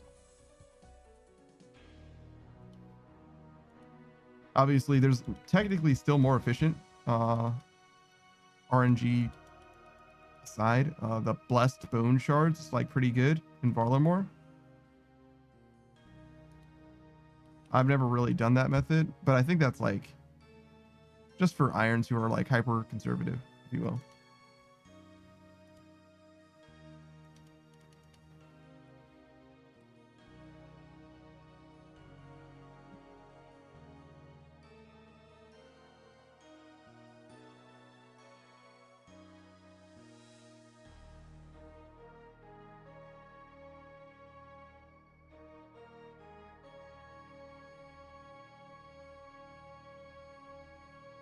So he says 50% chance to save a bone. Yeah, I thought it was.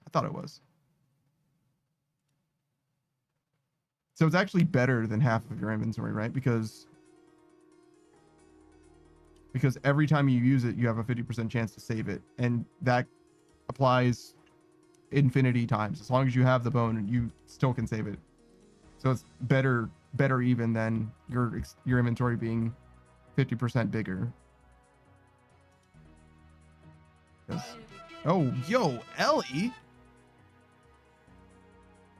What is up, dude? Bun King Ellie.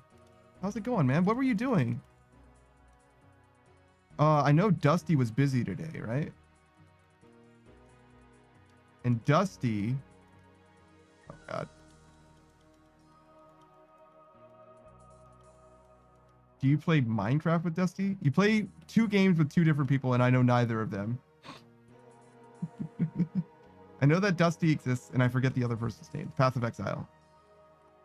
Yes, you're playing PoE 2. Your lightning crossbow bolt build. That's it. Nailed it. First try.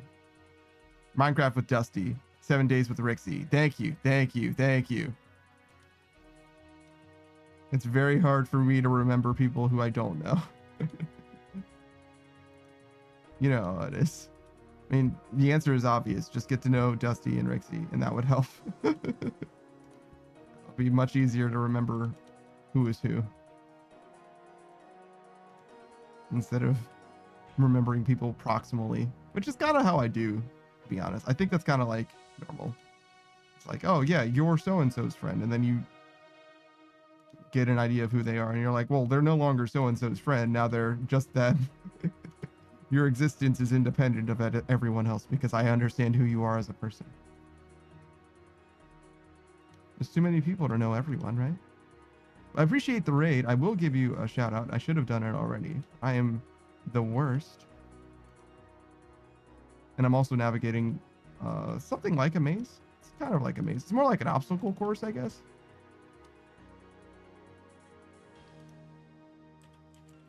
Let's see.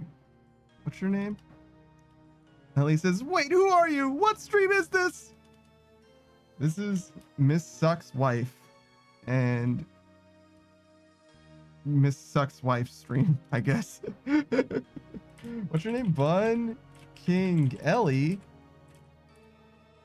Oh my god. Bun King Ellie. Oh my. He's one of those fucking rotten bastards, man. He opens his mouth and sweet liquored candy flows from his mouth, from his jaw, from his throat. And he'll just say things and you'll melt in his hands. You'll have no control over your bodily functions. I'm sorry, it's over for you. Like his voice resonates through your soul and it will evacuate your britches. That makes it sound like you're gonna shit yourself. That's not exactly what I meant. I meant like panties hit the floor type, but you know, that's fine. I feel like that's slightly different. Ellie says, do not lie to the poor people. I have never once told a lie. I have never once told a lie about Ellie. He's an excellent conversationalist. He's very, very funny.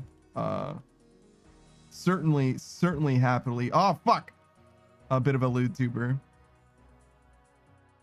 Professional voice actor. Oh, shit. Plays all kinds of different games. As we've established, 7 Days to Die, Minecraft, and also Path of Exile 2 presently. We played Demonologist with him way back in the day. And ever since then, I've been happily enjoying his stream as a viewer, which I think is perhaps the optimal streaming experience, because Demonologist, while fine, is not as good as being an Ellie stream. I'm going to be honest. I definitely just enjoy your stream better, to be honest. The game was fine. Ellie says, one time, need to make it 2 times? You know, I would rather play a good video game with you, actually. You know what I would rather do? I would rather play a game that is fun. Demonologist is okay. I just don't see the appeal personally. Ellie says, I'm 100 times better at Phasmophobia. Phasmophobia is legally distinct from Demonologist, I suppose. But to me, from the outside looking in, they're literally the same game. That being said, would I play it? Sure. It would be fine. I would definitely be playing it for the people rather than for the game. Because let me tell you something, those games, as far as I can tell, are never going to be fun for me. But playing with people is fun. But the problem is like, I'm not like, oh fuck, oh god, I'm so scared. I'm just like mostly like playing the game and it's fine. Ellie says, you're the same game. Yeah, whoever wants you to tell me the difference between these two pictures. I don't like pop off with like fear or nothing. And I feel like my reaction's too lukewarm. So it's kind of like whatever, you know, like if I'm not like super duper scared of it, I don't feel like there's any point in playing it. Ellie says, neither am I. I'm very normal playing Phasmophobia. Yeah, I definitely know that you're not, but you have the appeal of like being you all the time.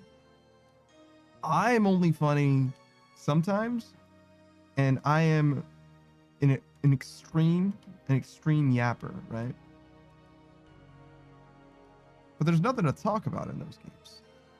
I can just like tell you about Mabinagi, right? Like I could just be like, oh man, so I was playing RuneScape, you know what I mean? Ellie says, I am big stinky poo-poo. Damn, I'm sorry to hear that, man. I hope you wash yourself. The ladies like it when you're clean. Generally, at least. I guess there's all kinds, actually. But that being said, definitely recommend you check out Ellie. Multi-streamer extraordinaire. Ellie says, I call the ghost a dirty little slut. Yeah, you do. You really do. And they really like it in a way that I can't explain. I really, truly cannot explain it. I feel like you're just not talking about me in those moments. I'm going to be honest. I feel like that's just for somebody else. I feel like you've got a demographic that's looking for that thing. And that's just not me. And that's okay. Sometimes you're not talking to me. And that's okay. That being said, I did absolutely frame your DM in my Discord channel. Hold on. I'll show you guys. It's one of my prized possessions.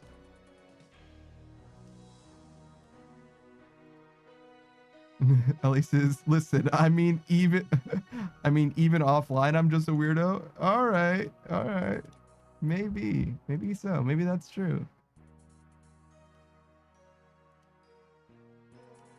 All right, here we go. I'm absolutely leaking a DM right now. Are you ready? I think I've shown you this before as well. This is one of my prized possessions. It's the only pinned quote in my out of context quotes on in my Discord. The only one, the only pinned one. Sorry, I have to focus for a second. I had to be a gamer for a second. Okay, here we go.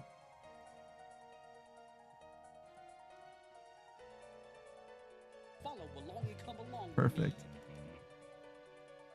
Faded Nade TV, hello. Thank you for the follow. You're just in time for this leaked DM. I hope you don't mind.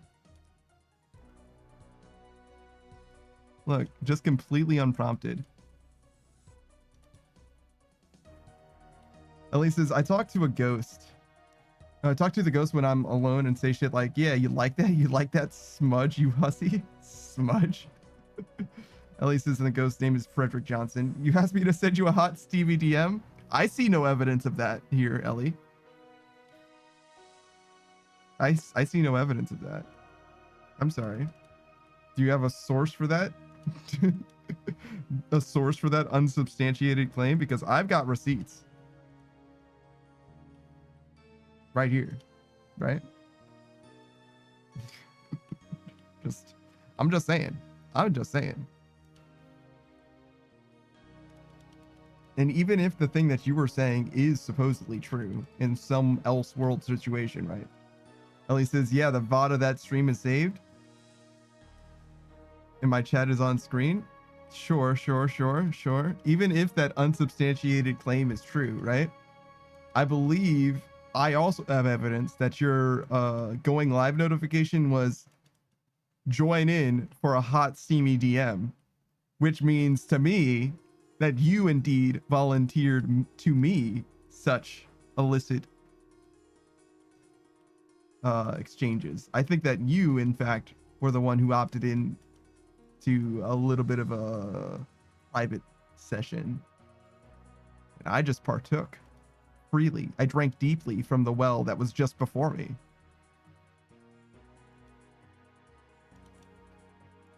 And who among us? Who amonga? Who amongo? Would feel differently. I'm but a man, Ellie. You understand? It was the right thing to do.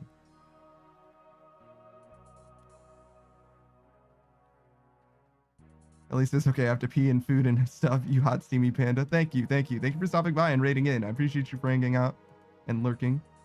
And I'm glad to hear that you're taking care of yourself. I also would like to eat food, but not yet. Got much more stream to be had. Another 3 hours of that shit.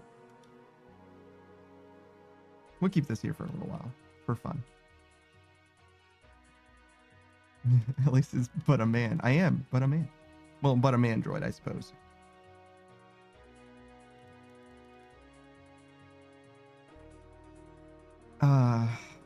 Another day of good justice to be had by all.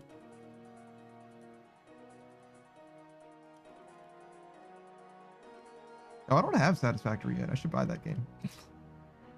I'm not ready for Sunday at all, I guess.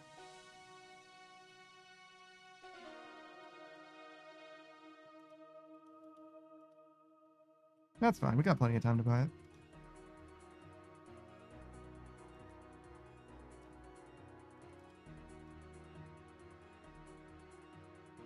Man, our schedule is kind of packed in a way.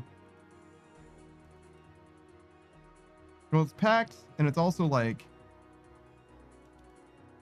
just RuneScape. It's really just the weekends. But like for once, we're gonna start the day with a game that isn't RuneScape. It's coming Sunday. It's crazy, right?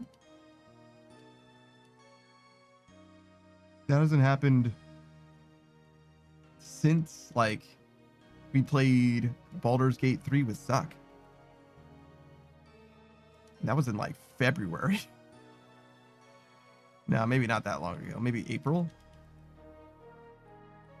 I don't know. I don't remember when she stopped doing collabs. Well, mostly doing collabs, I guess. She does like raids, which is kind of different. But it's also kind of the same, I guess. I don't really know. Oh, I deposited the gold on accident. Shit.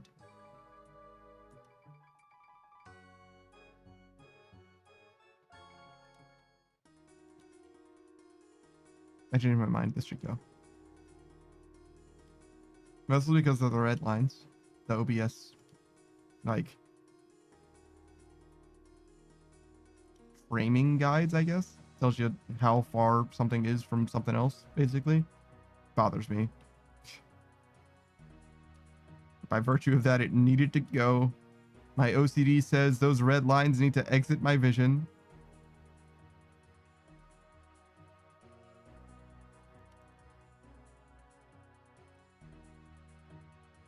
I think I'm actually going to do exactly... Well...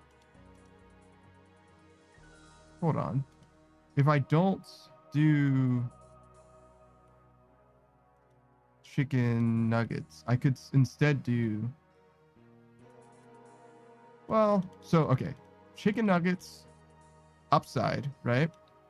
A little bit more space in my freezer, right? Which is kind of a concern, but not a huge concern. But we also have, like, more fresh foods. There's a cabbage, right? Which we could third. Cut it into thirds. And do a third of it with, tuna. And the sooner we do that, the sooner we can get through the rest of the cabbage too. Because you only want to eat tuna once a week or so. Speaking of, when did I last have tuna? Was not prepared for that pop quiz. It's probably been a week, right? I think so. Today's Tuesday. It's probably fine. Don't get mercury poisoning, guys. It's not good.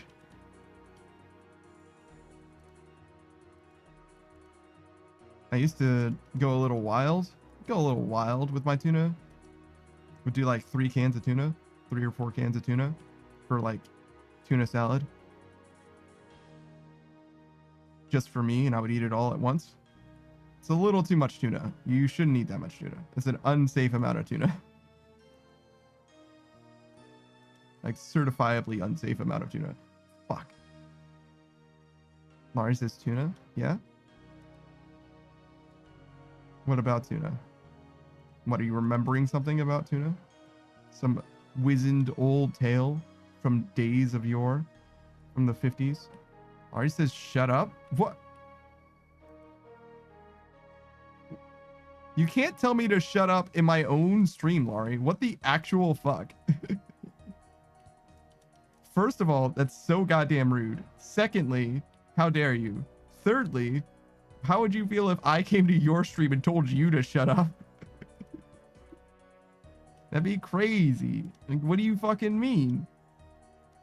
Shutting up is like the one thing that I don't fucking do on this stream. Laurie says, You just what, Laurie? You just what? You just want me to shut up on my own stream? You just want me to play this game in silence? Laurie says, nothing. No. Nah, it sounds like you want me to play this game in silence. You want me to just wallow in my own suffering, my own existential dread. Just quietly be here. Like this. Do I have a suffering? Yeah, probably. Or says, I don't keep talking. Good. Or he says, I like you talking, please. That feels weird too, but in a different way. I like it when you say things. I kind of do like it when people info dump.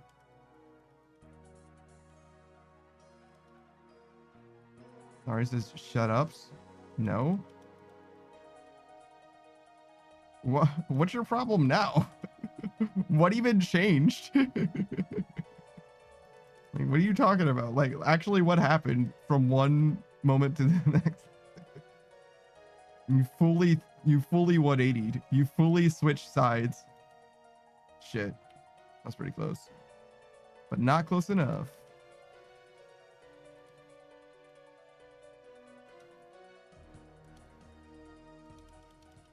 Laurie says, no, I never do. That's provably false very much in this moment. Laurie says, very consistent. I don't know if there's anything consistent about you, Laurie. Certainly not your stream schedule. You're consistently high energy, I'll give you that. Consistently getting L's. Laurie says, sigh.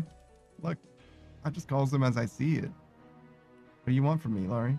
What more do you want? Laurie says, I will do that tonight. Stream?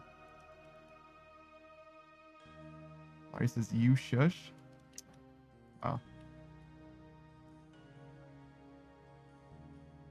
So we didn't get anywhere so far. We've successfully gone in a full loop in this conversation. Literally zero progress, actually. That's okay. It's very Laurie. Laurie says, that's me though. See? Yeah, see, she agrees. Ending the conversation where you started is what Laurie does. Laurie says, dag nabbit. Why are you upset that I agree with you? You sound like you're mad that I said the thing that you said. Laurie says, disagree. See, look at you.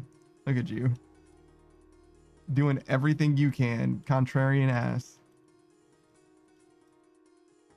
Literally agree with you and it's not good enough somehow.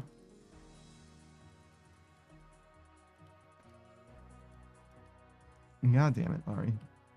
What's your problem, huh? What do you want in this world?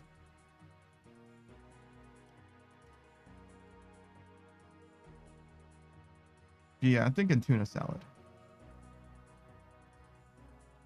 With cabbage.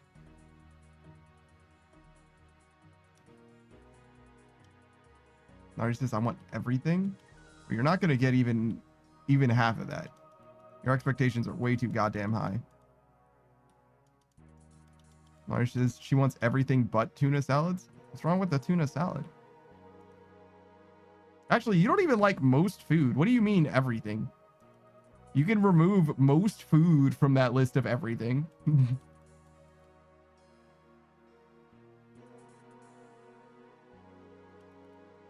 I've realized, I was like, what's the problem with tuna salad? Oh, there's nothing wrong with tuna salad. You just can't you just don't like it because you don't like anything. Ari says, I want everything I like, but you like everything. Except some foods.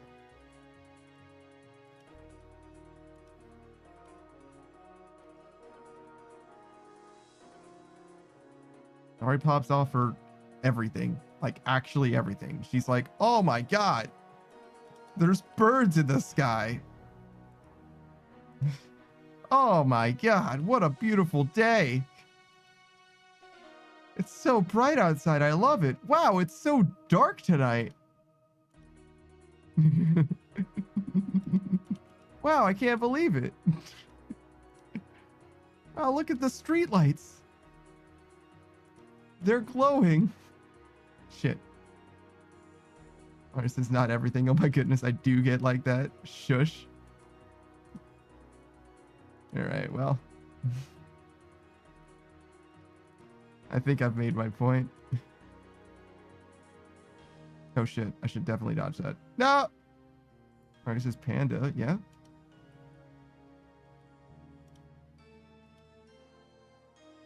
Go ahead, voice your grievances. Go on.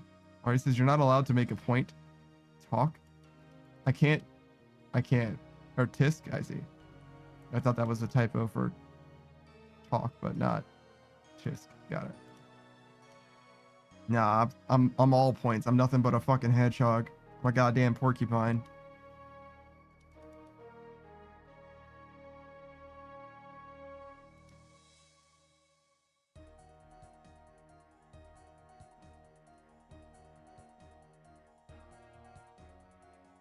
Alright.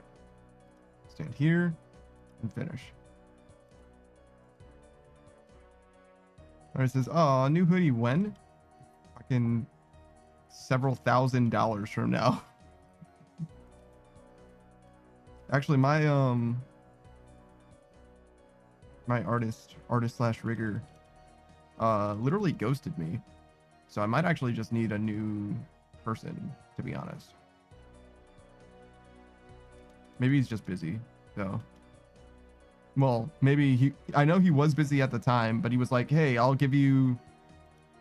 follow up with you like tomorrow. And that was like, I don't know, 15 months ago. Not that long ago. It might have been a year ago.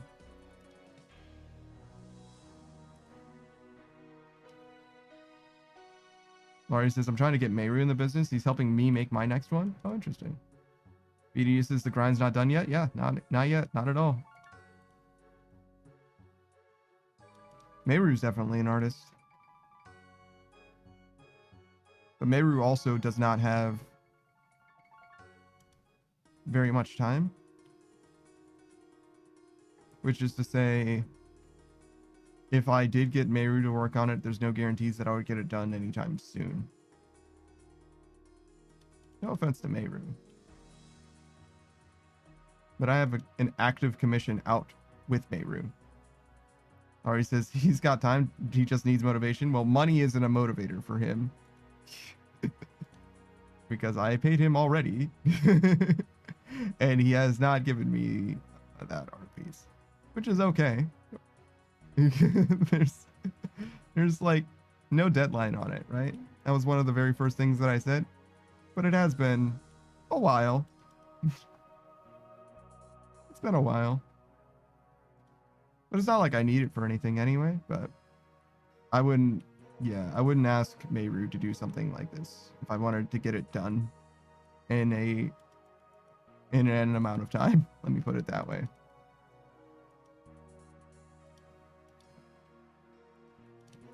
Because I certainly don't mind being patient, but there's a difference between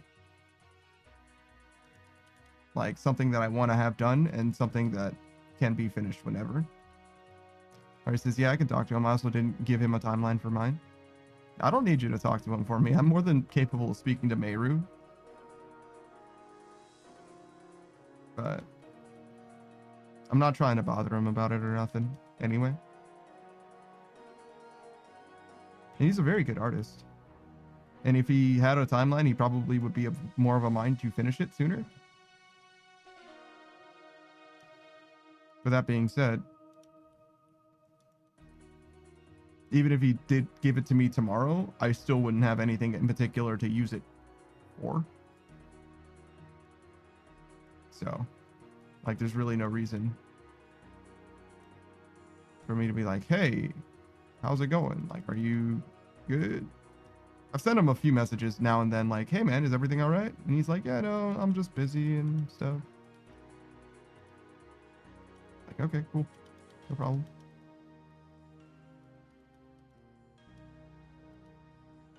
Alright, it says, I was panicking because he was supposed to be gone for only 3 days, but ended up taking a few weeks off.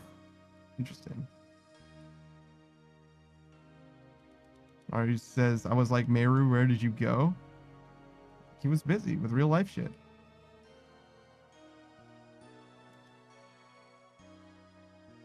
Actually, speaking of, not Meru, but a different artist. Apparently he didn't get enough commissions, so now he like fully abandoned art. Alright, says I have attachment issues. You sure do.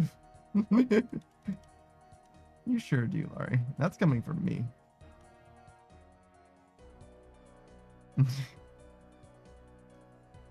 Alright, says bruh, poor artist. Yeah, he was really good too. I found out when I was asking him, not for a commission for myself, but I was connecting him to somebody who was asking for a commission. Like, they were like, hey, do you know any artists? And I was like, oh, yeah, I sure do. Not a lot of them. Or he says, it's bad, Panda. I like the people I like. That sounds terrible. You're right. You should like people you dislike instead.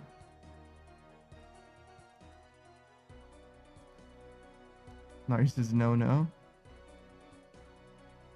I don't see what the issue could be.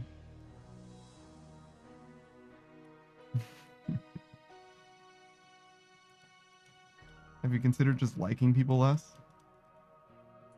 Nari says you know the issue. You know. Do I?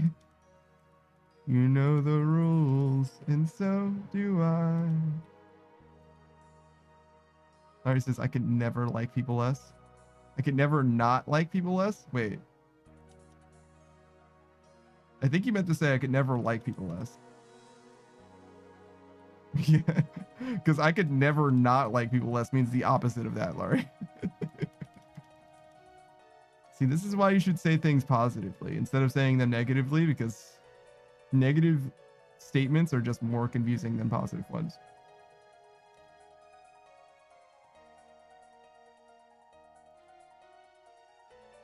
Laurie says, but I'm not a positive person. That's a fucking lie. That's the most lyingest lie I've ever fucking heard of. Laurie says, I'm dark and gloomy. Laurie says, like coffee. Your dark and gloominess is fucking milk for coffee. Laurie says, my soul is so dark. Your soul is like a fucking shining beacon of pure white light and annoying as shit comments. And semantics and circular arguments. You're a Gordian knot of a light beam. You're a fucking TARDIS light tunnel that refuses to release anything that gets ensnared in an ever-glowing ambient light. What are you talking about, Laurie? Ain't not a goddamn thing dark about you. Not a single fucking ounce of you. Laurie says, TARDIS, I freaking used to love Doctor Who. Used to? Every time I mention Doctor Who to you, you pop off. I don't know what you mean by used to. Laurie says, I got dark thoughts. Who doesn't, Laurie? You're not special because you have dark thoughts, Laurie. Everyone does, Laurie. Laurie says, I mean, I don't watch Doctor Who anymore. That doesn't mean that you dislike it. Laurie says, I'm special, Panda. What makes you so special, huh? Go on. Laurie says, very special. Go on, then. What's so special about you? Huh? Laurie says, you tell me. Well, it's certainly not your fucking darkness. That's certainly not it. I could talk about you for 2 hours and never mention darkness. Never once. Weird. The darkest thing about you is your tragic backstory. Which isn't darkness, by the way, Laurie. That's not what darkness is.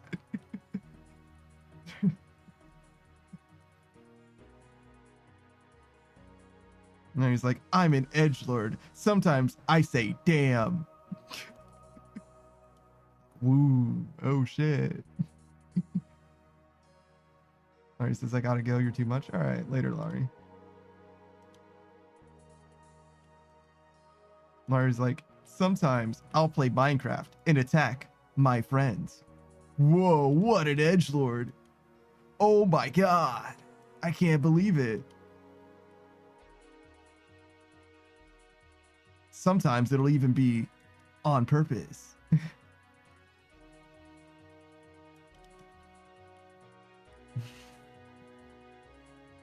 Sometimes I'll break into my friends' houses and organize their stuff for them. Laurie says, I'm clipping this, but you edit it because mobile. Okay, sure. Sure.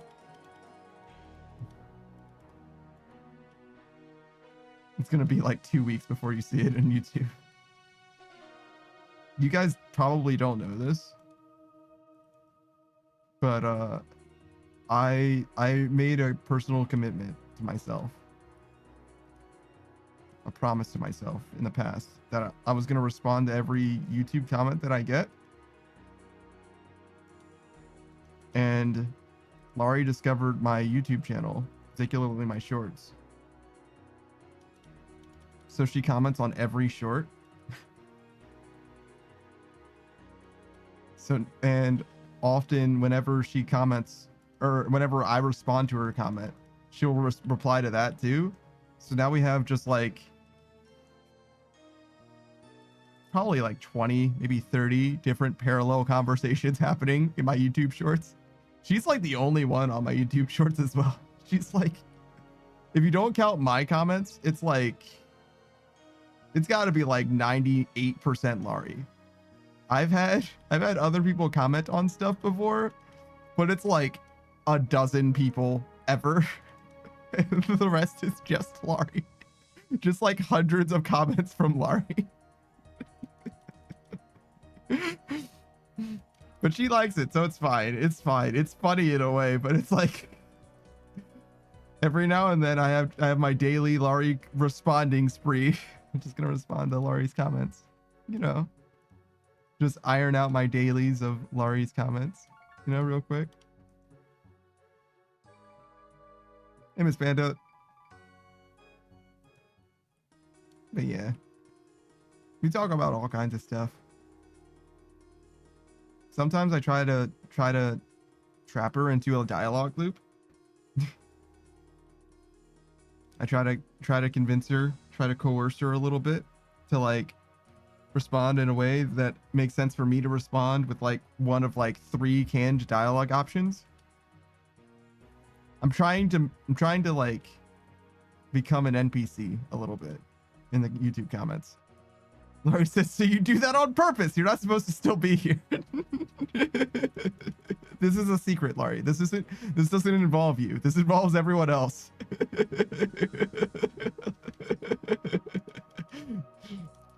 Yes, I do that on purpose. Curse is caught. Yeah, 100%. 100% caught. I 100% do that shit on purpose. I think it's funny. Because I've gotten it like 2 times, I think, where I say literally the same 3 lines, like in rotation. It'll be like, sure. It'll be, you know it. And then like,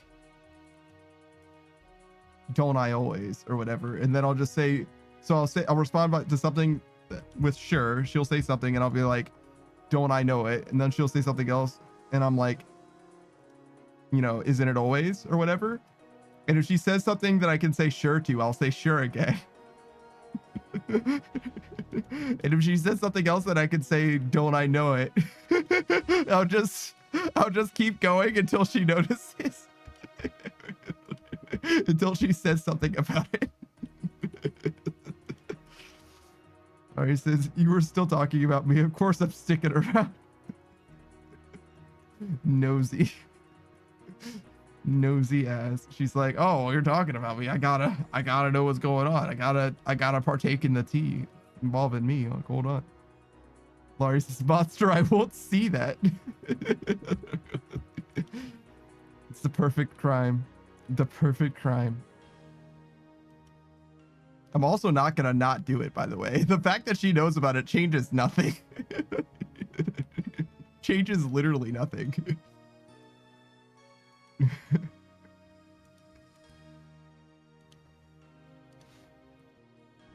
So yeah, we all have fun in our own ways. It's kind of where I'm going with that.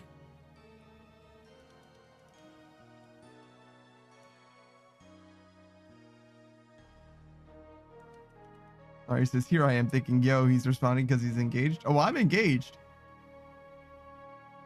I'm engaged. I see everything that you say, and I think about how I can turn this conversation into a dialogue loop. I might be more engaged than you are because you're just responding to what I'm saying. I have to anticipate what you're going to say next. You're playing checkers. I'm playing chess, Laurie. Like, I don't know, Laurie. I might be more engaged than you are, really, if you think about it. Like, you're just having a social get together or whatever. I'm playing social chess, you know what I mean? I'm fully puppeteering the conversation as best I can. Laurie says, you're making me feel pain from laughter. You stink. Shouldn't you be leaving, Laurie? Aren't you busy? No? Don't you have somewhere to be? Gosh.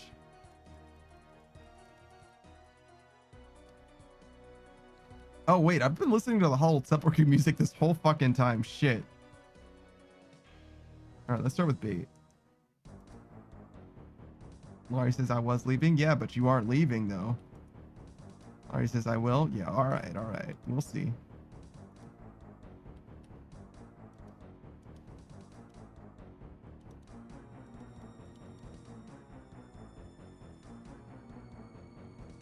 Laurie says, I am now. Mm-hmm. Mm-hmm.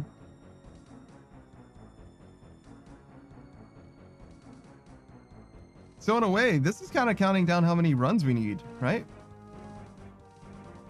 The 460 steel nails, kind of. That's 92 runs, I believe. Do you think we're going to be overall wet or dry on rings? I think we're dry on rings right now. I think it's 1 in like 200. We're at 447.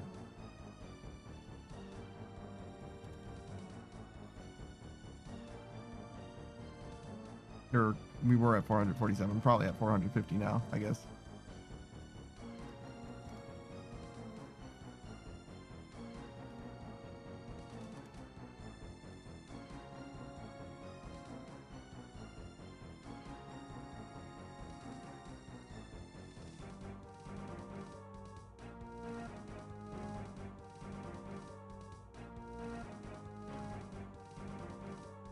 Kind of crazy in my mind to think that, no, it's normal to think in your mind, but it's crazy in my mind somehow my best floor 5 isn't my PB for all of Sepulchre. Like, I saved so much time on floor 4, I guess, that I lost a few seconds on floor 5 and got a PB that way. Because floor 5 is so much of the run, dude.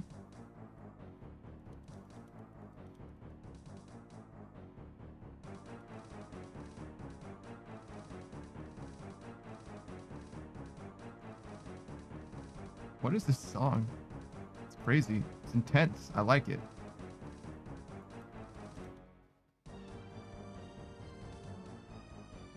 But I also don't know what it has to do with bait.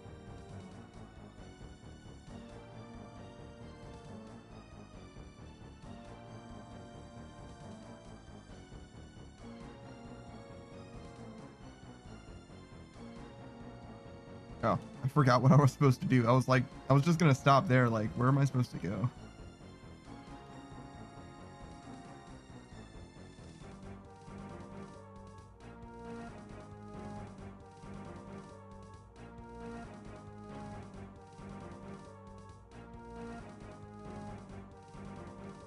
Been having a lot of luck with those sword teleports, it seems like.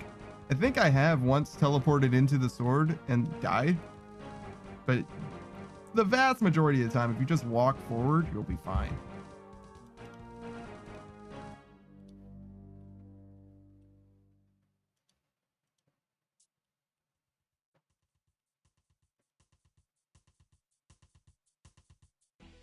I kind of wish the final obstacle of Sepulchre had a sword in it, so that it could be like every single obstacle. It's really just the 3, right? It's lightning, the floor tiles, fire. No sword.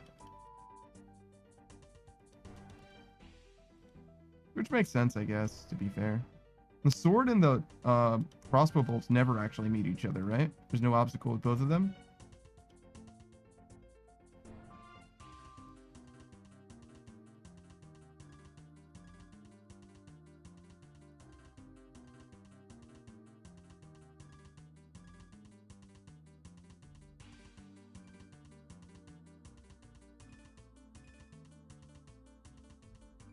Nice.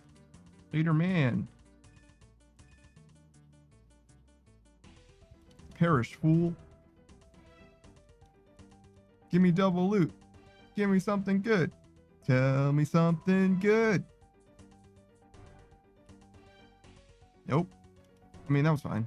It wasn't like amazing or anything, but it's fine. Can't be upset, right? We got so much more to live for.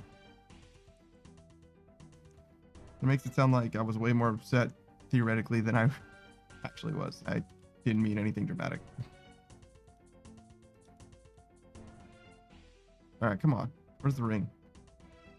I mean, I'll take a couple Sanfus. It's pretty good.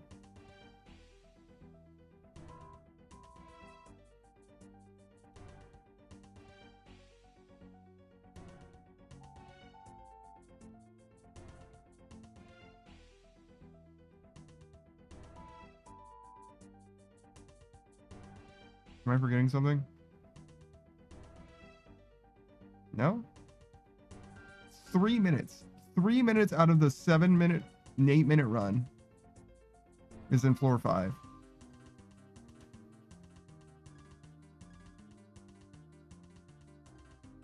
Obviously not quite half, but like still. That's obviously the lion's share.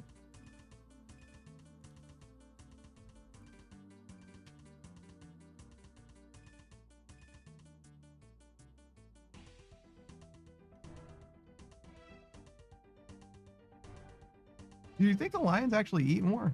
Do they actually get the lion's share over the lionesses? Because the lionesses are the ones that really hunt them down. The lion just like does the execution, right?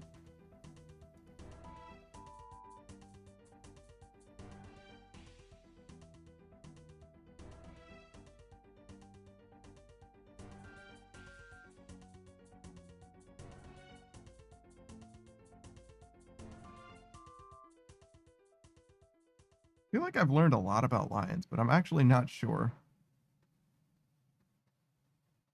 Like, I feel like I knew a lot about lions, but I've lost it all over time.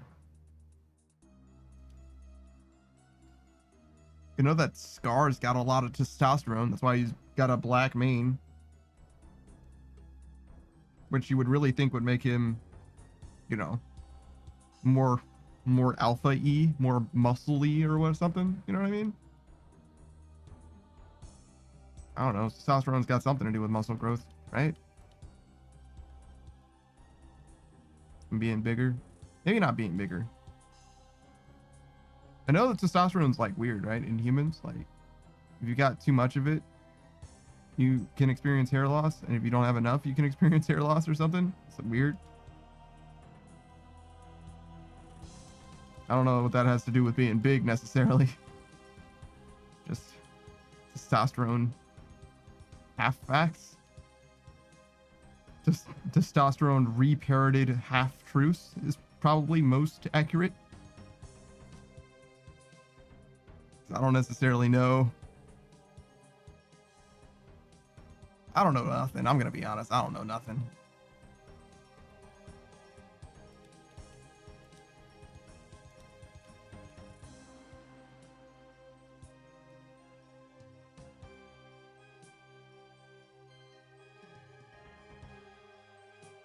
I've had a good time making clips. I feel like when I originally edited that volcanic mine thing, I didn't have a bad time. It just felt like it took forever. And I didn't even do like any like good edits. In fact, the most edited thing that I've ever done was a clip of Warhammer. What was that game? Space Hulk Dreadwing. Where I added, I think I added like everyone except for Cat. Because everyone was part of the clip. But the aspect ratio of shorts couldn't have everyone where they needed to be. Like, so I like faded into everyone from the corners.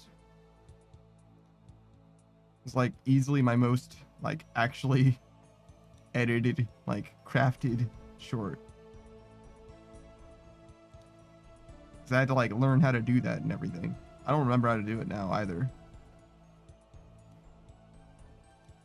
But like I actually went and did stuff as opposed to just cutting it down to time and like choosing like this is what we're gonna crop it to. That's like the most that I normally do for edits. Whereas like Lokrin like puts like so much effort into that shit. Like actually is a video editor and stuff.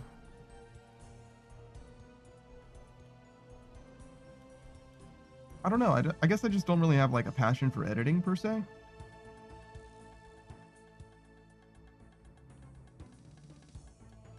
I wouldn't say that I'm against it. For a while, I thought I like genuinely didn't like it, but now I'm like more lukewarm on it. Like it's fine. It's just a lot of effort and time. And I don't think that I can use that effort well. And I think that time could be used better. Ultimately, it's kind of what it boils down to. I really wanted to click there, and I did not click there. That makes me very sad.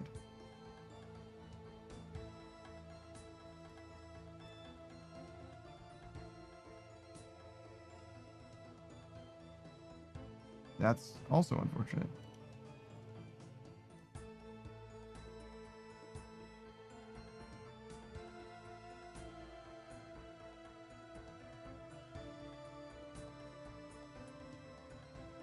I don't even know what I would do as far as edited content goes. Obviously, you could like cut all this stuff down.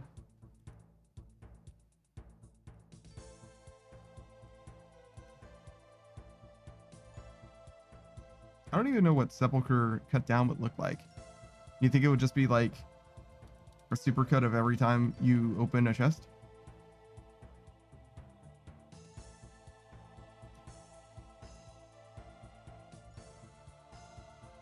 Even that seems like it would be kind of obnoxious. I feel like you would just skip the whole Sepulchre grind. Just like go through like one good run, or like maybe the PB. And then you'd be like, yep, it was that, but 500 extra times. I guess it's very close to 540 times, right? if my math is mathing. No, because it should only be like 65 more times, right? Because I doubled 64. Well, I multiplied it by 1.5 because there's 2 bridges. So it should be like very close to 510.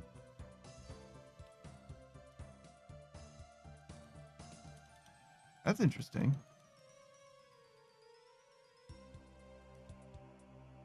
Very nearly 500 full sepulcher runs. Wait, is that counting chest opens or is that counting attempts? I think that's chest opens. Brand coffin chests specifically. Because this is any chest, yeah. And that's 5,000. Jesus.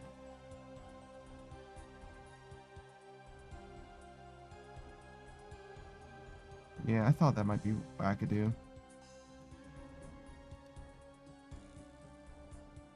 Oh, I can stop there and then, okay. So I should have like 1 on both of those and then 2 on the other one.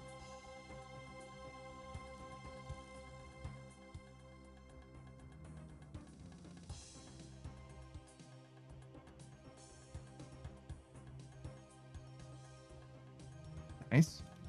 I was a little worried. That ALK did not come through literally at all. That's fine.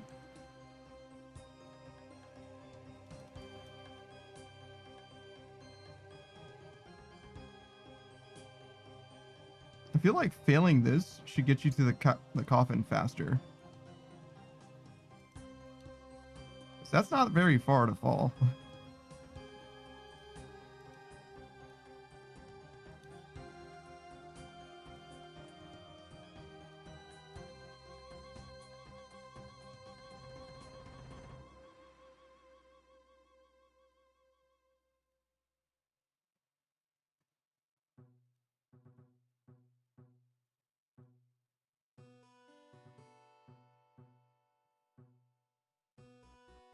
Oh shit.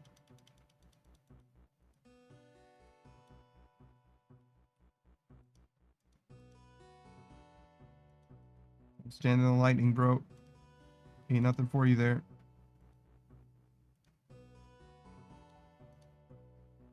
I didn't think I'd make it. I stepped back, and because of that, I didn't make it. I would have made it otherwise, though. It was a little tight. It's hard to finish it in one pass like that last one. It's not like it's any longer than the other one, I don't think, but when I stop at just the beginning, it's not enough runway. There's so much at the end. There's so much space here. It just doesn't feel like it. Speaking of not feeling like it, I really, really want to get through this without using a token. That would be so fucking cool. But I don't know that I'm going to be able to do that. I don't think that's 25 seconds away. So I think we're going to be okay. That says, is this considered insanity? No. I don't think so. My number is getting bigger. See this number? I need this to be 13 million. I only need 500,000 more. Like every time I do this, I'm closer than I've ever been, but now I'm actually like pretty fucking close. I'm not going to get it done today, right? 2.5 hours of today's stream will not get me the rest of what I need. But like, we're pretty fucking close at this point, honestly. I don't think insanity applies at all, Cat. Also, hello, Cat.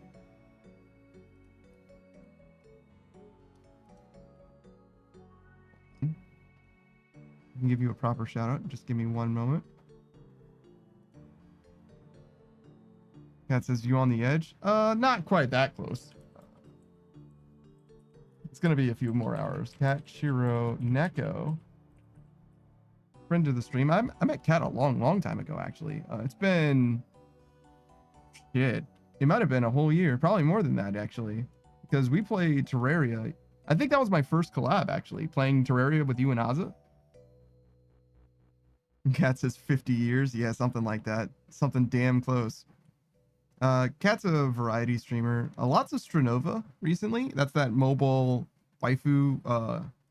It's the other mobile waifu machine gun game. It's very similar to like Counter-Strike, but it's got a little bit of Paper Mario in it.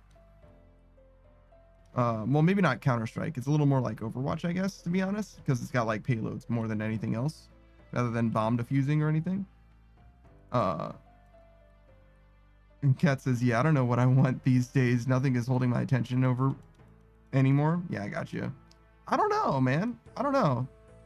Kat was also playing the new, well, it's relatively new, the Blaze Blue game. What is it, like Calamity Effect or whatever?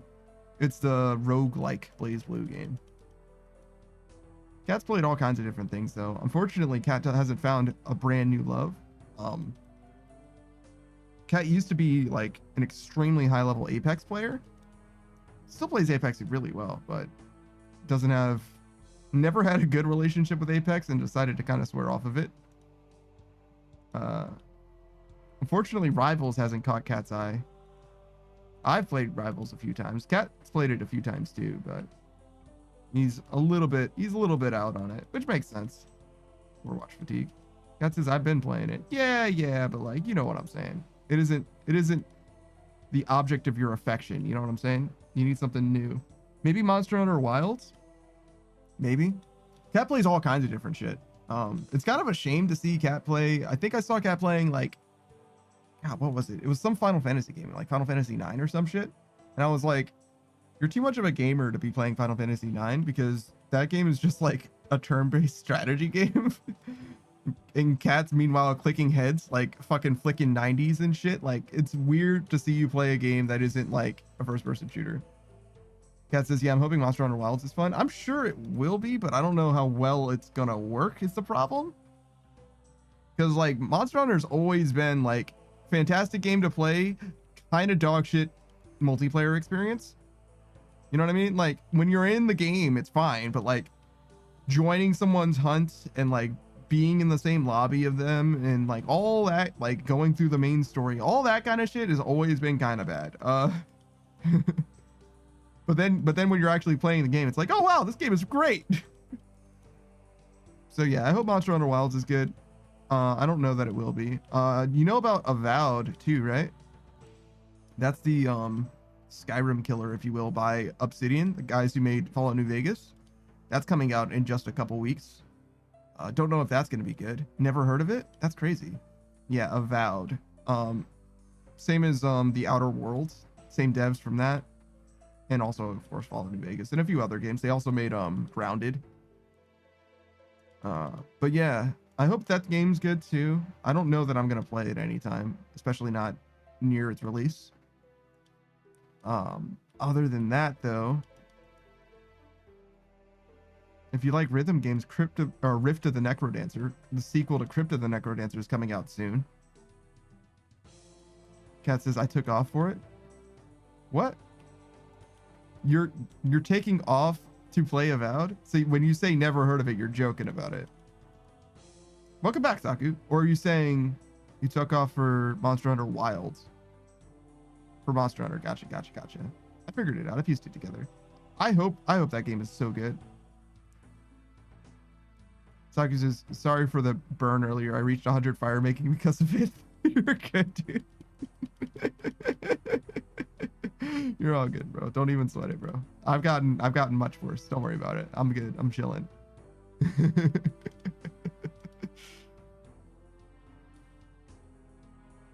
But yeah, I don't know. I hope Monster Hunter is good. I hope it's good. Have you ever played an EDF game? Speaking of Saku, the Earth Defense Force games. A new one came out probably 3 or 4 months ago. EDF 6, I think it was. Saku definitely enjoyed it, but it plays, well, it doesn't play. It looks like a game from the PlayStation 2 era still, but Saku had a fantastic time as far as I can tell. Saku and Shades and a couple others that I don't know as well. July 25th last year. Okay, so more like 6 months ago.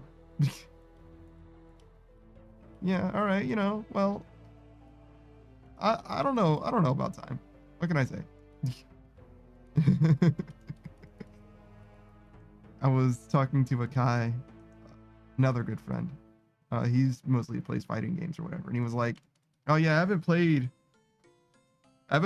a game with someone on stream in a while." And I was like, "What do you mean? You just played Grand Blue Fantasy Versus with Aster?" And he was like, "Dude, that was like July." And I was like, "Yeah, you just did it." July's not that long ago. It's only like 6 months.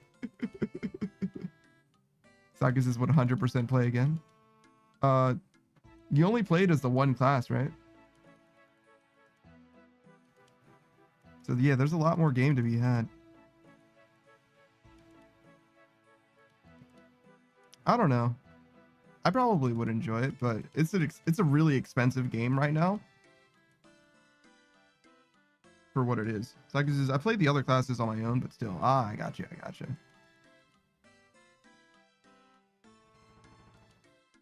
I don't know. I have trouble imagining that it would be a bad time, but I also don't know that I want to, like, you know, clear my schedule for EDF6. You know what I'm saying? I've never played any of them. I feel like it probably would be pretty good though.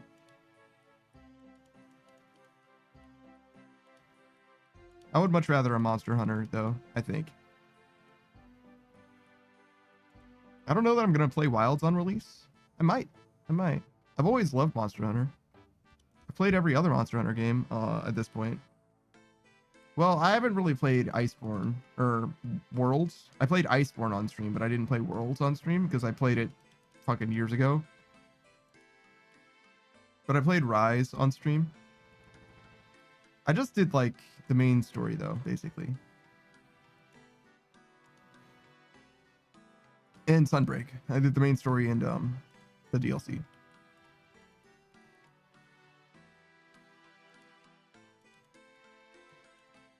Which I think is more than fair because honestly, Monster Hunter games are like always not like padded. I don't want to say it's padding, but it's, for lack of a better term, like the story ends and then you fight, you know, progressively harder monsters with like special gimmicks or what have you. There's a certain stage of the game where it's like, now you just fight elder dragons. Now you fight fucking variant creatures. Now you fight, you know what I mean? Like, it just becomes like kind of dull to me after a certain point. Like, once I've got like most of the game down, once the story really ends, I'm like kind of out on Monster Hunter games.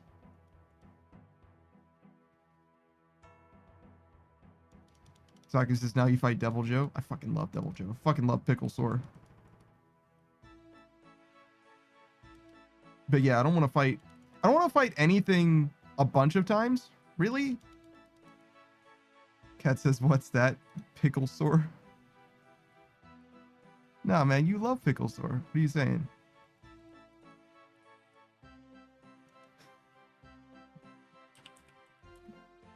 Oh shit. Typos.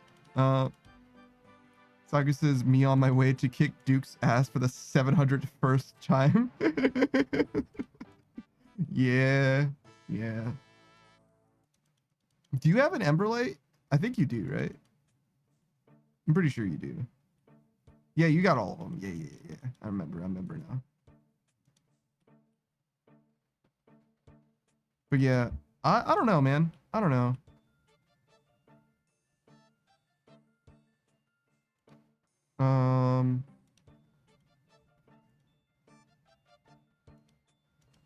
Monster Hunter. I might play it on release. I might. I'm the fucking worst at typing. That's what I've discovered, but that's okay.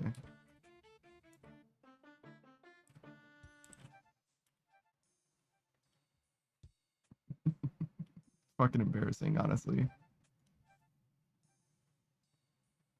But yeah. Let's see.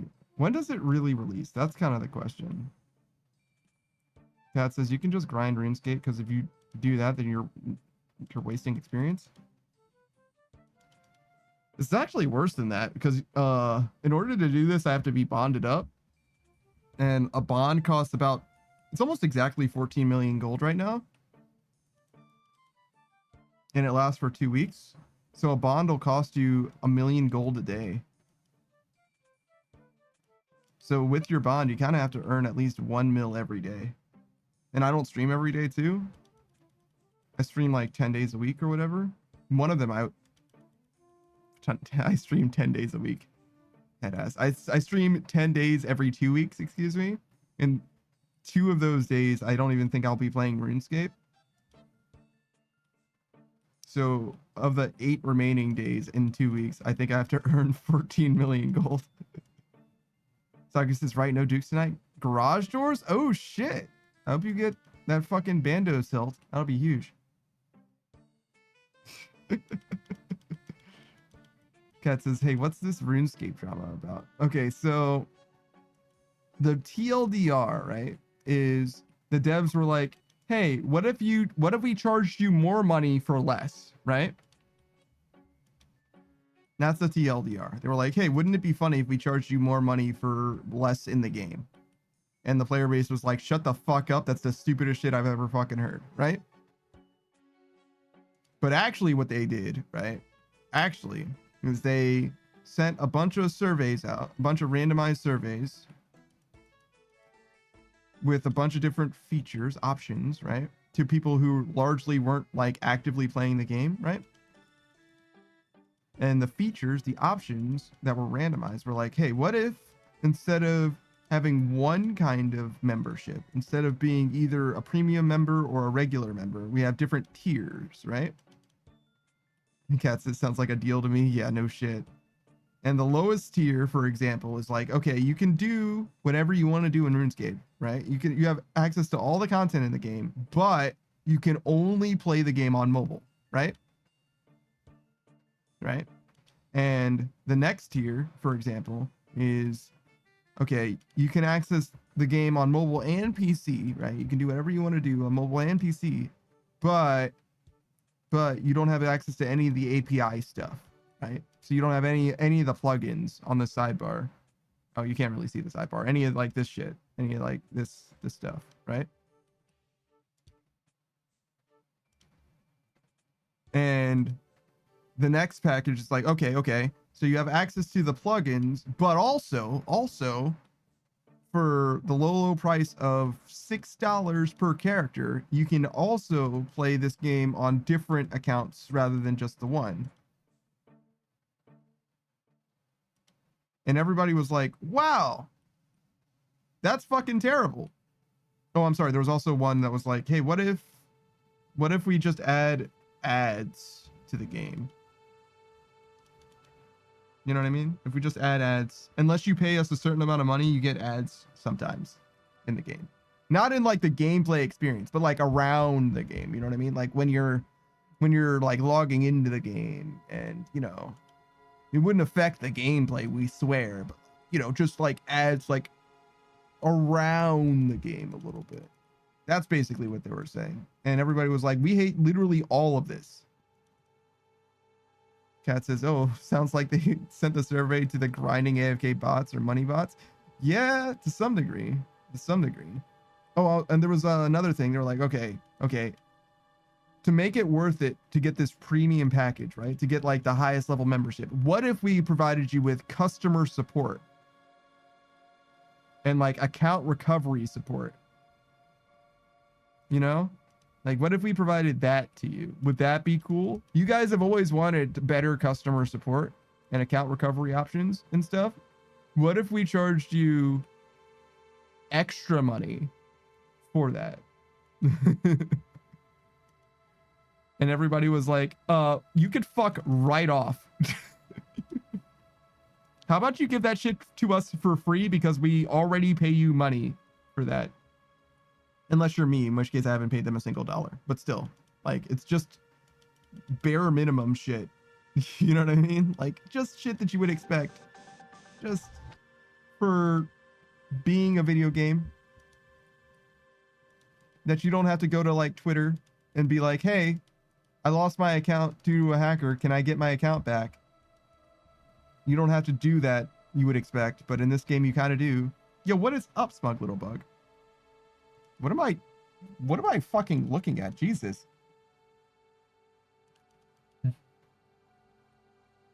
Thank you for the hydrate, though. But yeah, Saku says, oh no, we were caught. Sorry, teehee. Yeah, that's definitely what Jagex was doing, basically.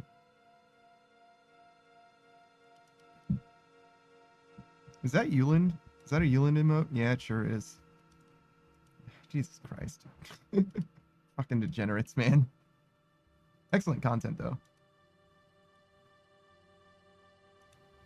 If you like people who yap, Euland is pretty fucking good.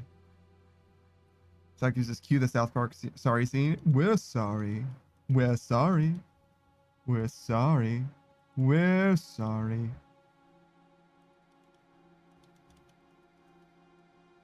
Yeah. Yeah. Jagex did not earn any friends that day. They did actually roll out a new change, though, to the game that's positive. They made the bank a little bit better. I think it affected something else too, but it made the banking experience just a little bit better. I haven't ever used it. I know that Savage has. Savage has used it. At first he liked it, and then it like fucked with him a little bit, and then he was like, I need to turn this shit off. But I think he will like it. I think he just needs to get used to it. I can show it off actually if you guys want to see it. The brand new shit. Like literally brand new. Like last few days even. I could even use it like now. I could be using it now and it wouldn't be bad. And in fact, it might even be a little bit better, but I just am not used to it yet. But I'll show you. I'll show you. You can judge for yourself if you think it's good. I think it's good though, to be clear. I just don't think it matters a lot in this particular circumstance. It's mostly for like bossing, I think. Well, not just bossing. It could be a lot of skilling stuff. I mean, even this technically. Saku says they also added click swaps for menu items. Yes, which I don't have an example right now, but the easiest one is the max cape. You can left click home teleport on it, which is very, very good. I have it for something, but I don't know what it is. Yeah, Saku says so you can set the Gorok prison teleport. You can set the Ring of Shadows to Gorok prison so that you can one click go to Duke Succulus. I'll show you. It'll make more sense when I show you, right?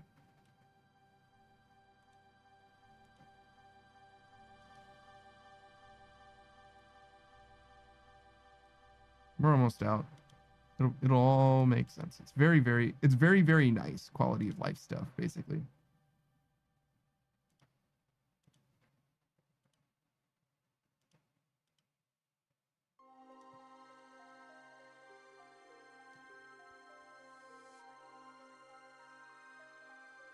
All right, there we go. Okay, so two things, bank and teleports.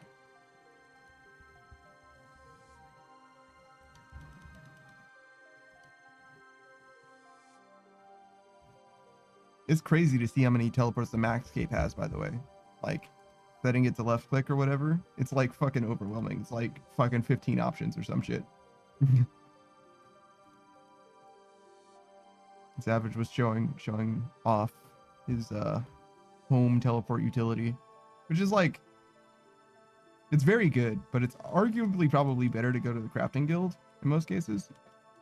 Like Narda teleport plus crafting guild is probably pretty fucking good. It's hard to say though. It depends if you're anglering or not, I guess. Okay, so first of all, let's go to the settings. Show right click options. So we can do this. Oh my fucking god, I'm so terrible. So if we lock these slots and these slots, it's a lot of slots locked, but Actually, it probably would have been better to do it this way because there's so many of them. Okay. Now the idea is if I go this, I can put the planks in and then I can deposit this and this. So I pressed the deposit my entire inventory button, but it locked these slots. So it doesn't get rid of the stuff that I want. That's basically it. That's kind of the whole thing. Not exactly rocket science, but it is quite nice, I think. And for the thing that Saku's talking about, right? Let me hide for a second. So I can press teleport here, right? And it's like, okay, well, where do you want to go, right? These are the different places you can go. And it used to be that that's as good as it was, right? But now you can set it to Garak Dungeon. So now I can left click this, and instead of opening the menu, it'll go straight to Garak or anywhere else instead. Basically just saves you a right click or saves you a menu option, basically. And that applies to a bunch of different things. Achievement Diary Cape, the Max Cape, obviously most teleports like that. I think the Xerix Talisman, I'm pretty sure every time I use the Xerix Talisman, I have to hit 2 for my farm run. But I'm pretty sure I can set it to whatever the fuck that is, whatever the second option is. So I can just left click it instead. I think. The Edgeville necklace works that way already though, so maybe not. Maybe that one was fine. But you get the idea. Anytime there was a menu like that before. I guess the Book of the Dead probably as well. There's a bunch of different things, is the point. It's a nice little quality of life. Doesn't necessarily earn them any favor with the player base yet, because everybody's like still memeing on them. If anything, they're like, oh man, you can one-click teleport, but only if you watch this McDonald's ad. But only if you finish this McDonald's captcha. Boop, boop, boop, boop. Tell me how many traffic lights are in this image. That's not an ad.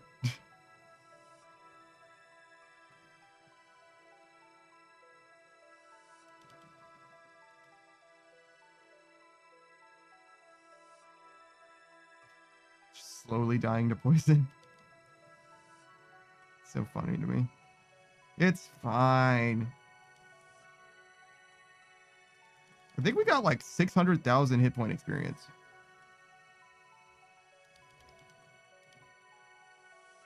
Like we got, I don't know, 300 something thousand Slayer experience, and then we got like twice as much hit point experience. Wouldn't be terribly surprising, to be honest, but it does make me nervous. Not like super nervous. We're very close. We're very close to being done with agility. Just gotta like, you know, focus up, gamers.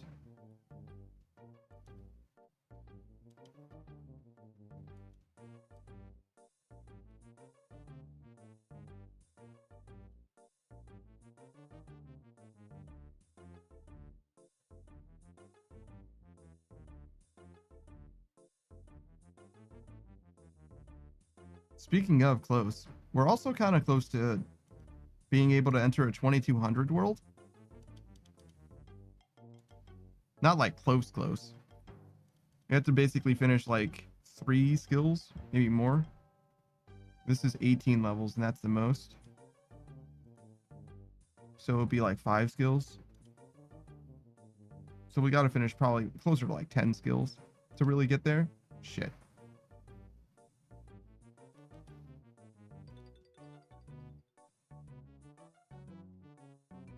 If I just click this, where do I go? Oh, that's good.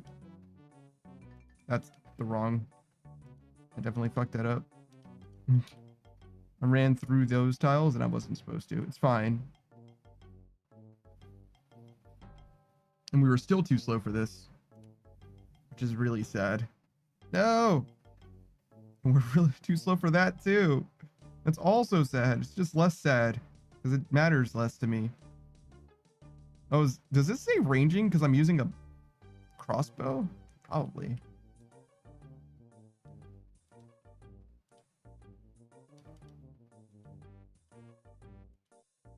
I just realized that it's been saying ranging there this whole time.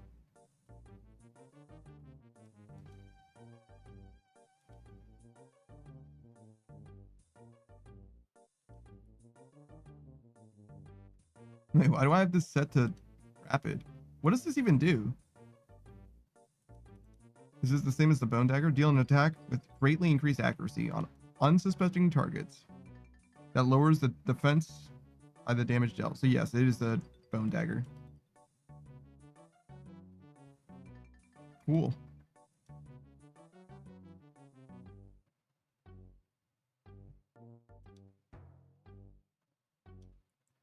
How much did that cost? 75% spec. Jesus. Still better than other specs. At least it fucking does something. At least it's not a DPS loss.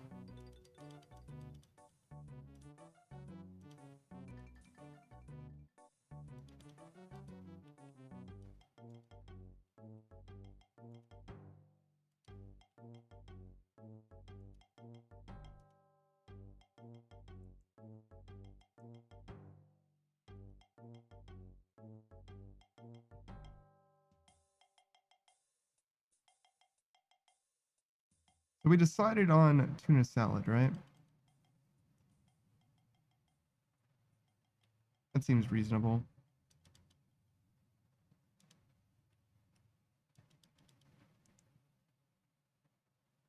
How much do you guys use garlic powder?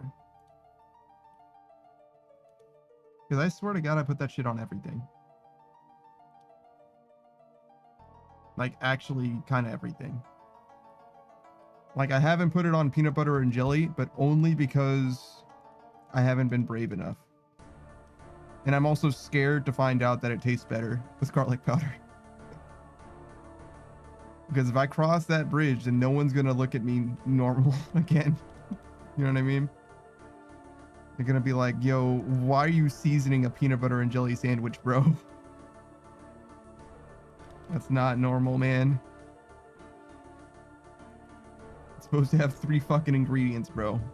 Peanut butter, jelly, and bread, bro. That's it.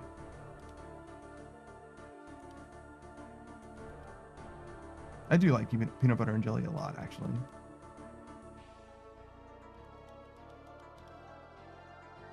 I'm very glad that I enjoy it with rice, because otherwise I would definitely have to buy bread.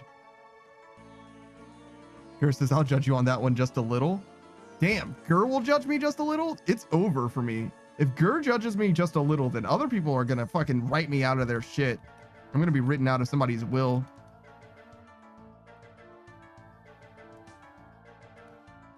If no one's got me, Gur's got me. And if Gur judges me a little, then he's only barely got me, dude. That's not good. That's not good.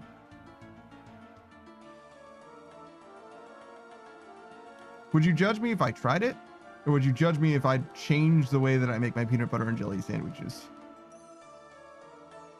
Yours is probably. I mean, I'm all for peanut butter and jelly rice. See? See? See? Beatrice was also okay with it. Beatrice was also like, it's fine. Yours says you can try it, no problem. But if it becomes the normal, it's weird. All right. I got you. Gur says, but if it's good, then I'd have to try it. That sounds familiar, actually. Gur says, and I don't wanna. Yeah, I don't wanna either, man. I think it's a bridge, man. I think it's a bridge that if you pass, you know what I mean? Like, you'll never be the same afterwards. You'll never be the same person. Like watching Joker 2.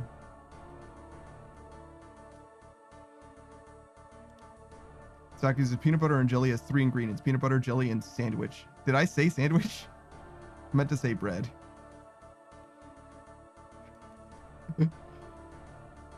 I definitely meant to say bread, but that's funny if I said sandwich.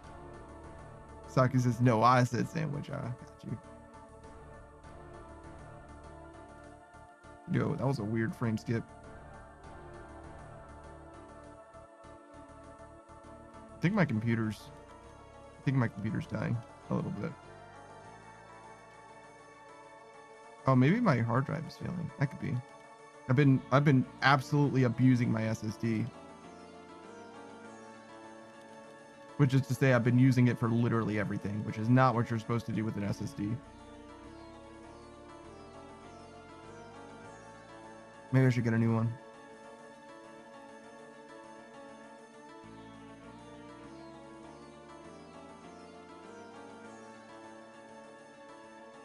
Because I know that's going to happen eventually, right? It will fail one day, 100%. Especially when I'm using... I'm sorry, how much is this?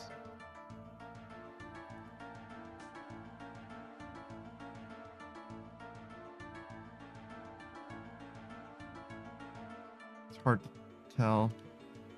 If I go here, it'll tell me. No, not yet. It's probably like 40 gigabytes at a time. But yeah, that's how I would use the locked spaces. Just constantly reset it like that.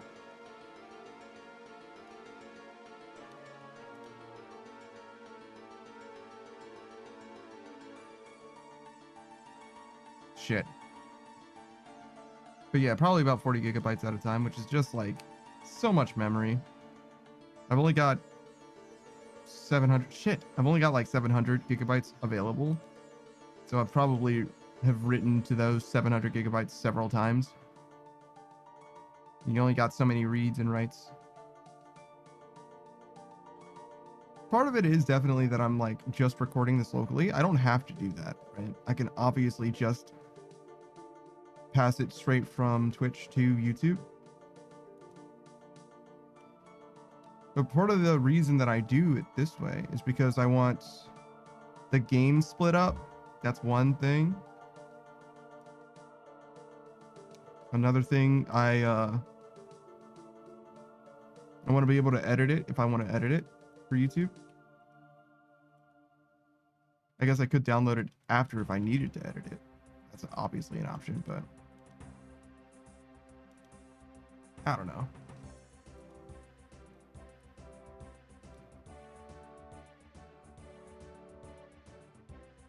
Is this Trouble Brewing? I think it is. Yeah, it is. Nice. Maybe I should do that too. Today. Maybe today's the day that we do the brewing part of Trouble Brewing.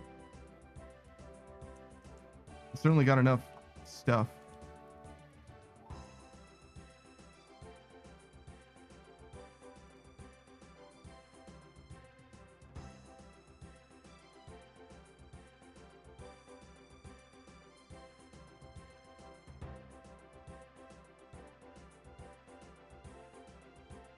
Let's see.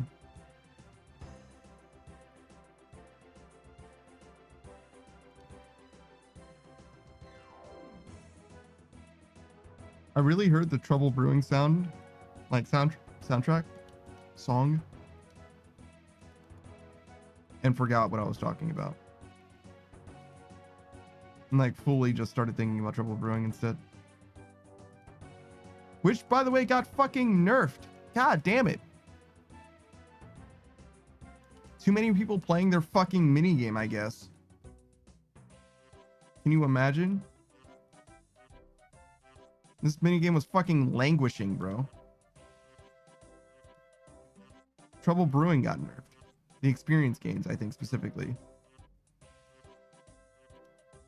Which is like, what the fuck, man? Like, you should be grateful that people are fucking doing it. To be honest. Because there were fucking ages and ages that no one gave a shit about that minigame. Like, they buffed the water part of it, the bucket part of it.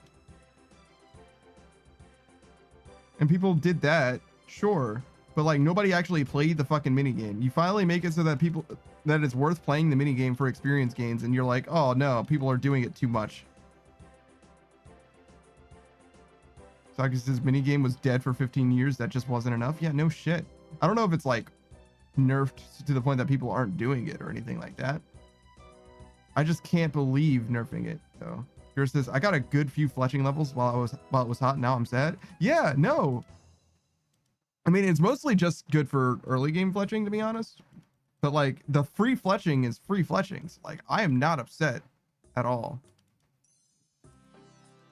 with like using it for fletching. I'm not upset at all about that.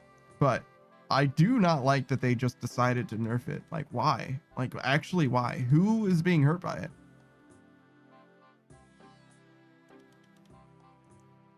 This doesn't make sense to me. Just don't make sense, bro.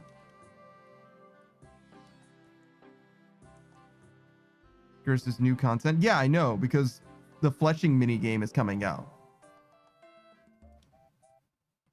And that's fucking so ridiculous. Like, if that's the case, make your fucking mini game better. You know what I mean? Make your mini game fun, and it doesn't matter if the rate's better or worse, because people will do it just because it's fun. And because it also gives you experience. People do fucking Wintertod. Wintertod's not the best fire making experience. It's just the most fun one, and it's not close. Suckers is they're not gonna shove chromiums into the fletching minigame, are they? Who knows? Who fucking knows, dude? Now that they know that you need chromiums, of course they will. That'll be 17,000 hours, please.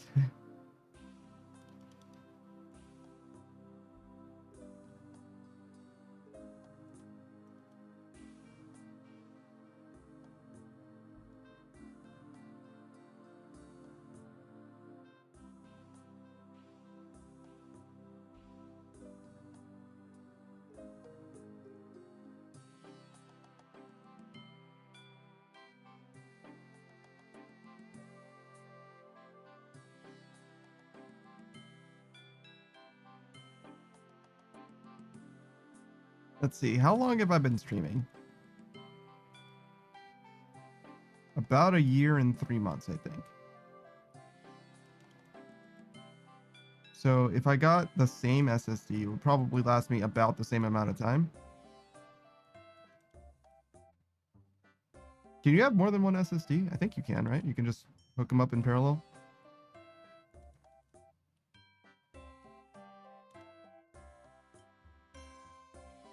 Or should I just like fully replace them? I feel like I hooked up yours is yeah, but I hooked up on my other computer an SSD to it, and the hard drive was connected still, and it had a lot of trouble knowing which one to boot from,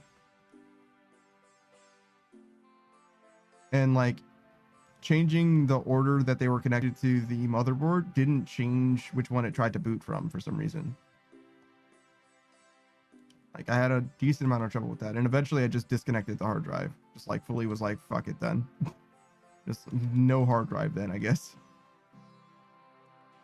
Just the SSD or hard disk, whatever. Yeah, I guess it is a hard drive. You know what I'm talking about. You know what the fuck I'm saying.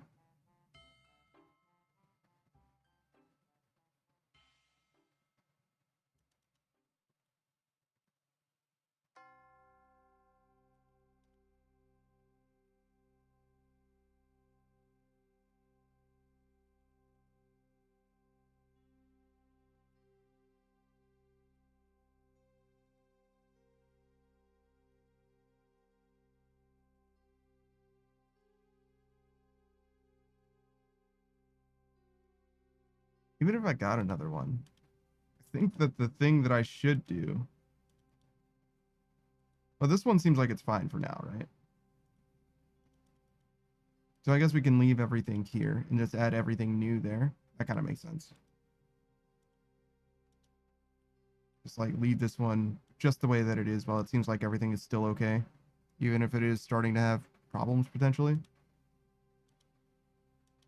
Because it's almost definitely that. It would be weird if it was my GPU or CPU. I mean, my CPU seems like it's big chillin'. Been chillin'. My GPU does not seem like it's chillin', to be honest.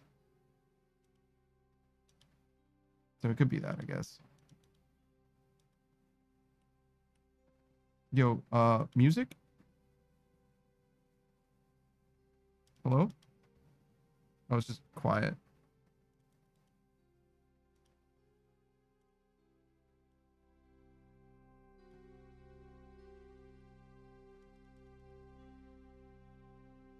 I mean, oh shit, that was so loud. What the fuck? Mm-hmm.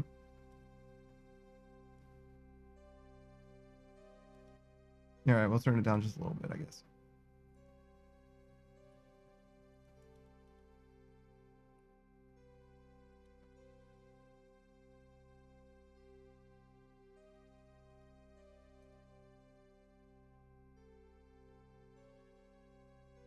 Oh, interesting. So sometimes I don't have time to high out something before. Okay. I mean, ideally, I wouldn't check the bank every time anyway. God damn, I feel like that shit is so loud.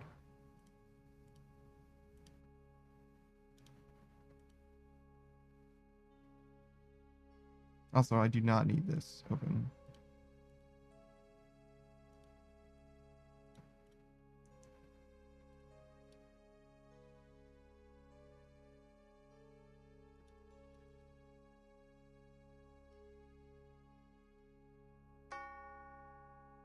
$400K? Do you think that's a lot?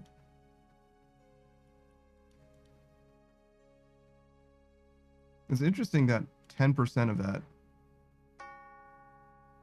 is what I'm getting from thieving, though. Or for thieving, I guess. Hey, Modern Age Sage. You didn't miss nothing. We're just grinding it out, bro. Trying to send this Joker. We're close, though. We're very close. If we do another day like today, it'll be over. Agility will be over. And that's pretty fucking good, honestly.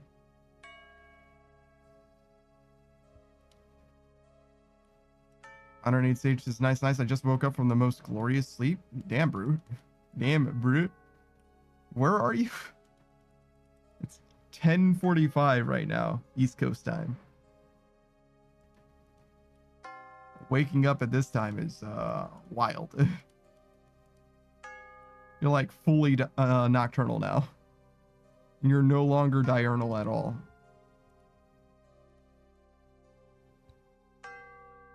Girl says, "Oh, sage of the lake, what is your wisdom?" True.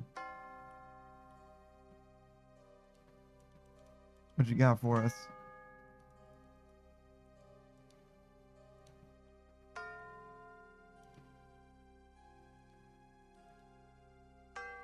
Modern Age Sage says, "I knocked out at 7 p.m. I hope you mean today." Nah, I went to sleep yesterday at 7 p.m. and woke up today at 10 p.m. It's like, damn. It's been 27 hours of sleeping. That is pretty fucking glorious. I fucked that up twice. Jesus. Nope, 3 times. Do I see 4?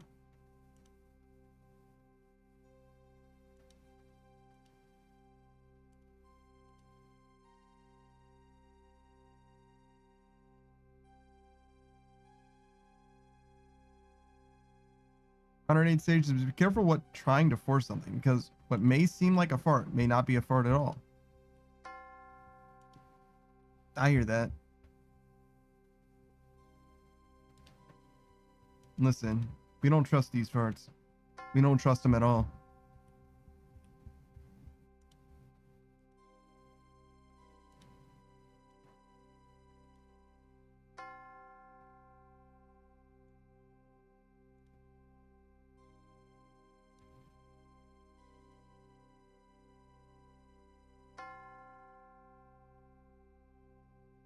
That's like the only time a fire trap and a sword trap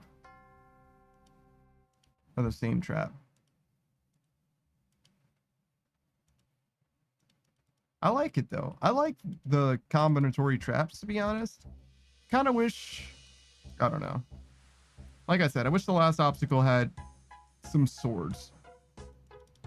Not like along the length of it, just like along the width of it. Just a little bit. Just a little bit of sword action, you know? Do you feel like this song is extremely loud? Because I sure fucking do.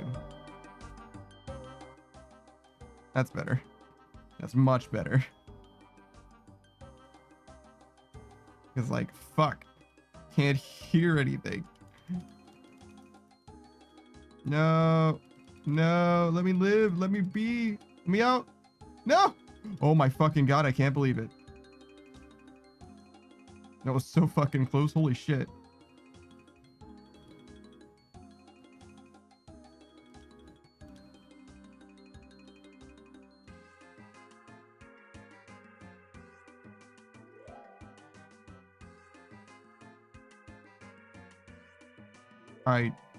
Yeah, I was like, I don't think I live. I think I fucked that up somehow. And I was right, but I did not expect to fuck it up that way specifically.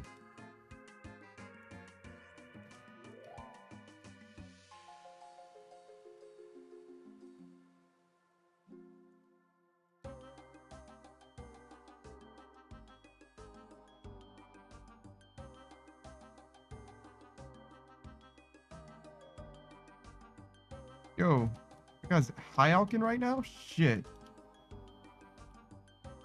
High alkin and some fucking J's?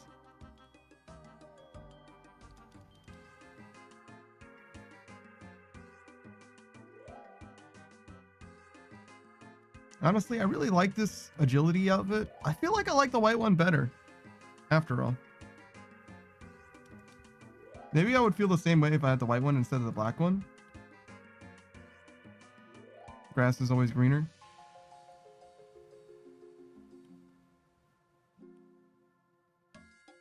But I'm also not grinding that shit out.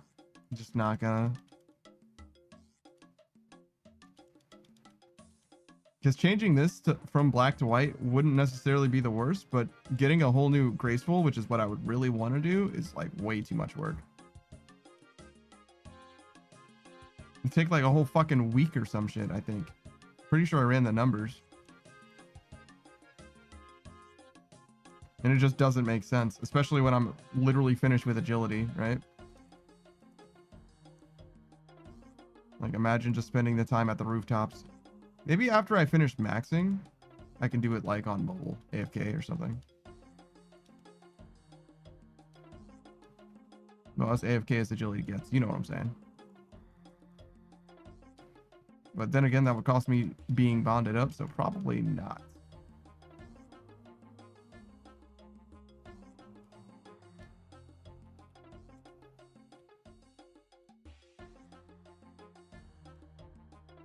Yeah, I could have done this one or that one, actually.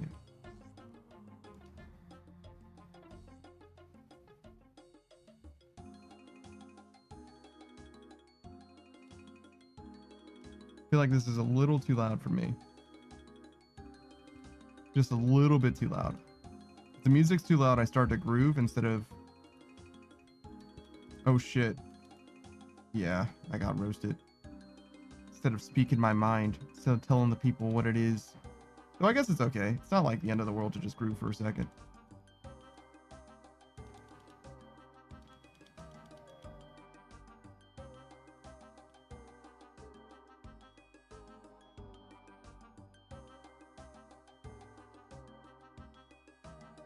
I don't know how much money I made today.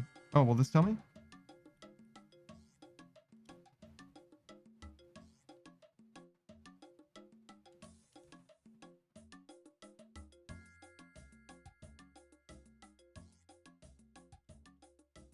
$48 trips. Average trip duration is only 7 minutes. It says I got 11 million gained and 6.5 lost for a net of 5.4.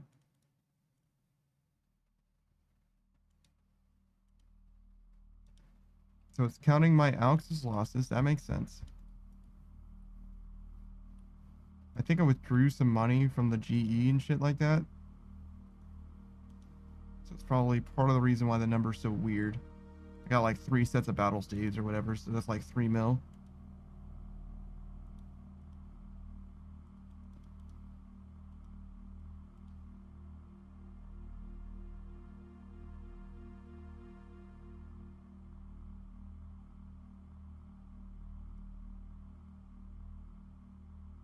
Question. Music? Okay, cool.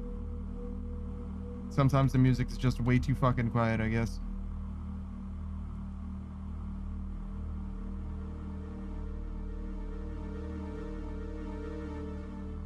As if I didn't already know that, you know what I mean? You know, if I were a real one, I'd take a swig of the sand food to stop myself from being poisoned. Absolutely not. Under no circumstances do I drink 4,000 gold worth of poison, or antidote, I guess. I was gonna say poison cure.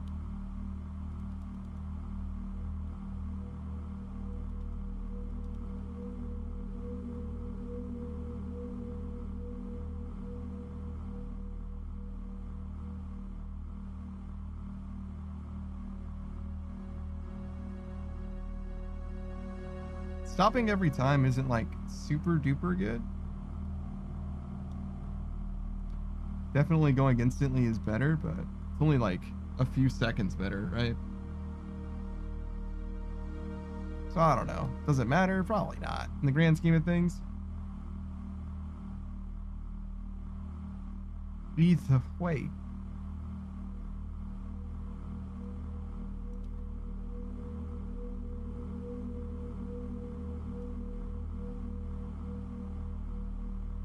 Have you guys ever been to like live comedy events? I've been to one, I think. Just one.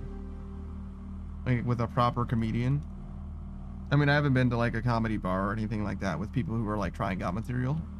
I've only been to one who was like, and it was with a professional comedian. It was not very good though, I'm gonna be honest. I don't know what that guy's name was, but I was not impressed. And I only had an opportunity to go to one other one, John Oliver. And I didn't go because I was having a lot of trouble sleeping at the time, and being awake and also eating food. It was like a whole thing. But yeah, I didn't end up going, which is unfortunate, I think. I do really like comedy stand-up, but I've never been to anyone. I don't even know if I have a comedian, like a favorite comedian in the year 2025. I guess I still like Dave Chappelle a lot. I think he's funny, especially the Chappelle Show. Cat Williams.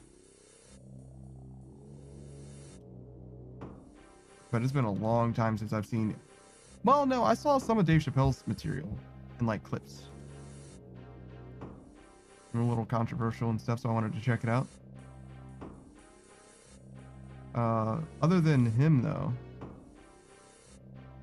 I haven't really.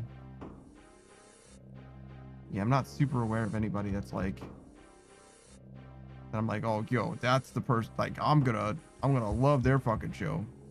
Oh, you know what? Steve Hofstetter. Pretty, say, politically motivated comedian as well. I don't know if I would call Dave Chappelle politically motivated, but you get what I'm saying. He's controversial, and Steve Hofstetter is absolutely political. I like Steve Hofstetter a decent amount. I haven't seen any of his stuff in a long, long time, but he was very active on YouTube, so I watched a lot of his YouTube stuff. But I think I like fully unsubscribed from his stuff. I was like, yeah, I'm kind of over this now. Not that he like was bad or anything. I was just like, eh.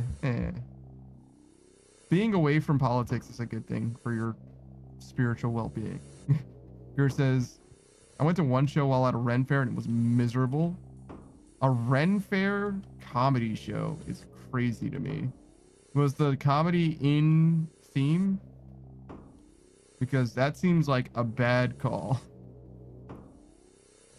rather than doing that, I think just having a regular comedy show would be much better. Yours says nope. Oh, that's probably good then, to be honest, but I don't necessarily want ye olde comedy, if that makes sense. I like Ren fairs though, but I don't know. I haven't been to one in a long time, and I don't think I'm gonna go to any soon either, because that's a lot of fucking effort. That's the thing. It's like I won't do anything by myself. I'll do most things in a group, to be honest. But like for me specifically, like I'm not going to the fucking Ren Fair solo. Like, no thanks.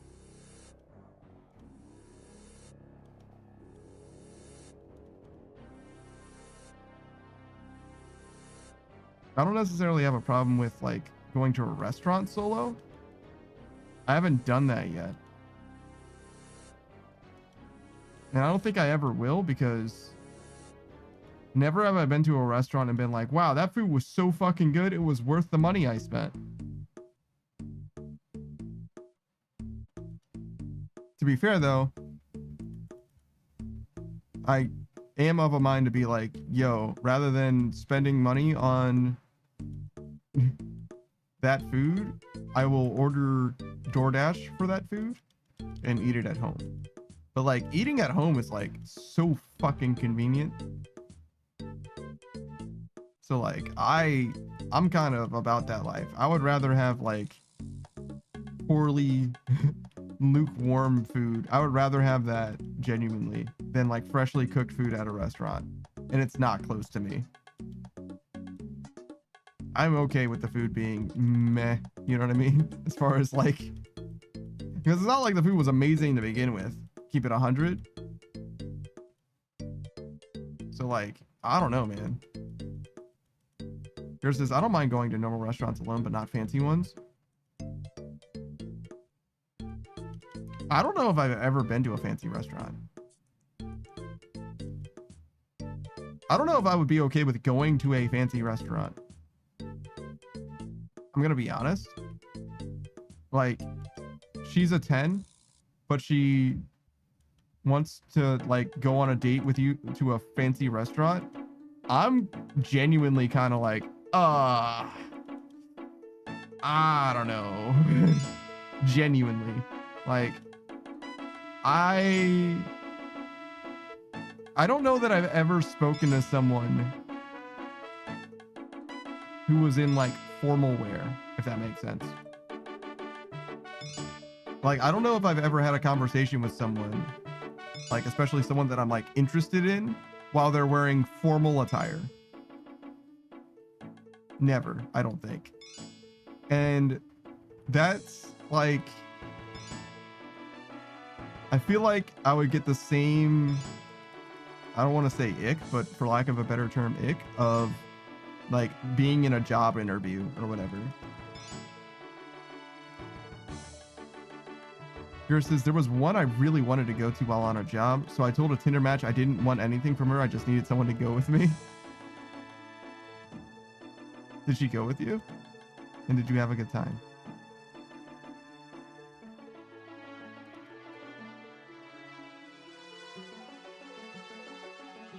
That seems reasonable to me. I really, really don't.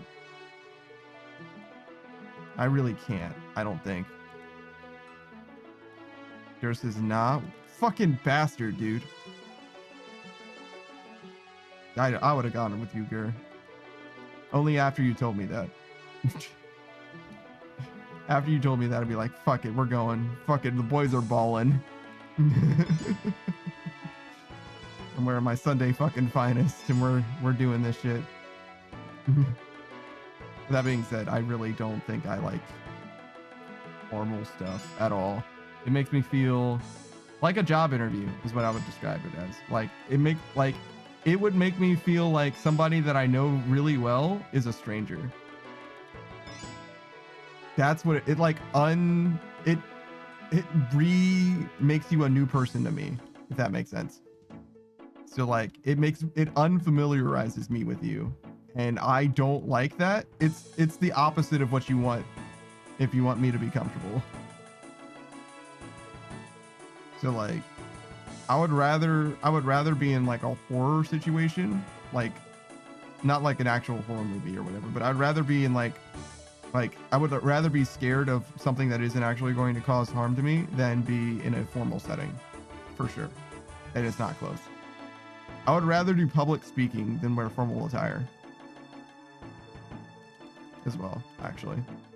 Or worse yet, have to make like small talk with people in formal attire. Girl says, I'm out here like, bitch, use me for food. And she said, pass. Damn. Maybe she thought it was like a scam, you know? And she was like, nah, it's too good to be true. Which makes sense, right? If it seems like it's too good to be true, it probably is.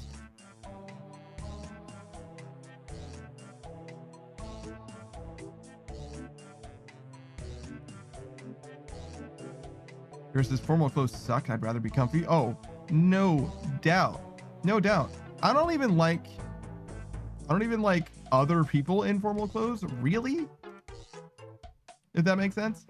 Like, I'm never like, oh shit, she looks so good in that fucking dress. You know what I mean? I'm like, yeah, you know what I would prefer if you were in fucking sweatpants. I'm gonna be honest. That would be cool. Too big t-shirt? Yes, please. Saka says, I just want stuff easy to move in. Oh no, I don't like it when, like, I've worn a suit before and it wasn't like the worst thing in the world, but I don't like it. I don't like the way it looks. I don't like the way it really makes me look. I don't like any of that shit. I really don't like it.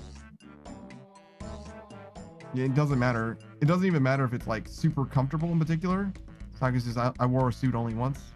A couple times for me. But I don't know, man. It's just not, I just can't justify it in my mind, you know? Like, comfortable definitely is better, but even if the suit was comfortable, I still wouldn't like it. Tiger says, I was 16 years old and that suit doesn't fit. Yeah, I bet it wouldn't. I bet it wouldn't. God damn.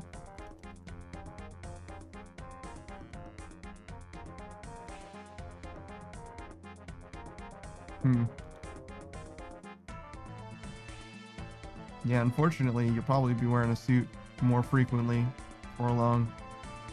It's about that time. You know what I'm saying? It's not a good occasion, though, unfortunately. Well, it can be good occasions, too. There's two reasons to wear a suit. Really just the two, as far as I can tell. Marriages and funerals. That's just about it. And both of those are going to be happening with more frequency around this time. I don't think I have any marriages left, though. I mean, except for maybe mine, I guess. I think as far as marriages go, everyone who's going to get married has already been married. That I would like know and like would invite me to their wedding. I think. I'm not sure, obviously. You never know when you're going to be invited, I guess. But yeah, in my experience, I'm pretty sure we're about tapped out on that.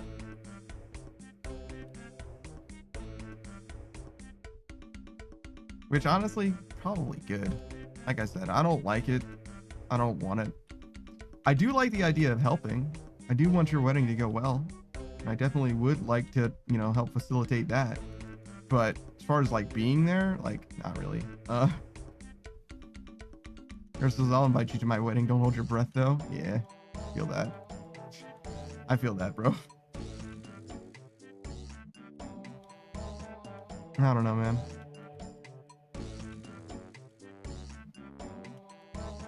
It's possible, I guess. Anything's possible. But yeah, no, I would not. Likewise, I'm not holding my breath. You know what I'm saying?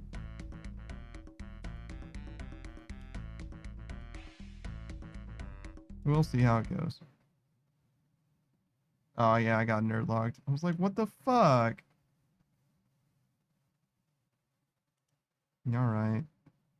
Why is it always floor 4?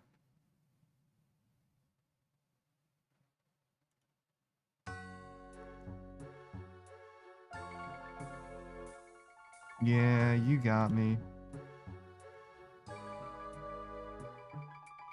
I'm a nerd logger.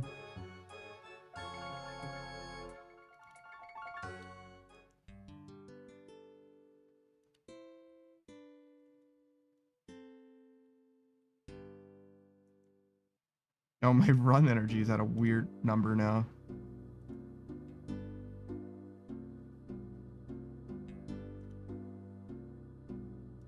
I guess I should get my run energy back when I finish this floor. I have no idea when I'm gonna run out of run energy if I just keep going.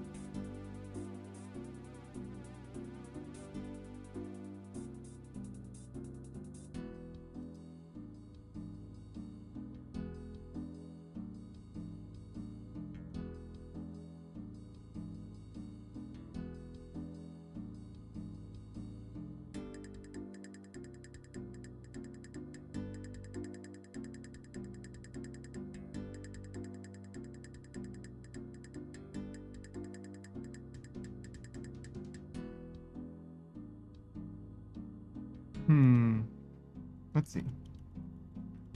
So we talked about marriages, we talked about funerals, we talked about the suits. Oh, formal wear. So, I do think that guys do look probably their best in suits, actually. Like probably peak men's fashion is suit. For ladies though, I'm gonna be honest, like formal dresses and stuff, they're just fine. They're just fine. Yeah. Because I've seen some, like, you know, dresses. I mean, it's partly, like, honestly, dresses in general for me, I'm kind of okay on them. You know what I mean? Like, they're fine, I guess. Anything other than, like, a sundress is, like, too much for me. And even then, like, sundress... Probably not. Not like it's a problem, but like versus I don't like suits, but some nice slim fitting button ups are really sexy. Slim fitting button ups. You mean like a collared shirt? Like a blouse?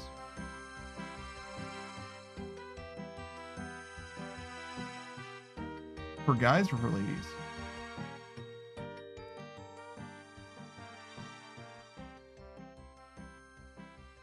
Because honestly, I've never thought about just a blouse before for a lady. I know they have them. That's why they're called blouses. For guys, they're not called blouses. Yours says collar button-ups for guys. So like, what is that like? Maybe just beyond business casual, like that Bruce Banner fit. I don't know. I don't really like it. It's fine. It's not formal enough that it bothers me, that's for sure.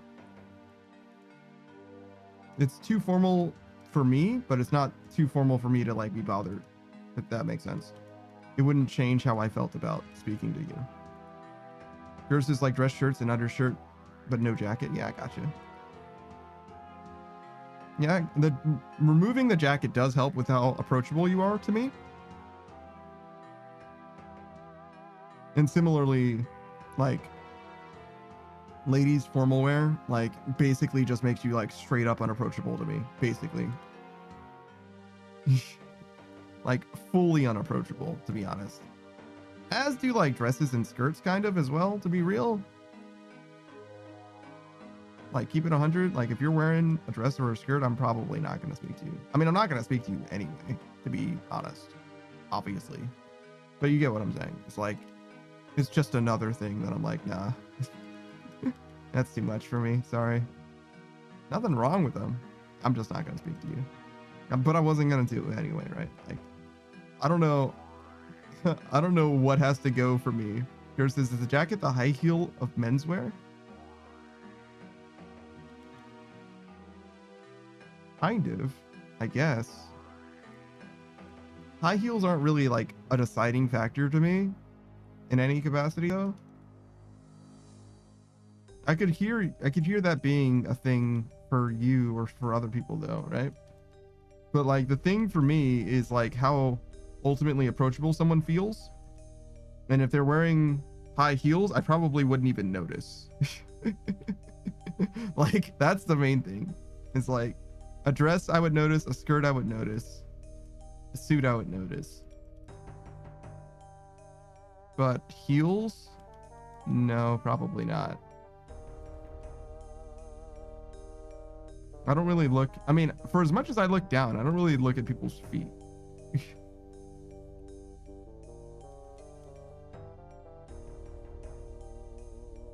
That's interesting. I'm not sure what's up with that. Something about heels, like, it wouldn't even register. I don't even think I would notice. I was super duper late that time. Because of the high elk, I'm sure.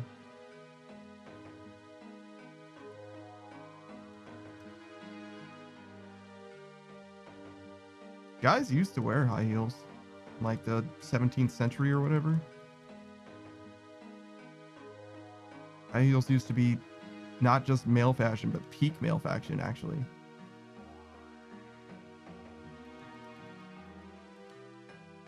Not for me, though.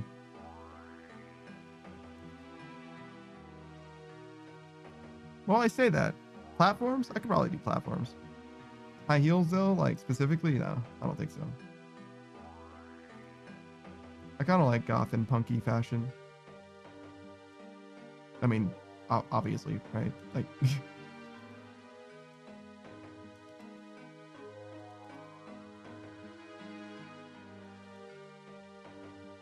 Modern Age Sage says, Modern Age Sage says, you mean lifts? When I say platforms? Like platform boots, like the ones that are like... Modern Age Sage says, yeah, platforms are lifts, I think. I thought that's what they wore back then. Heels? No, they wore heels. Men's fashion was heels. I mean, they might have worn platforms as well, but definitely heels. I mean specifically like women's stilettos, heels. I don't know when specifically it was. I might be wrong about the time period, but it was around then.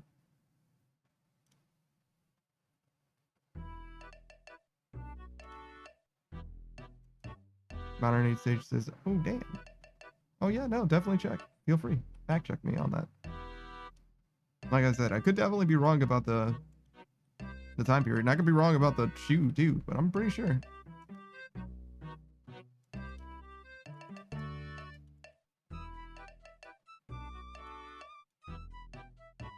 Oh, my God. One more tick, bro.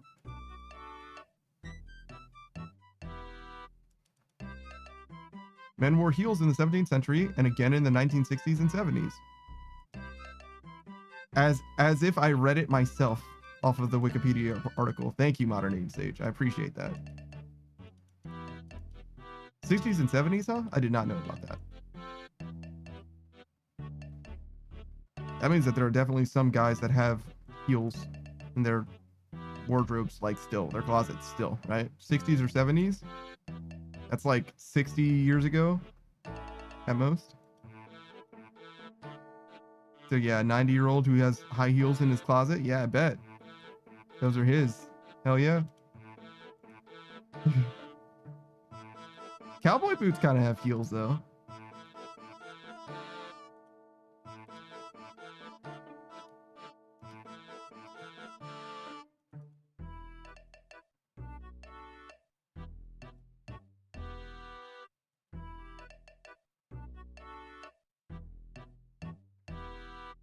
I don't think I could do cowboy boots. Not for me.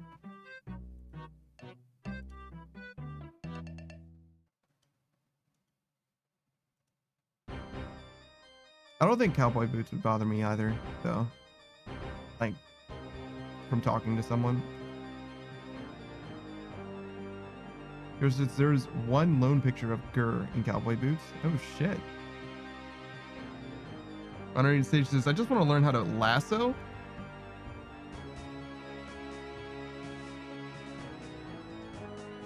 There's probably somewhere for that. Like the axe throwing places. That's probably a thing. I could imagine that being a thing. I think you could probably seek that out. You could also probably just learn from like YouTube. Just need some rope, right? It's not that big a deal. Cost you a few bucks from like Home Depot or something. You could probably swing that one, honestly.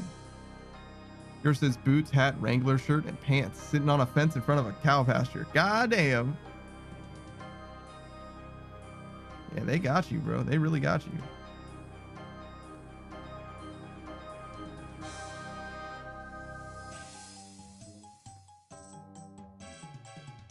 Underneath stage says, I don't know if the axe throwing places would teach me, but I'd probably find a cowboy willing to teach people. No. I don't think the axe throwing places are the places that will teach you to lasso. I'm saying I think the fact that there are places where you can go to throw axes indicates to me that there's probably some subsection of society that is dedicated to teaching people, lassoing for hobbyists or whatever.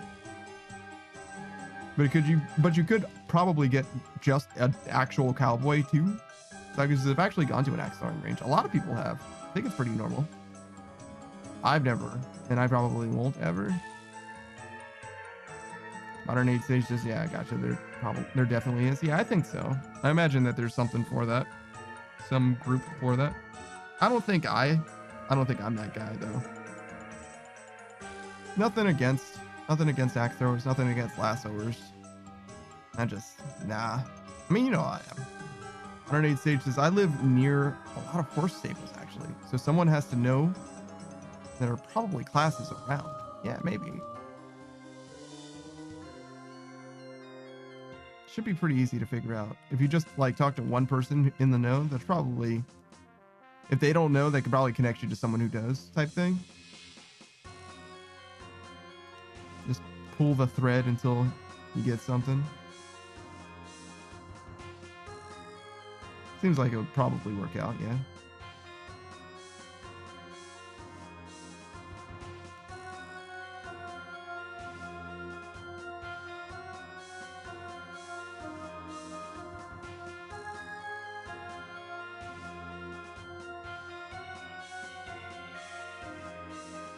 Yeah, I never really was a lasso guy, but violin though. I do have a violin. Still don't totally understand how to play it. And it might be out of tune now. I haven't looked at it in a while. I got it probably 2 years ago or something, maybe longer. And I tried to tune it with an app, and that might have worked. I don't really know. But I also haven't been able to play it. Like, literally haven't been able to successfully play it. It sounds like, I don't know, scratchy and hollow. Yours is not even a fiddle. A fiddle is the same as a violin, dude. It's just how you play it. Like, they're the same instrument, bro. Isn't there... There's two things that are very similar but aren't quite the same. Oh yeah, a guitar and a ukulele. A ukulele is just a guitar but smaller, basically. Just scaled down. But I think fiddles and violins are literally the same thing.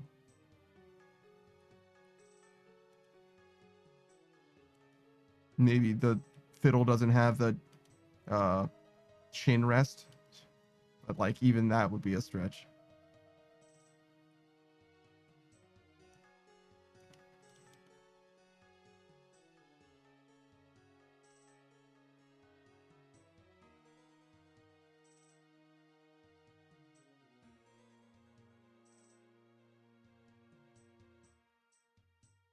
But yeah, I've got it. It's like, I don't know, probably 8 feet behind me.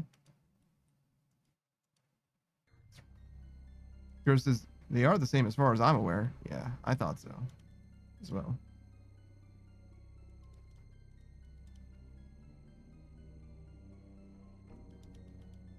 Iron Sage just found a spot that teaches a lot of different things. Whip cracking, lasso spinning, knife and axe throwing, gun spinning, lasso and bola throwing, and 50 caliber paintball, revolver, and Winchester target ranges are also available. Oh shit. So those two things that I thought were related are much more related than I thought they were. All right then. What an interesting place to work.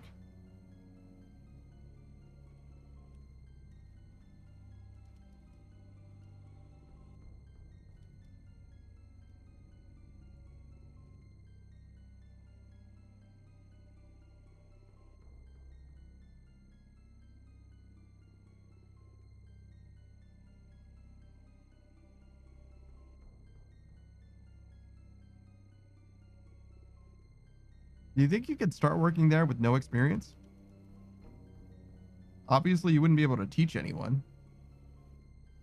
But do they need everyone who works there to be able to teach? Here's this. Sounds like an open field with some targets. Kinda. But like, there's probably an instructor too, but otherwise, yeah. On our stage says the guy that created it is an international whip cracking champion. Interesting. Our stage is probably picking things up and stuff. Maybe. Because there's like mundane stuff that needs to be taken care of too, right? Like administration that needs to be done. Chris says, how much for whip daddy lessons? That's a good question. Try not to dock yourself as well, Modern Age Sage. Just throwing that out there.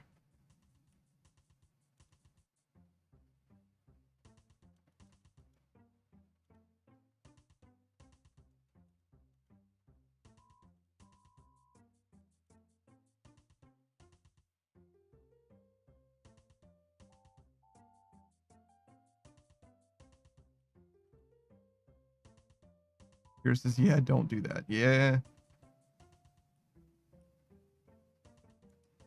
I don't know how many people meet the check boxes that you're talking about. You know what I'm saying? But like,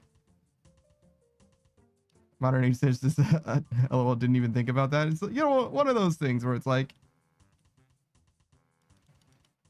that might be specific enough.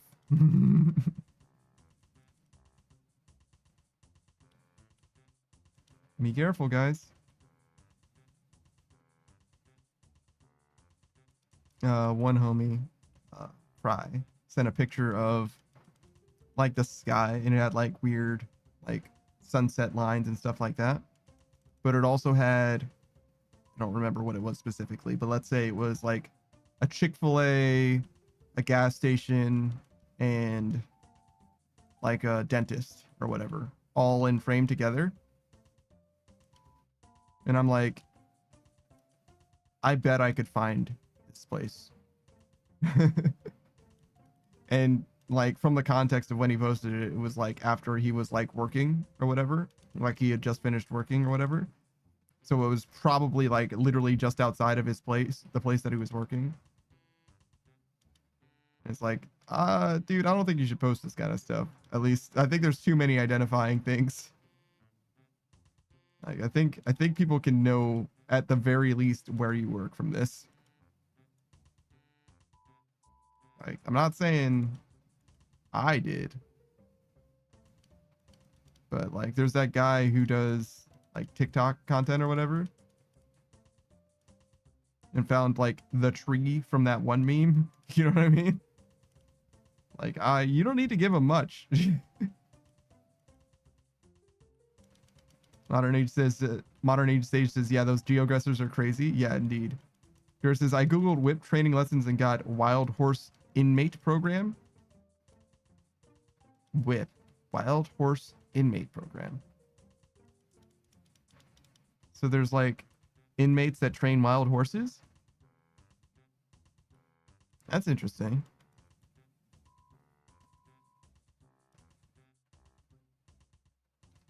much do we need wild horses to be trained? Maybe they mean wild horse as like a euphemism for the inmate. Gerst's whip is known mainly for its training program where incarcerated workers learn to tame and saddle train wild horses that never had human contact before. Yeah, but why do we need that? Okay. I understand that it exists now, but why is there so much demand for wild horses? Don't we have like horses with pedigrees and shit now? Yours says, fuck if I know. Like, imagine if it was wild dog training. You know what I mean? Like, oh yeah, they just go out, they rescue some dogs from the wilderness, and they train them how to be proper dogs for pets as people. And I'm like, okay, but don't we just have like breeders? like, is that not just like a thing that we have? I mean, I guess to be fair, there's a lot more dogs to choose from, and it's easier to adopt a dog than a horse, but there's also much less demand for horses. I don't know, Sage says coyote training. No, don't train coyotes. Those guys are wild. They're small though. They're little guys relative to most dogs. Gerst says, if this savage dog can become a part of society, then so can you. There's probably a little bit of that that's like actually kind of true, like part of the spirit of it. I just don't understand the appeal. Like, I get it, but like, how much demand is there really for? They must just be like really cheap, those horses,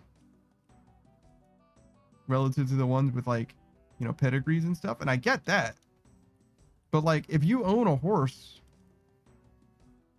like if you're a horse owner, isn't that like one step below like boat owner? Right? Like in the hierarchy of man, there's like mega yacht with its nesting smaller yacht, regular yacht, plane, boat, horse, right? Horse is like the lowest rung on the ladder. Maybe pool is below horse, maybe? I don't know. Is a horse more expensive than a pool? I think a horse is. I think you have way more land for a horse than a pool.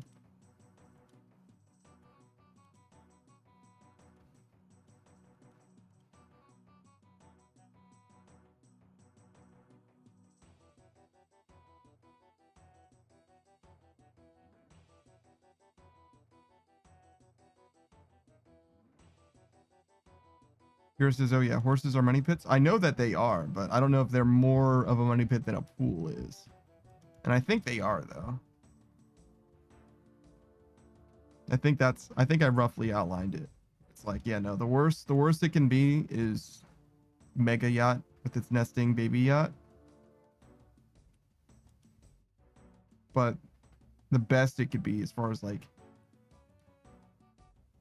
you know,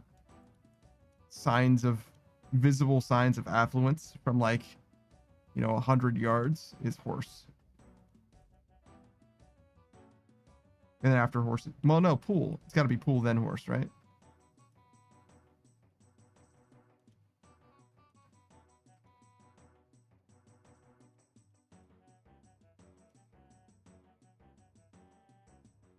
Just because of land and maintenance.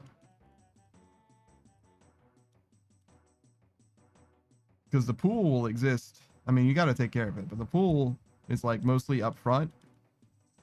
The horse is somewhat up front, but also definitely long term. And you got to replace your horses. They only live for like 20 years or something. How old are horses? I feel like that's about right.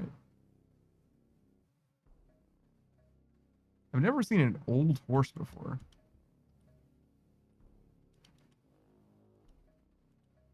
Like a horse that I could tell was old. Do they get like gray? Or wrinkled?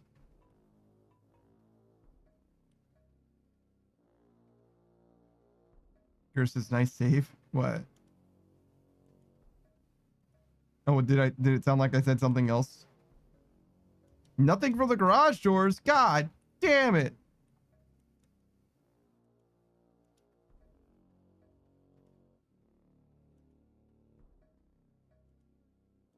Curses, I'm in game. Oh, thanks. Yeah, I wasn't super paying attention, but yeah, I ran down to dodge. It worked for once. It almost never does. That time it did.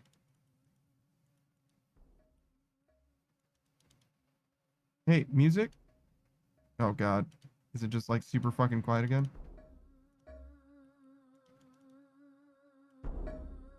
I literally don't hear anything.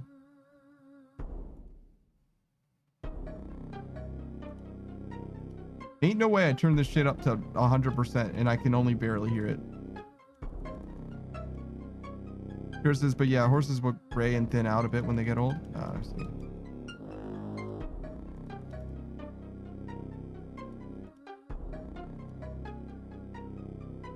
Alright, I'm gonna be honest. Bump this song.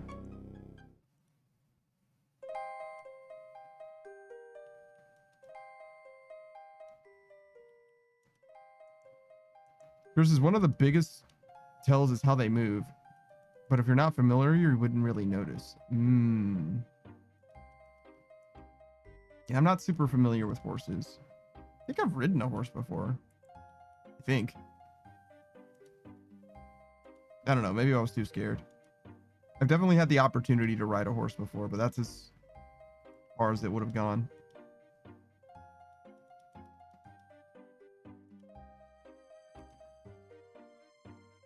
I think I know some people who are like competitive horse riders and stuff like that, actually. I think I do know of some people like that. Weird. For how little I know about horses, you know what I mean? Like, you'd think I'd be like more aware, but whatever.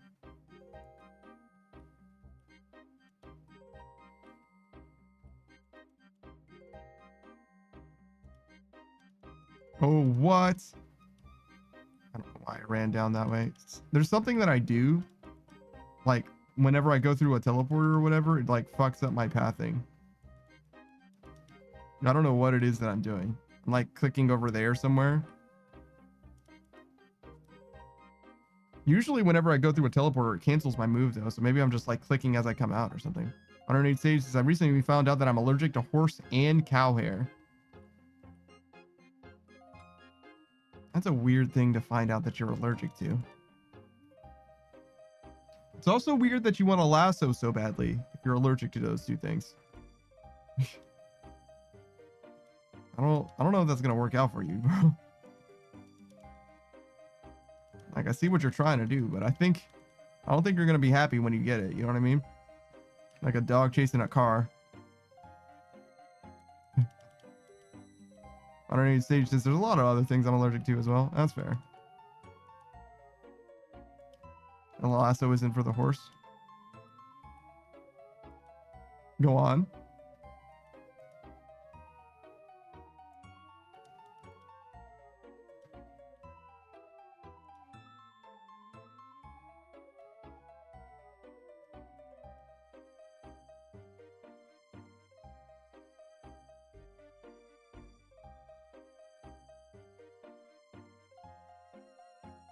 Gerst says, is it for small children? Yeah, no shit.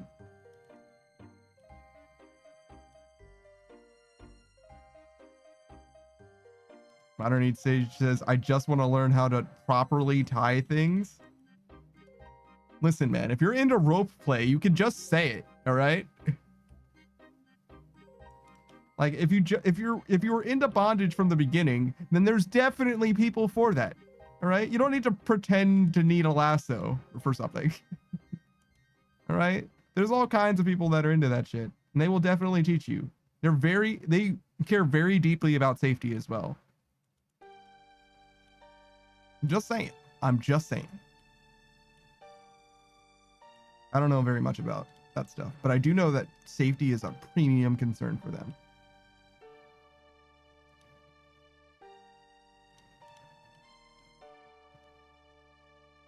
Honored Sage says, I've never tried it, so I can't say if I like it or not. Yeah, all right. I think you know that you like it. But that's okay.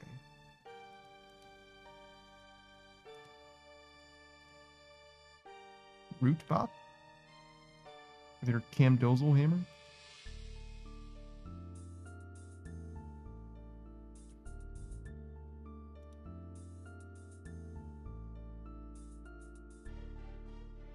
I'm not really into. I've never tried it, to be fair, but I don't really want to be tied up or tie someone up. I'd be much more willing to tie someone up than to be tied up. But I would like learn that shit extremely well. Like, I would take that shit extremely seriously. It seems really dangerous to me.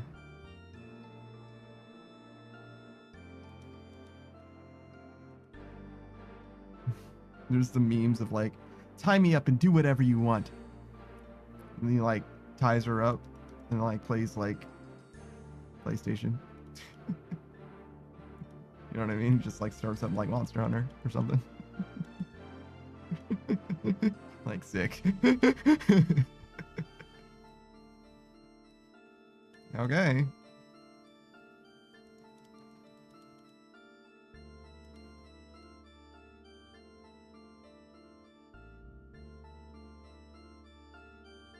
Modern Age Sage says, just sing Miley Cyrus's Wrecking Ball when you get tied up and it'll be fun. Or Chandelier by Sia. Like, I want to swing from the chandelier.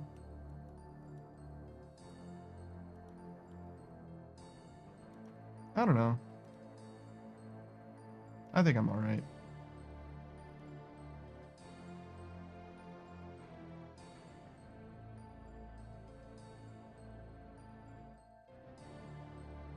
Turning down the bitrate didn't seem to help very much.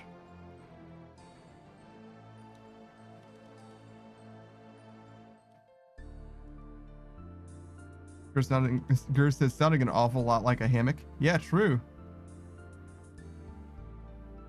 Or even just a swing.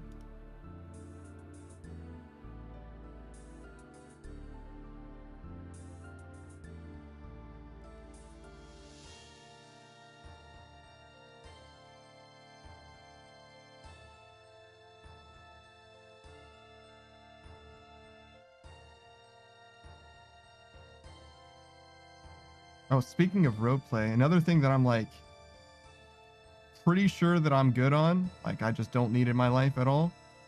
Knife play, dude. I wouldn't say it freaks me out, because it doesn't totally freak me out. But it is definitely one of those things where it's like, I want to be so fucking sure.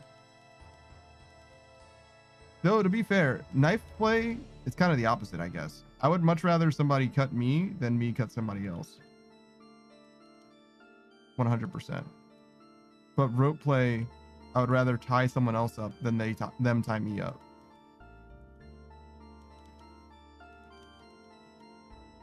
Not sure why.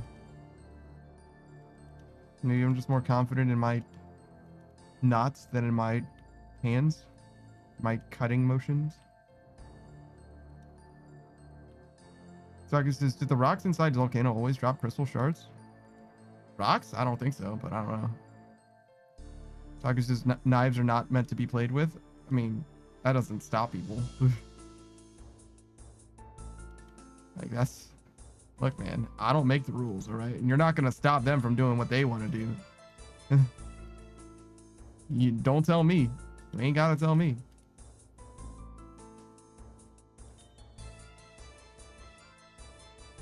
Unearned Sage says, it's pretty much is a hammock, just without the part to lay on. Yeah, I guess.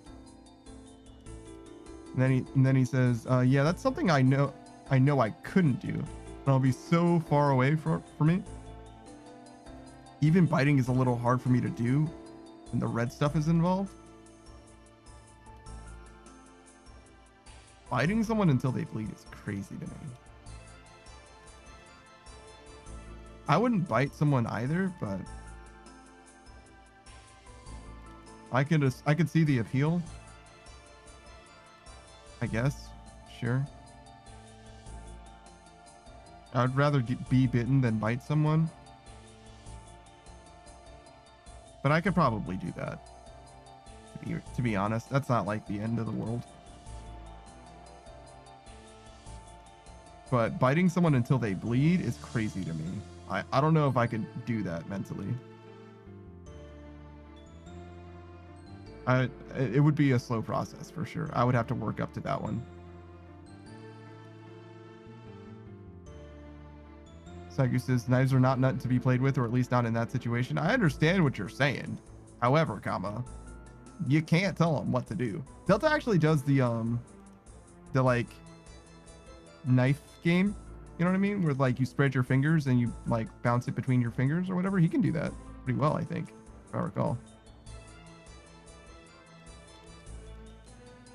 And the way that you get better at it, the way that you learn how to do it is like you start with like, I don't know, like a pen, like pen with a cap. Then you move on to pen. And then you move on to like a plastic knife. And then maybe like, you know, a butter knife. And then eventually you're doing it with like, you know, a sharp knife. That's the way you described it before, I'm pretty sure. Maybe he was saying hypothetically, though. I think he was saying that he actually does know how to do it. 108 Sage says, I would, but not enough to pierce the skin. I could probably build up to it. I could see myself biting someone so hard that it pierces the skin, but not at first. It would have to be it would be a trust building exercise for me, for sure.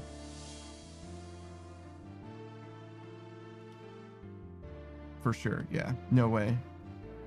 Because I don't have that much faith in fucking anything. Right now, at least. Modern age sage is trustful? Yeah, exactly.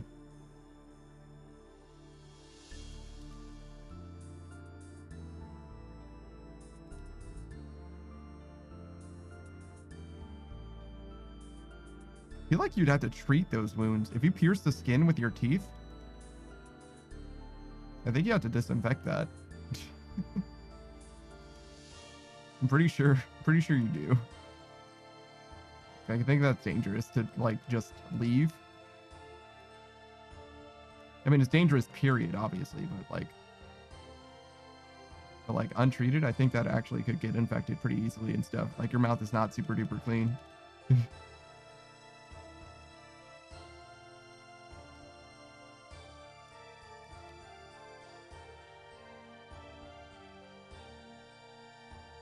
Sakus is back to Volcano, apparently. Oh no.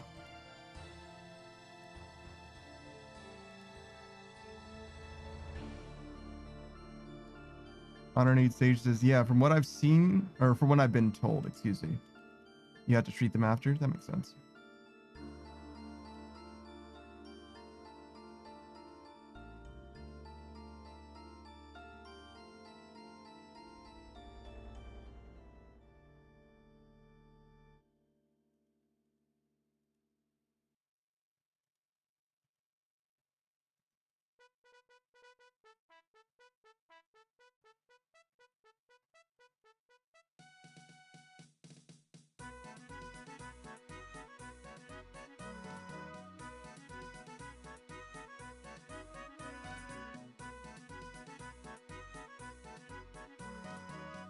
Oh wait, we usually stop at midnight, right? Oh no, we stop at 5, or we start at 5:30 officially, so we stop at 12:30. Yeah. Forgot what my weekday schedule looked like, huh? It's funny. So he says, Katsina likes to send me to Volcano because I don't like it. That Crystal Tool Seed will be kind of cool though.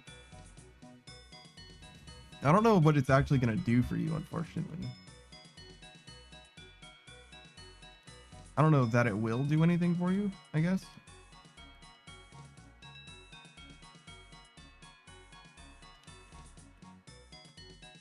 Shaku says jack shit.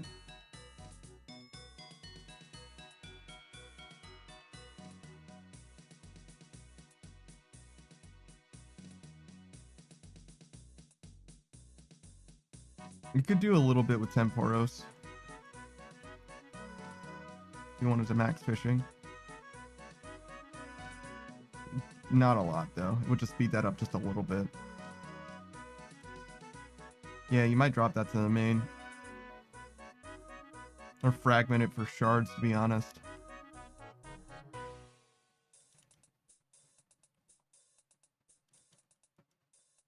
Saki says, I'd prefer to cook the fish. I think they give you the same value.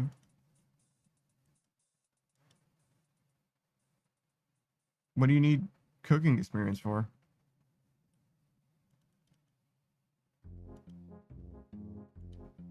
Didn't we check that? It was like pre-cooked fish, basically.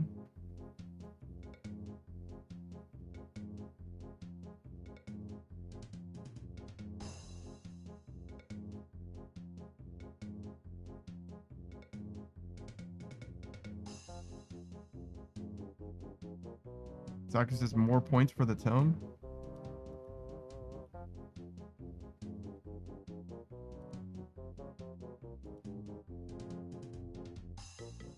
I mean, I guess. I don't know.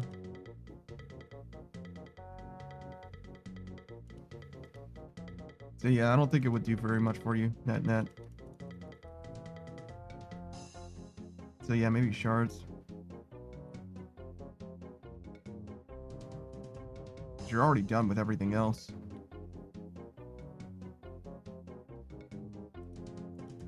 I think you can already do TOA in one drop with the dragon pickaxe. So there's really no need to upgrade there either.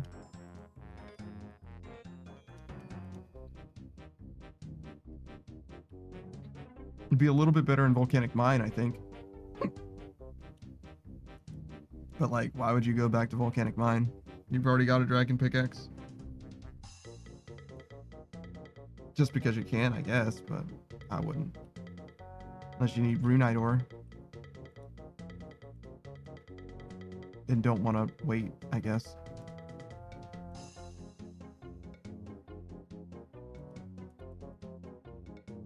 Saki says because the broken pick is clog. Oh yeah, you could go back for the broken pick.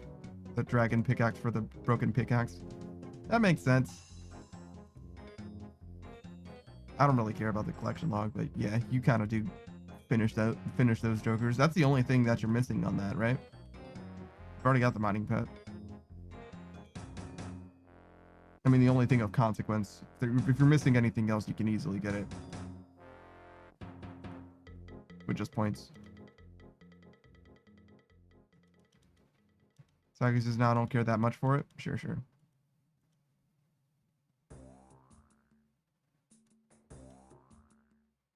Saki says, which is why I skip minigames. Yeah, I gotcha.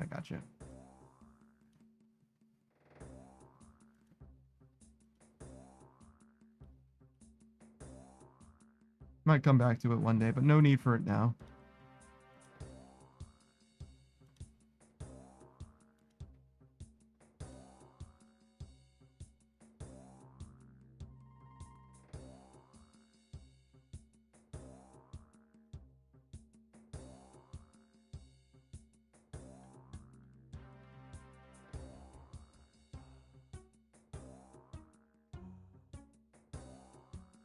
Open. Why are you being weird?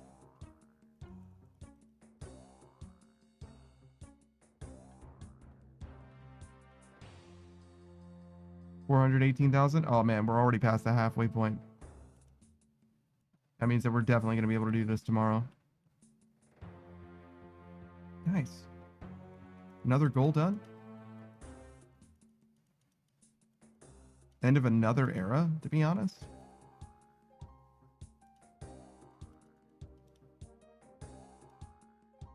That's crazy. I feel like we've gone through so many runs of Sepulchre.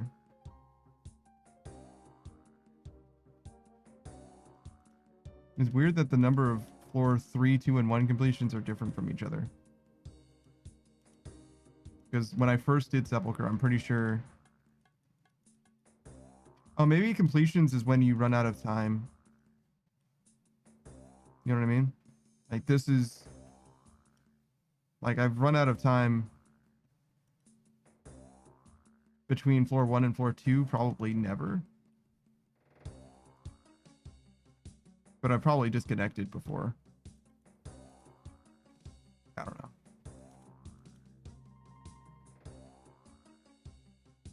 But yeah, floor 5, I'm at 487.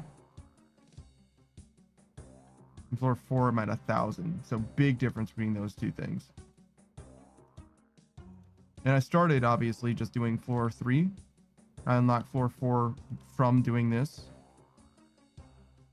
But it would have been about 300 runs in, seems like. Maybe 400.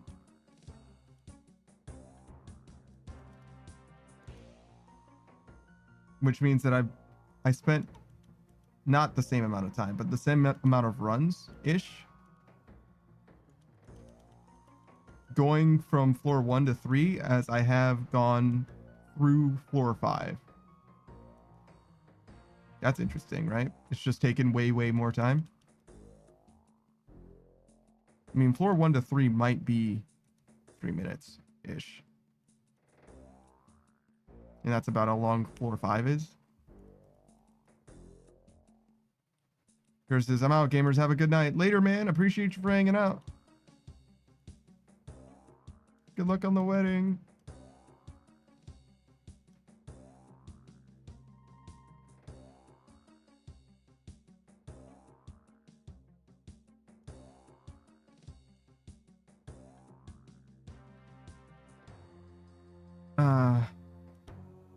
What a day. What a joyous day.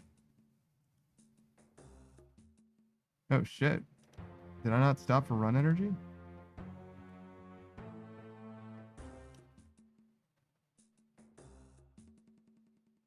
Shit.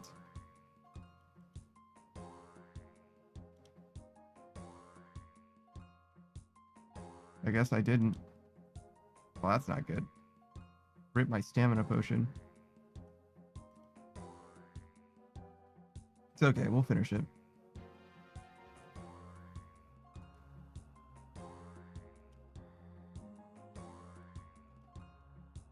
Oh, I should have just gone to the other blue. That would have been fine.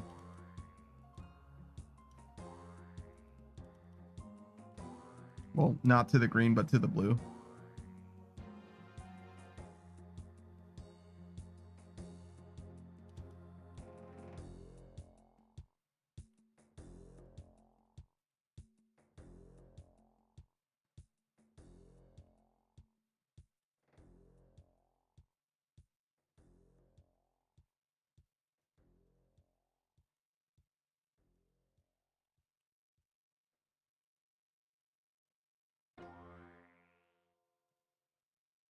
Honestly, I'm kind of anxious for another Grandmaster quest. I know we just got one, but I enjoyed that a lot. I really like Tormented Demons and Wild God That Sleeps, and like the stuff they added to the game as part of the quest.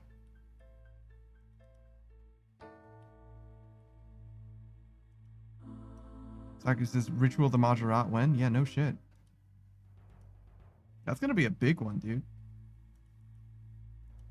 That's like another one that we've like been building up to for a long, long time.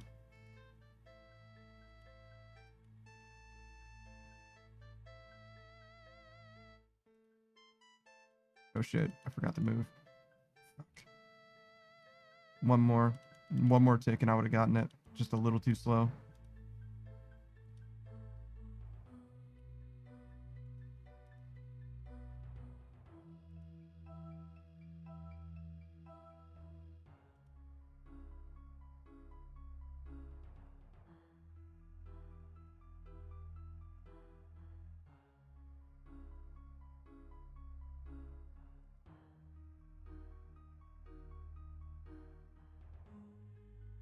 Got some McDonald's yesterday.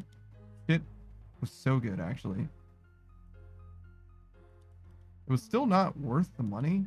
I swear to God that, like, I should have saved, like, probably cost me, like, $33 or whatever, and it should have been, like, 22. But whatever. Whatever, McDonald's. Take your fucking money, I guess. It was celebration, you know what I mean? I went and bought groceries. It's fucked up to buy McDonald's the day that I buy groceries, but and you only leave your house once a month or less. You know what I mean? It's the little things. Question, music?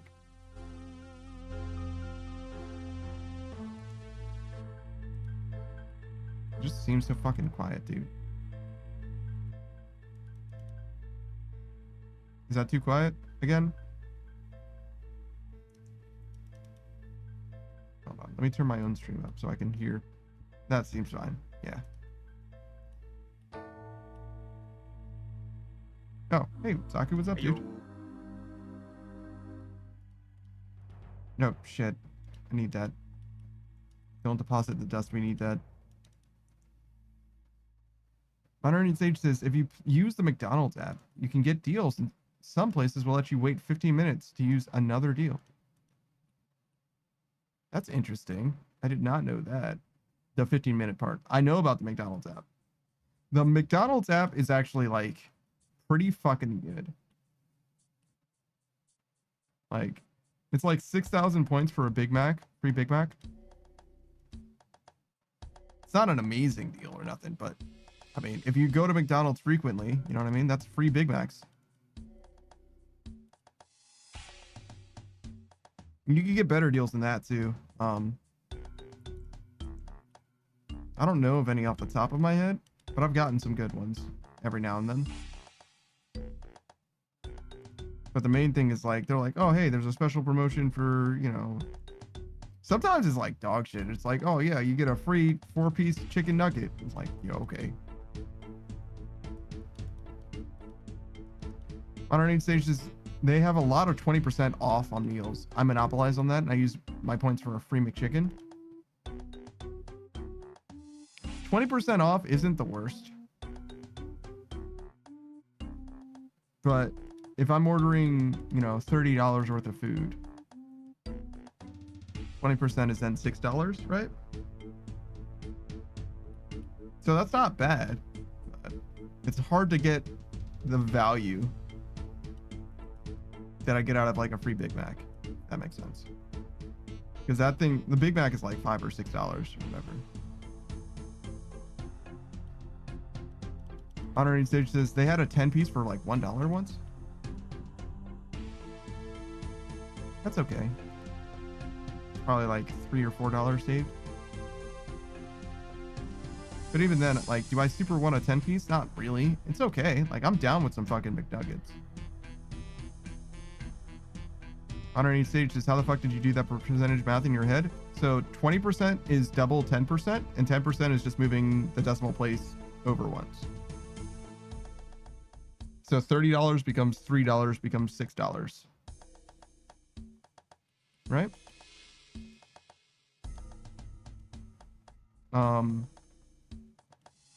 There is another thing that's kind of exciting in a way, like math nerds, but like 5% of 30% is the same as 30% of 5%,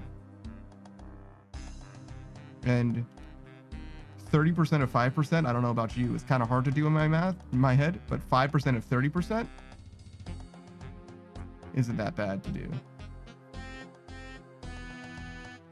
if that makes sense. So like you can do, sometimes it works out that you can do it the other way around and it's the same. That's not useful in the case that we were just talking about, but you know, use that in conjunction with the 10% thing. Suddenly we're talking, suddenly we're cooking.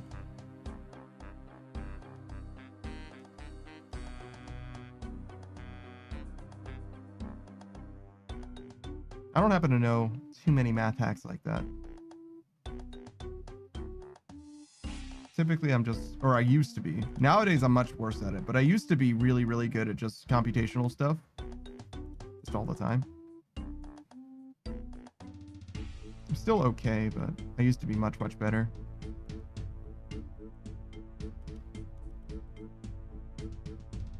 Though honestly, like, usually getting close is more than good enough.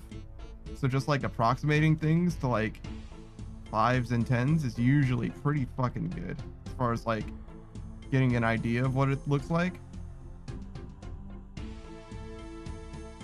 especially when you're doing like a fairly complex calculation. The idea is like a Fermi estimate?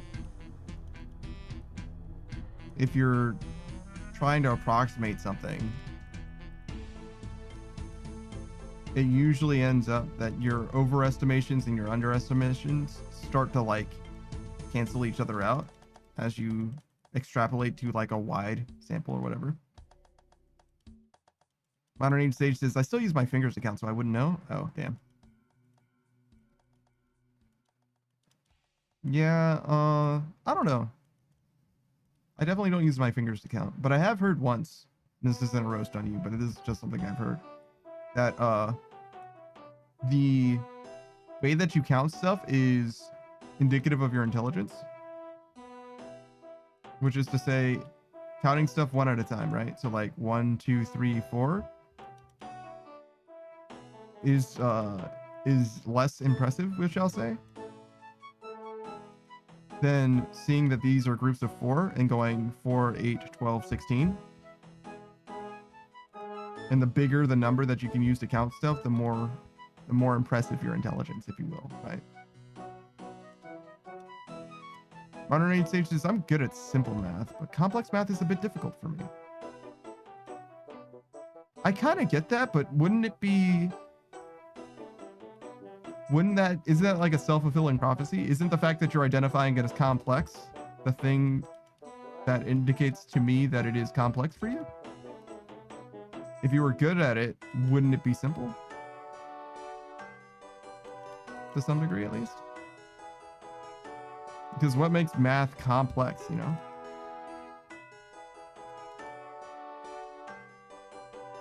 It's really like where your comfort level ends, really, right?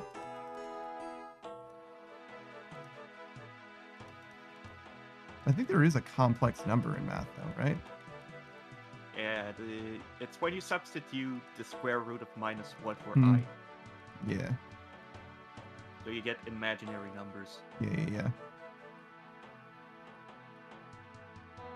But I don't think that's what he meant. I think he was talking casually. But maybe that's exactly what he means. He's like, nah, man, up until they added imaginary numbers, I had that shit. Those complex numbers.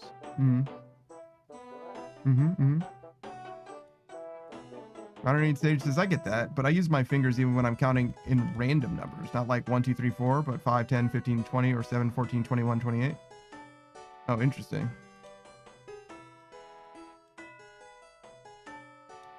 I mean, there's nothing wrong with using your fingers, really, to begin with.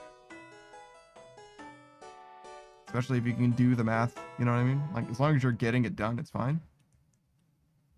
And a lot of times, you don't even need to do the math, you know what I mean? The internet exists. We got a phone.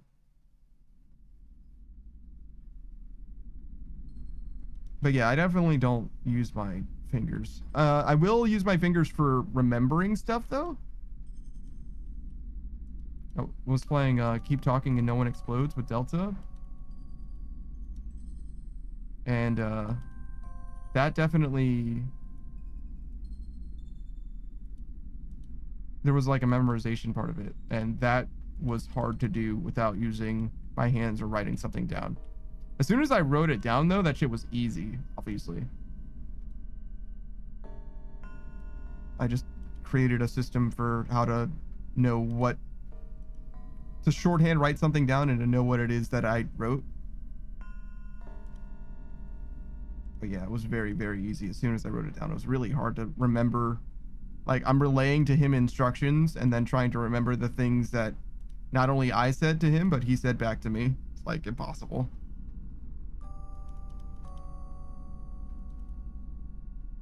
I do not communicate that fast.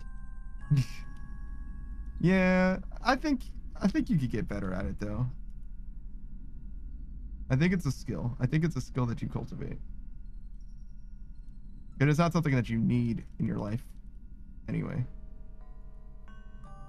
And you're also like, you know, you speak English because it's the only language I know. You know what I'm saying? There's a little bit of that going on as well.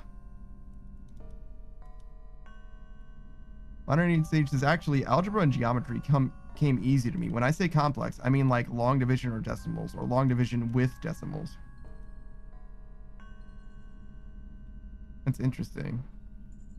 If it's hard for you to do division, is it easier for you to do the opposite, to determine what you need to multiply to get the thing? Because I've definitely done that. I've definitely done, or like, I don't know, like 54,700 22 divided by, I don't know, 516 or something. And I was like, okay, I'm just gonna multiply this by a number until I get close. Modern Age Sage says, wait, English isn't Saku's first language? No. He learned it from RuneScape. So no, he's very good at stuff. He's a very smart boy. Whereas I am stupid, but I do math pretty good. I think he's better at math than me too, actually, though. I don't know. Let's not have a competition. Modern Age Sage says, you learned English from RuneScape? Dude, you put all Americans to shame. Yeah. He's better than us. He's just better than us.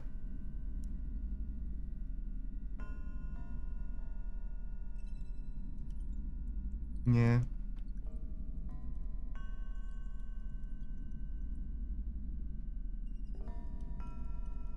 I found that out. I found out that he knew another language when I checked his redeems out. He's got the language of his people, right? And he definitely spoke French, and it was like, oh, damn, I don't know what the fuck he's saying. All right then. Modern Age Sage says, that was spaghetti. that was spaghetti. No, Modern Age Sage says he speaks better English than most people I've met IRL. So basically, my English learning curve went like that. First, I start playing RuneScape at 7 years old, Mm-hmm. and eventually, like, I grow up and like arrive at 13 years old, and I get a guild in Ragnarok Online. Mm-hmm. So we start speaking in Skype, Mm-hmm. and that's how I learned how they speak English. Mm-hmm. So I sort of try to imitate that accent. I see. That's interesting. There's this Pokemon streamer, and Nuzlocke, I guess. His name is Pokemon Challenges. Well, his name is Jan, but his stream name is P-Chal or Pokemon Challenges or whatever. And he has English. He's German, but he speaks English in like the most unaccented way that I've ever heard anyone who's not like a native English speaker or whatever. And apparently it's just because of like cartoons. Oh. Just a lot of cartoons. And you just wouldn't know. You wouldn't know. Like, hearing him speak, it's just like, obviously this is a native English speaker. And then he just like says some, like he pops off in German and it's like, whoa, what the fuck? That didn't sound accented either. What the fuck is going on? He's like, oh yeah, it's just a thing. Whatever. Oh, thank you for the hydrate bug. I really just waited at this lightning. I stopped next to this and waited. I was like, I'm supposed to stand here, obviously. I don't know what I'm waiting for.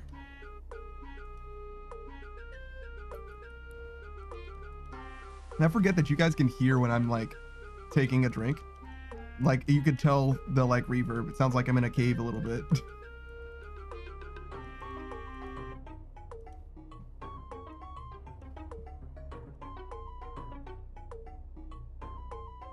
All right, so we got like one more run-ish. Oh man, you guys might be interested in Hololive as well. Paco Spale, the mouse, of Gen 2 LIVN. For like actually like a year or two, people would say, wow, your English is so easy to understand. And she thought that that was a compliment, but really what they were saying is like her English is like very simple. Like it seems like she learned English after Japanese, like she's as if she were a native Japanese speaker, and thus she used simpler English because she's not as familiar with the language. So like she took it as a compliment for like 2 years, and then eventually she was like, wait, are you guys basically saying, wow, your English is so good? Like, wow, it sounds like you're putting a lot of effort into like learning English. And she's like, wait a second, I'm Australian. What are you guys saying? No, I can speak English. Like I'm really good at it. And they're like, oh, okay, all right. Yeah, no, you're very good at English. Hey, me in there. Thank you. Oh, do we use 2 of them because there's 2 braziers?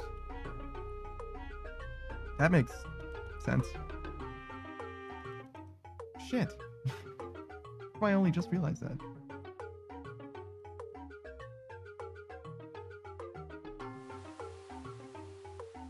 But yeah, I guess I like learning in general, but particularly studying other languages, particularly Japanese, I really enjoyed. But when I was learning Spanish, I had a lot of fun with that actually as well. But I never committed to the point where I was like, you know, conversational or anything, or even trying to be conversational really. But I could see myself getting back into that. That's one of the like 4 like grand projects that I could see being a thing, especially on as part of the stream, if you will. Modern Age Sage says, wait, so saying that to someone isn't a compliment, or is it because they were teasing her? I think generally it isn't a compliment. Like, somebody might mean it as a compliment, but I think saying that your English is simple isn't a compliment.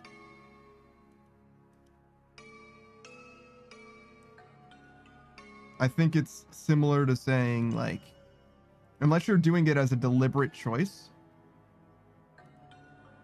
like you're very deliberately choosing to speak simply, to speak plainly, if you will. Like the opposite of what I do, basically. I've dialed it back a lot. I used to be a lot more, the word is grandiloquent, than I am now. And the reason... It's an SAT word, don't worry about it. The reason is because I like that shit. I love niche turns of phrase and yo Oz, what is up, dude? And odds and ends, exquisite words, right? I really like, I have a pretty passionate you know, love and affinity for English and grammar, and not just English but any language actually, but and the rules and thus puns, and like a lot of my sensibilities come from like that kind of space. But also I love demonstrating mastery of things and practicing things. So it's a few different motivations that it comes from. But yeah, I wouldn't say I'm as bad as I used to be, in that before I would use the most precise and sometimes the most eloquent way of putting something, but elegance means a lot more now. Modern Age Sage says, oh wait, no, I never said their English is simple. I meant saying that their English is very good. So, very good. In Japanese, there's this phrase, it's Nihongo Jozu, right? Jozu is like performing well. Like you're able to speak Japanese, for lack of a better term, well. But what it means from like a societal perspective is they're trying to encourage you as someone who is learning Japanese to continue to put effort into Japanese. So what they're really saying is, I can tell that you're not a native Japanese speaker, and I want you to continue to practice. Right? That's really what they're saying when they're saying Nihongo Jozu, right? So if you're passionate about studying the language, right? And you've been studying it for years, if you hear that from someone, what they're saying is, you're still not there, right? You're still not done learning the language, right? So in that way, it could be considered like an insult, right? And similarly, right, if you're a native English speaker, right,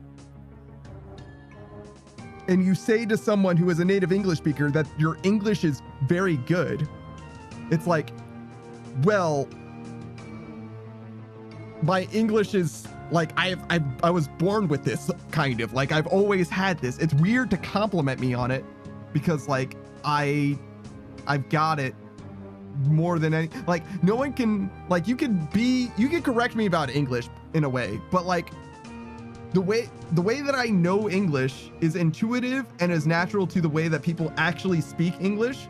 So like, even if I'm wrong grammatically about something, the way that I'm wrong is understood by other people almost always.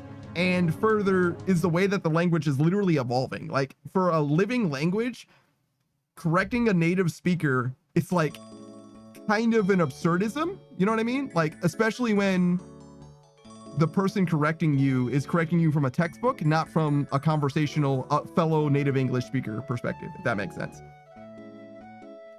Modern Age Sage says, yeah, that's what I would say to say that. That's why I would say that to people who are learning English and trying, but I don't mean it in a bad way. I say it more to encourage them. Yeah, exactly. And that's totally fine. But when you're past the hump of encouragement, when it's like something that you're like personally like pursuing or whatever, if you're trying to become to the level of a native speaker or whatever, saying that their language, their English is good is to spotlight the fact that they are learning it. And for Bei Hakos's case, she's literally a native English speaker. So to say that it's, you know what I mean? Like to say, to turn it around that way is like kind of sort of like an insult, really, kind of, but not exactly. But it is more like a teasing thing, I would say, in her case, obviously. They do joke around that she's like officially or unofficially a member of Hololive JP rather than EN. But yeah, we're gonna go ahead and give Oz a shout out. Oh, we're not done. We got another run we can do. I didn't realize how early it was, but Osmonarch, friend of the channel, he is a variety streamer. His two main games, I'd say, would be 7 Days to Die and Dead by Daylight. But he's been playing a lot of Pokemon Infinite Fusions as of late. He starts every single stream with a nice exercise, which is a very big part of his stream. I'd say that the main thing that he wants to do with his stream is to like transform himself and also to encourage you to transform yourselves into the best versions of yourself, whatever that may be, whether you want to invest more time into languages like we're talking about, or into other things. You know, perhaps you want to get better at math. Perhaps you want to also exercise. Anything that you want to do, the way that you get better at it is by putting time into it. You know, perfect practice makes perfect is what they say, which is to say you need to practice well in order to really develop an ability to do something. You can't just, you know, put some time into it and expect it to come out. You actually have to like properly, you know, insert yourself, immerse yourself when it comes to a language actually would be a great idea. I'm just saying words that are similar to each other at this point. But Oz plays a bunch of different things as well. Every Monday he's got a community night where he'll play Among Us, Golf with Friends, Fall Guys, all kinds of different things. And he's always open to new options too. If you've got any suggestions as well, might be interested in trying out some new stuff. Marble Madness was a big one for a while. He's got the personality of like a, you know, I want to say like a 70s, 80s like fitness, like wellness instructor, if you will.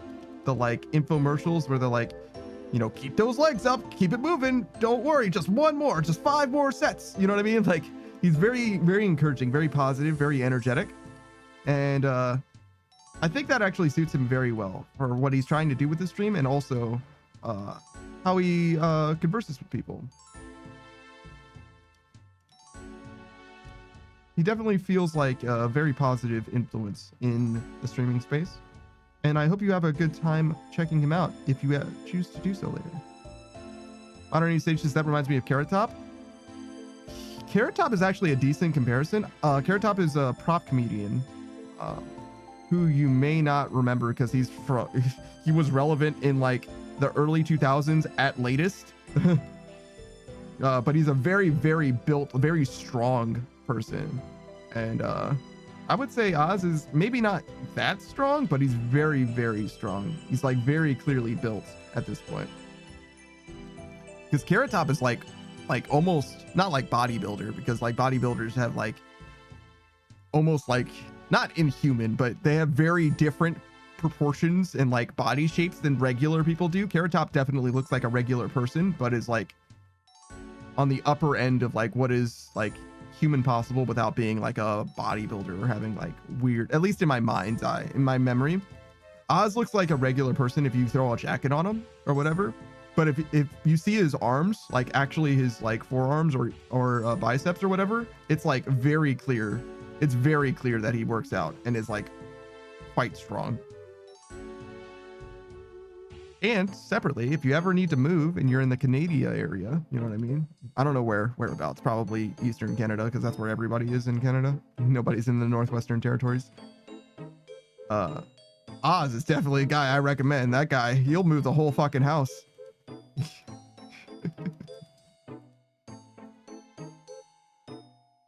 Oz is actually someone I didn't know he was from Canada or in Canada at all, because like why would you? How would you necessarily? But he mentioned once that he had some tourists from America and they were like, hey, where's the snow? Actually, I feel like he must be on the West Coast, because I feel like he was mentioning that they came from California, like they just drove north, implying that they just drove north, but maybe not.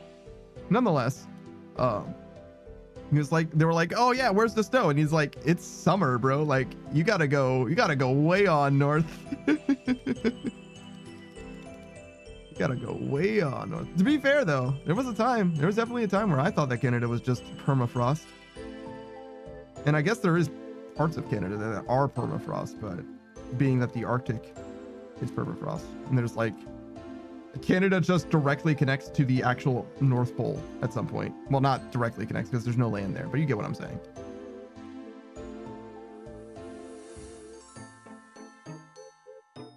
There's a point where it is truly permafrost, and same for Russia somewhere.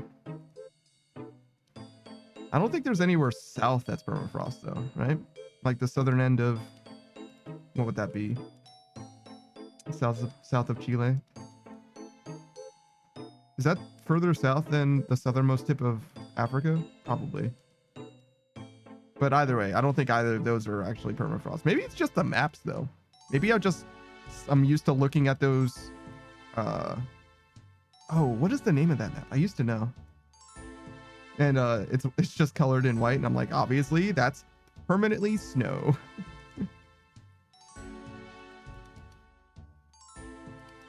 Why would they cover it in white unless it was permanently snow?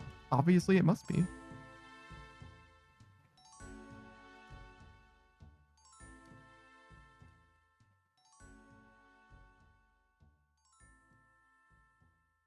Oh, speaking of, we didn't really get too deeply into this, but we did gloss over it for a little while ago. Diet stuff. Oz is a strong advocate of that like carnivore diet. I don't think it's strictly carnivore. I think he has like a bunch of different stuff, but mostly it's like meat based. I don't know myself. I definitely am not like I'm not anywhere near like knowledgeable about that kind of things. And when it comes to health information, especially like diet-based stuff, it's really, really hard to know what is reliable, if that makes sense. But it's definitely worked for him, and he definitely recommends it. But obviously, he needs the protein that he gets, much more so than anyone else would need, because like he actually described it as being like it would be dangerous for him to not have as much protein as he does, like literally to eat less meat, probably, because like the way that your body needs to like rebuild muscles and stuff, like it probably would be a problem for him. Oh, speaking of, there was this protein supplement. It was a sponsorship though, so I don't know if it's actually any good. But one of the YouTube channels that I really, really like, it's called Hard to Hurt with Icy Mike. That guy, he's such a good guy. Like, I don't know him personally or nothing, but he's such a funny guy, and I do appreciate the like level of realness he presents with. And he does like all kinds of silly, like almost like jackass stuff. He's like a self-defense YouTube channel or whatever. He's a kickboxer, or a kickboxing coach at least, and he does a lot of reviews on like self-defense, like hardware, all kinds of different shit, right? And when I say reviews, I mean he like tries them out. And when I say tries them out, I mean like he definitely has gotten shot by like pepper balls and pepper sprayed multiple times with different kinds of pepper sprays. And it's like, Jesus Christ, guy, like what are you doing, man? It's to the point where he's like, all right, so this is the way you handle getting pepper sprayed. Like if you ever get pepper sprayed, number one, don't touch it. Don't touch it. Number two, don't like, if you've got like, if it's in your eyes, like if it's actively like in your eyes, like if it's still all over your face, you probably do wash it off. But other than that, just let your tears do what they're doing. Just let your tears go. They're doing it. You can't make it better. Don't touch anything. Don't wash it in anything. Just let it happen. You're doing it. You know what I mean? You gotta believe that it's working, and just wait. Just wait. It'll be fine. You'll be okay. Very, very funny. I definitely appreciate the content. And he does all kinds of different stuff. He'll do like fight reviews. He'll teach you some techniques, which doesn't do anything for me because I'm not a fighter. You know what I mean? Like I'm not out here practicing my kickboxing or anything like that. I've got literally no formal training whatsoever. But it's interesting nonetheless.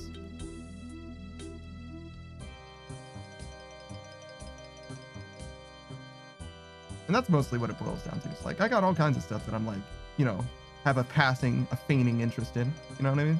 Not necessarily something that I'd like go out and pursue.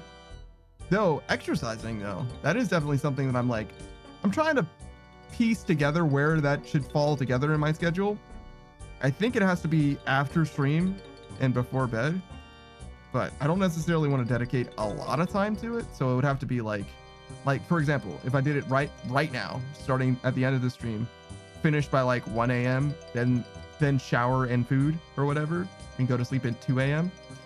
I don't really want to schedule anything after stream though, because I feel like it's a bad design for like sleeping at night. But I feel like that's really when it has to happen for me. I guess it could be first thing in the morning too. But I just don't like exercising in the morning as much. But maybe that's the answer too. Maybe just, you know, stop being such a baby about it.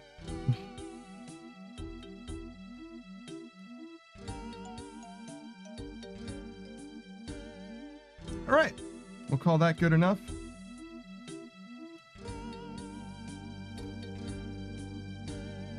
Let's see.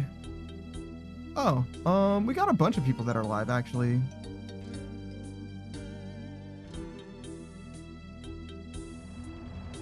Let's see. Who do we want to rate this time?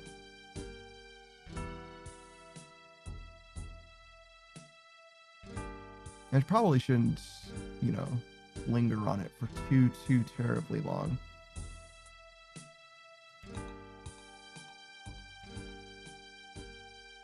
Okay, well, they just ended, so we're not going to raid them.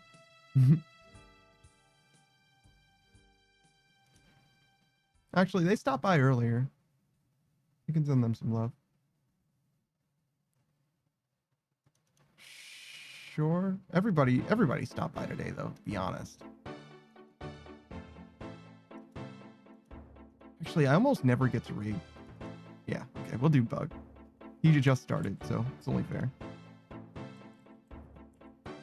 Bug usually starts way later.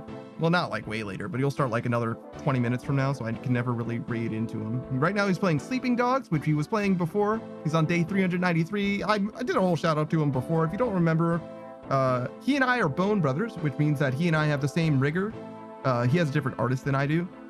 And I might actually need to tap him for that because I might want some new assets at some point, but not anytime soon, unfortunately. Oh. But you know, give me another year or two or something, and maybe we'll have something new. But for now, I'm gonna pass you guys on over to Smug Little Bug. Good friend, very good conversationalist, all kinds of different things that he's more than happy to talk through and figure out. And he wants to get to know you better. He used to do a lot of VR chat, and that comes across very directly in your stream, and that he's very good at speaking to you and engaging with you as a person and respecting your ideas and your perspectives. So yeah, I'm gonna pass you guys on over to Smug Little Bug. I hope you have a fantastic time. That's gonna be it for your boy. I've been that Daft Punk Panda. This has been Saku. Hello. No, goodbye. Yeah, bye. I'll see you guys later. Goodbye, everybody. Goodbye.